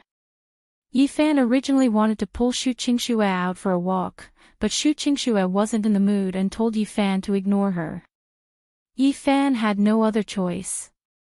It wasn't a big deal to stay at home and watch TV all day, so he walked out of the house by himself. And city was a tourist city. Many places had antique pedestrian streets, so there was no lack of places to stroll. Yi Fan strolled around by himself, planning to find a small restaurant on the old street to have lunch before going back. When he passed by a small shop that was shooting balloons, he stopped in his tracks. At this moment, there were a few young girls and young men working hard to shoot balloons. One of them was actually very familiar with Yi Fan. Moo Moo, stop playing. You can buy a bear with the money you spend. No. I don't believe that I can't beat 9 of them today. Chapter 223. 0223 What are you playing at? Seeing an acquaintance in an city, Yi Fan was naturally in a good mood, so he went up and asked. This gave Moo Moo a fright. She turned around and saw that it was Yi Fan. The girl's white and clean face revealed a happy smile. Yi Fan. Why are you here? Yi Fan shrugged, there's something going on at home, so I came over. What about you? Why are you here instead of going to school? We are doing extracurricular activities and field training. Today is a free activity, so we came over to play, Moo Moo said. Yi Fan also didn't know that the school actually had these tricks, so he couldn't help but ask in anticipation, then did your teacher do come? You're only thinking of our teacher do didn't lead the team this time. Why? Is it a pity? Am I not good looking? Moo muttered sourly. You little girl, I'm looking for your teacher do, what does it have to do with you? Yi Fan laughed. Moo pouted and said, I don't care. You came at the right time. Hurry up and help me take down that bear. As Moo spoke, he pointed at the especially large teddy bear in the shop. That bear needs to hit 9 out of 10 to get it. I've already spent more than 100 yuan. At most, I can hit 5 or 6 at a time.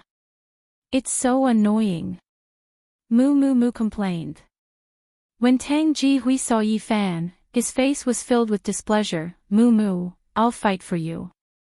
Just now, I hit 8 times, so I'll definitely be able to do it a few more times. Even if I hit 1,000 times, I'll still help you take down that bear. I'll let Yi Fan fight for me. What does that have to do with you? Moo rolled his eyes at Tang Jihui. Fan Xian had nothing better to do, so such a small request could still satisfy the girl. Thus, he took the gun and asked the owner of the shop, how much is it once? The young boss smiled and said, $10 a time. Alright, 10 then. Yifan took out a piece of change and handed it over. Hey, you're only going to top up 10 yuan. I advise you to directly take 100, or else it will be troublesome to recharge again and again. Tang Jihui mocked. Yifan didn't care about him. He picked up the air gun and fired at a balloon. In the end, it was empty. Ha! Moo, look, do you think he really knows everything? You can sing, play games, and even shoot balloons. Tang Jihui was relieved. Moo retorted, he just started fighting, why are you in such a hurry? He just wanted to test the trajectory of the air gun. After all, this was not a real gun, so he was very clear about the basic trajectory. After confirming the trajectory, Yifan made a slight correction and then started shooting. Bang, bang, bang, 9 consecutive explosions shocked Moo and the other 3, as well as the owner of the shop. Yifan put down the air gun, smiled and extended his hand towards the boss. Boss, bring the bear over. The boss's face turned pale. He had never encountered such an accurate shot in the 2 years he had been in business. Occasionally, some soldiers would come over, but they would have to shoot 4 or 5 times before they could succeed. Moo happily took the big bear doll and proudly made a face at Tang Jihui. Tang Jihui threw away the air gun with an ugly expression on his face. He was too lazy to fire the remaining shots. Yifan, can you hit it a few more times? I want that Pikachu and that chinchilla too. Moo's big eyes blinked as he said coquettishly. Moo, you're too dissatisfied. Look at the boss's face, it's already dark. Su Xiuxiu laughed from the side. The shop owner was indeed a bit embarrassed. What he feared the most in this kind of business was to meet an expert. Fortunately, Yifan didn't want to bully people too much. It wasn't easy for them to do some small business, so he said, I'm hungry. I want to go eat, so I'll be leaving first. Moo pouted regretfully, but quickly grabbed Yifan's arm, I'm hungry too. Let's go eat together. For Big Bear's sake, I'll treat you to a good meal. When Yifan heard that someone was treating him, he also beamed with joy, thinking that this girl was quite sensible. Tang Jihui's expression changed. He took out his phone and looked at it, saying, then you guys go ahead and eat. I have some matters to attend to, so I'll be leaving first. Don't, Boss Tang. If you want to chase after Moo, how can you be afraid now? Zhang Kaiqiang said with a smile. How could I be afraid? It's just that someone is treating me to a meal, so I have to go over. Tang Jihui's face was full of displeasure. He glared at Yifan and left first. Moo couldn't wait for Tang Jihui to leave quickly. She dragged Yifan and ran towards the direction of the food street. The 4 of them arrived at a local restaurant in An City. They ordered a bunch of dishes and were enjoying themselves. At this moment, an honest-looking man wearing a jacket and holding a single-lens reflex camera walked into the restaurant. The man politely came to Moo's side and asked with a smile, hello, beautiful lady. I am a photographer from Enchi Media and also a talent scout. This is my business card. The man placed a business card in front of Moo. His name was Zhao Jian. Star Scout. Moo was eating the chicken feet. There was still some grease on her mouth, and her little face was a little stupefied. Yes. Zhao Jian smiled and said, I just passed by here and found that your looks and temperament are very outstanding. I want to invite you to our studio for an audition. If it's suitable, I want to invite you to be our model. Being praised like this, as a young girl, Moo was a little vain, so she was naturally happy. Especially with Yifan by her side, Moo was especially proud and subconsciously glanced at Yifan. Did you hear that, Yifan? This uncle said that I can be a model. Yifan also admitted that the girl's conditions were more than enough to be a celebrity. Then do you like to be a model? Moo giggled and handed the business card back to Zhao Jian. I don't want to be a model, nor do I want to be a celebrity, so forget it. Zhao Jian was not angry. He smiled and said, then this little beauty, can you help us take a group of photos? Depending on the effect, we will give you a price of 5 to 10,000. Sign the contract and pay on the spot. It won't take you much time. Wow, Moo, you can earn 10,000 just by taking a few photos. Hurry up and go. You usually take selfies anyway. Su Xiuxiu said excitedly. Moo was also a little moved. It wasn't a matter of 10,000 yuan, but it was a matter of taking beautiful photos. A girl like her would definitely like it. Is it troublesome? Will you wear a bikini? Moo was still very careful, afraid that he would meet a bad person. Zhao Jian laughed and said, Miss, you worry too much. We are shooting winter clothes, and they are all very thick clothes. We are a local company in city, not some kind of scammer. Moo thought for a moment, then asked, then can you give me a copy of the photo after you finish? Of course you can, but you can't take it out for commercial use. After all, it's our copyright, Zhao Jian said. Moo's gaze moved as he looked at Yifan. Finally, he was moved and agreed. After spending some time, after finishing his meal and paying the bill, Yifan planned to go back. However, Moo pulled the man and insisted on letting Yifan see the photos she had taken. Chapter 224. 0224 Everyone followed Zhao Jian across 2 streets and arrived at the entrance of a company. This media company rented 2 floors, and Moo was invited to the studio on the 2nd floor. Yifan and the other 2 were in the reception room downstairs, eating snacks and drinking tea. Su Xiuxiu originally wanted to run upstairs to take a look at the filming site, but she was stopped by the staff, with the reason that unrelated people were not allowed to enter the studio. In order to reassure them, the female staff at the front desk even displayed the company's license and certificate, telling them not to worry too much.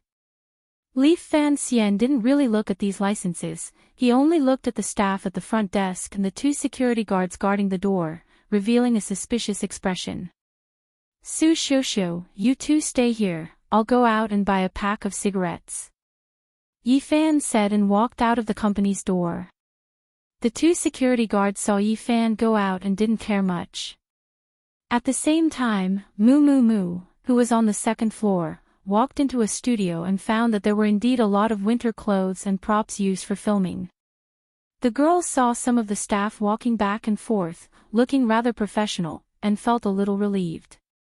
Come, Miss Moo, drink some water. This is the contract we prepared for you. Zhao Jian took a cup of water and a document and placed it in front of Moo. Moo took the cup of water and thanked him. After taking a sip, he began to read the contract. But halfway through, the girl asked curiously, didn't you say that you would pay based on the effect? Then I'll sign this first. How should I set the price? Zhao Jian was startled, as if he hadn't thought of this question. He then chuckled and said, Miss Moo, we'll give you 10,000 yuan. Your figure and appearance are definitely outstanding, so 10,000 yuan is definitely necessary. Oh. Is that so? Moo was overjoyed when he heard this. Just as he was about to finish reading the signature, he realized that his eyes were a little blurry and his head was a little dizzy. Zhao Jian asked with concern, Miss Moo, what's wrong? Moo held his forehead. I don't know. I'm so dizzy. Zhao Jian looked carefully, and after confirming something, he stood up and waved to the staff around him. All right, I've taken the bait. Come over and work. A clothing master man, who was pretending to tidy up his clothes, grinned and said, Brother Zhao, you're good. You can even find such a beautiful girl. Another man who was playing with the lights rolled up his sleeves and said with a smile, Young ladies nowadays, the more beautiful they are, the more arrogant they are. Which one of them doesn't want to become a famous star? Cut the crap.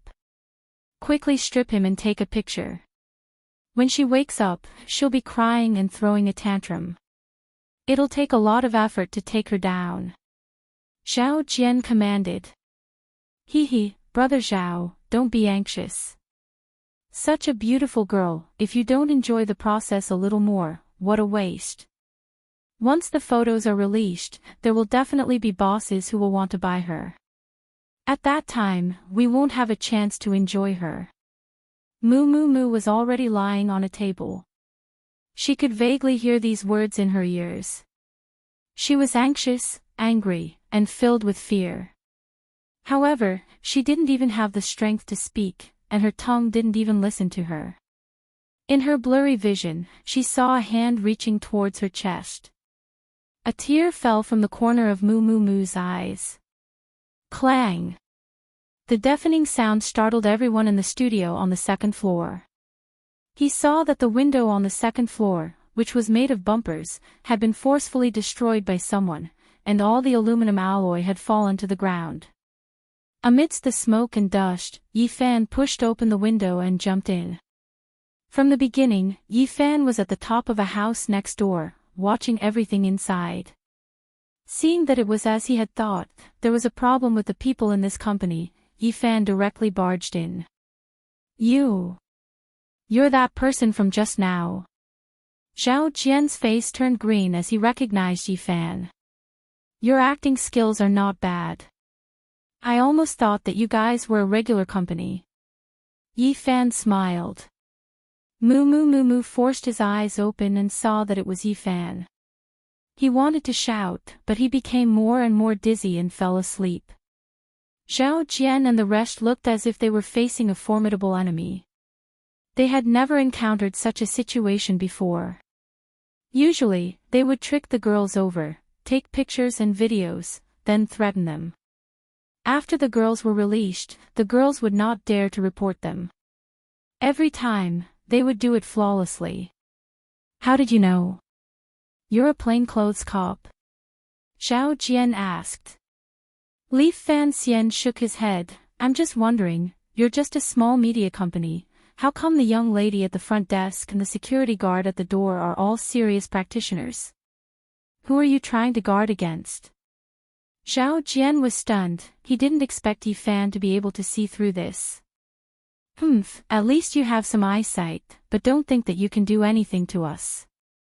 We are from the Iron Blood Alliance. If you know what's good for you, then hurry up and scram. Otherwise, don't even think about leaving in city alive. Zhao Jian said fiercely. Yi Fan narrowed his eyes. Iron Blood Alliance, Sun Family. Oh. That's right, this is already the border of the Western Province. The Sun family, one of the 5 great underground families of China, was located in the Western Province. The Iron Blood Alliance that they founded was famous for their numbers and their businesses covered all major areas. The Sun family did not put on any airs and came into contact with all sorts of people. It was said that they were the family that was best at making money among the underground families. If you know the Sun family of the Iron Blood Alliance, then you should obediently scram. Otherwise, if we make a phone call, you know what the consequences will be. Zhao Jian sneered. Yi Fan was too lazy to care about him. He walked over and planned to take Moo away. As for the rest, he didn't care too much. After all, the Sun family was a big family. If a company fell here, there would probably be other places. He wasn't interested in being a hero to punish evil. He had already caused enough trouble. Stinking brat, you still want to take our prey away? Brothers, kill! Zhao Jian commanded. The few men immediately revealed their ferocious looks. They took out some daggers and sharp knives from some hidden places and pounced towards Yi Fan. In this small city, even if they killed someone, they would have plenty of ways to destroy the corpse and destroy the evidence. There wouldn't be any problems. Li Fanxian was helpless. He had let them live, but this group of fellows were not satisfied, so he could only pursue the matter to the end. Yifan casually made his move from left to right, all of them using his palms to directly pinch the wrists and arms of those youngsters. The attack was as fast as lightning, causing these men to be unable to clearly see what was going on before the bones in their hands were crushed. These weapons fell to the ground one by one. In the studio on the second floor, screams could be heard. Seeing that the situation was not good, Zhao Jian quickly ran downstairs and shouted, "Quickly report to Lord Jean. Someone is here to cause trouble." When the front desk on the first floor heard this, it hurriedly made a phone call. Su Xiuxiu and Zhang Kaiqiang hurriedly ran out. They didn't know what was going on upstairs, but they saw Yifan carrying the unconscious Mu Mu Mu down the stairs. Mu Mu. Mu Mu, what happened to you? Su Xiuxiu exclaimed as she stepped forward, only to find that the girl didn't have any reaction. Li Fan Xian comforted her, "It's fine, she just took some medicine and temporarily fainted." Hearing this, Su Xiuxiu and Zhang Kaiqiang's faces turned pale. They didn't expect to encounter such a dangerous situation. Chapter 225. 0225 Yifan actually didn't plan to leave.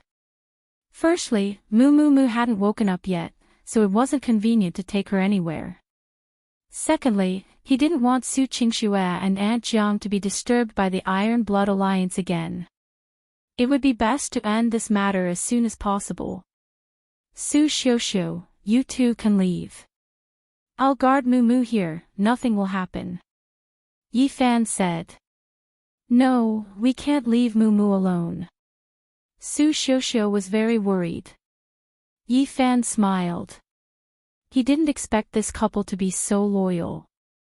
Since they didn't want to leave first, it didn't matter. Yifan let Mu Mu Mu lie on the sofa first, then slowly sat down.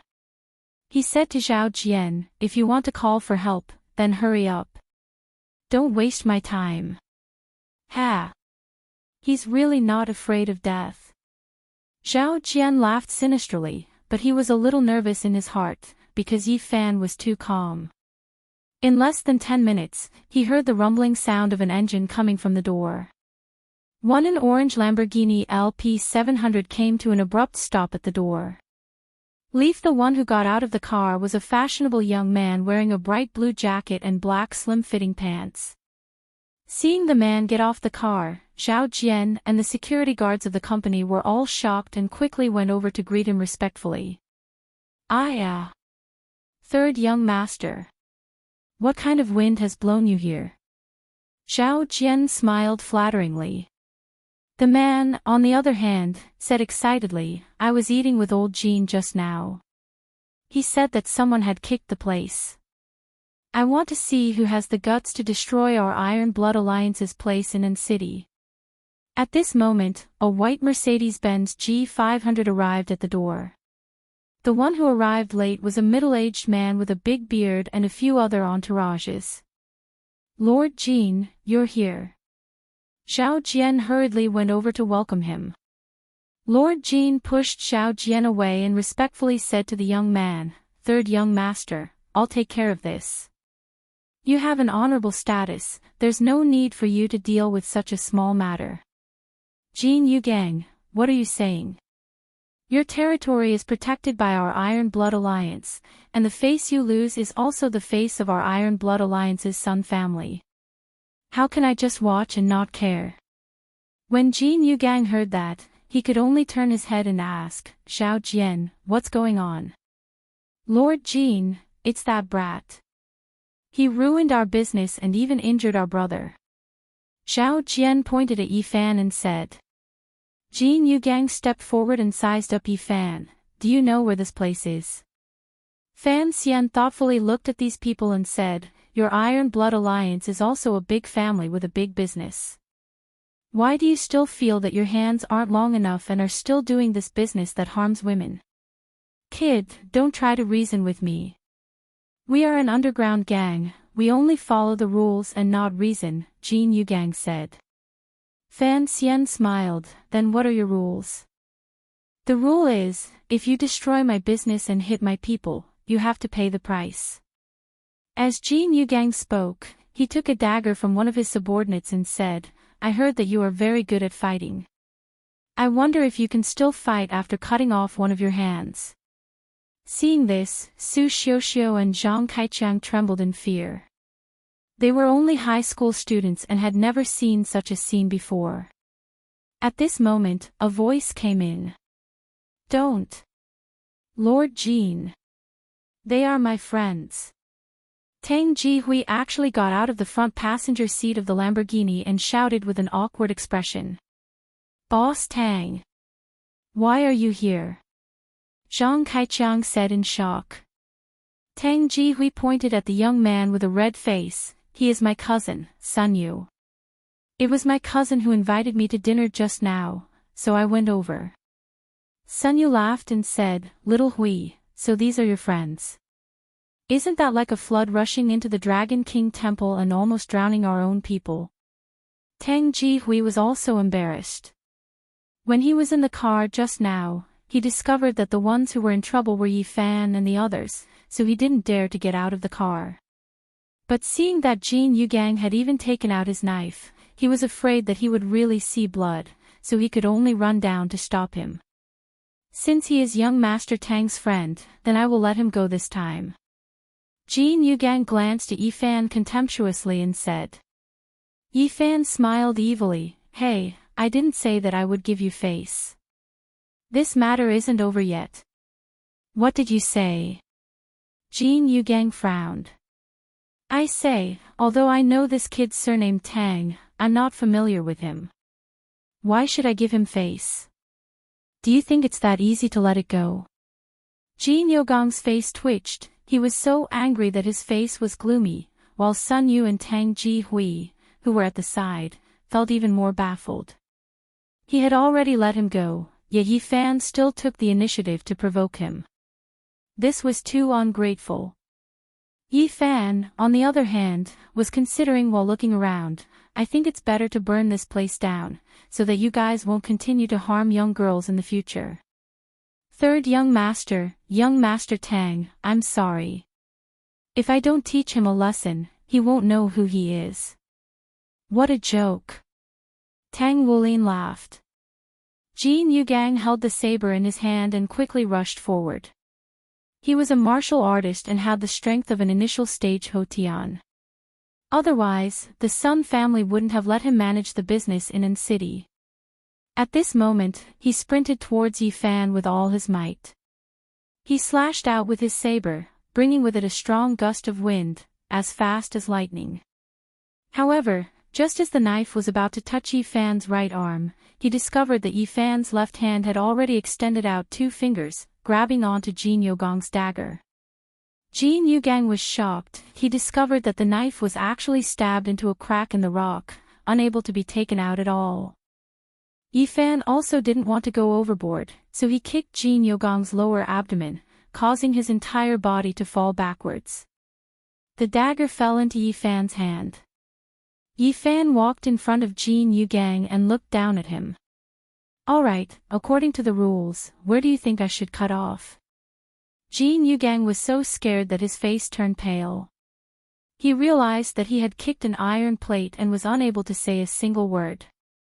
Sun Yu, on the other hand, was very excited as he laughed and said, This bro, forget it, I'll apologize on his behalf. I promise, this place will be closed in the future, so please be magnanimous and don't get yourself stained with blood, or else it'll be troublesome. That's right, Yi Fan, Lord Jin is quite experienced in the Iron Blood Alliance, don't make things difficult for my cousin. Tang Jihui was also sweating profusely as he watched. He realized that this love rival of his was becoming more and more unfathomable. Yi Fan also didn't want to get into a fight with the Iron Blood Alliance. After all, Sun Yu had already taken the initiative to ask for a way out, and he had already given him face. Since that's the case, I believe that the young master of the Sun family will not go back on his word. I won't cut anything today. Yi Fan threw the dagger away and said. Jin Yugang, who was on the ground, heaved a sigh of relief and hurriedly got up. He was grateful for Sun Yu's kindness and repeatedly said that he was wrong. Seeing that the matter was over, Yifan didn't plan to stay any longer and prepared to leave. However, on the sofa behind him, Moo Moo Moo woke up. The girl didn't drink much water, and the effects of the medicine passed very quickly. Hearing the quarrel just now, she woke up in a daze. Yifan. When Moo Moo Moo saw Yifan's figure, he couldn't care less about his dizziness and ran over while crying. Without caring about anything else, Moo Moo Moo hugged Yifan and sobbed in grievance. Yifan froze on the spot. This time, he couldn't leave immediately, so he could only stroke the girl's hair and say, "All right, don't cry. It's fine now."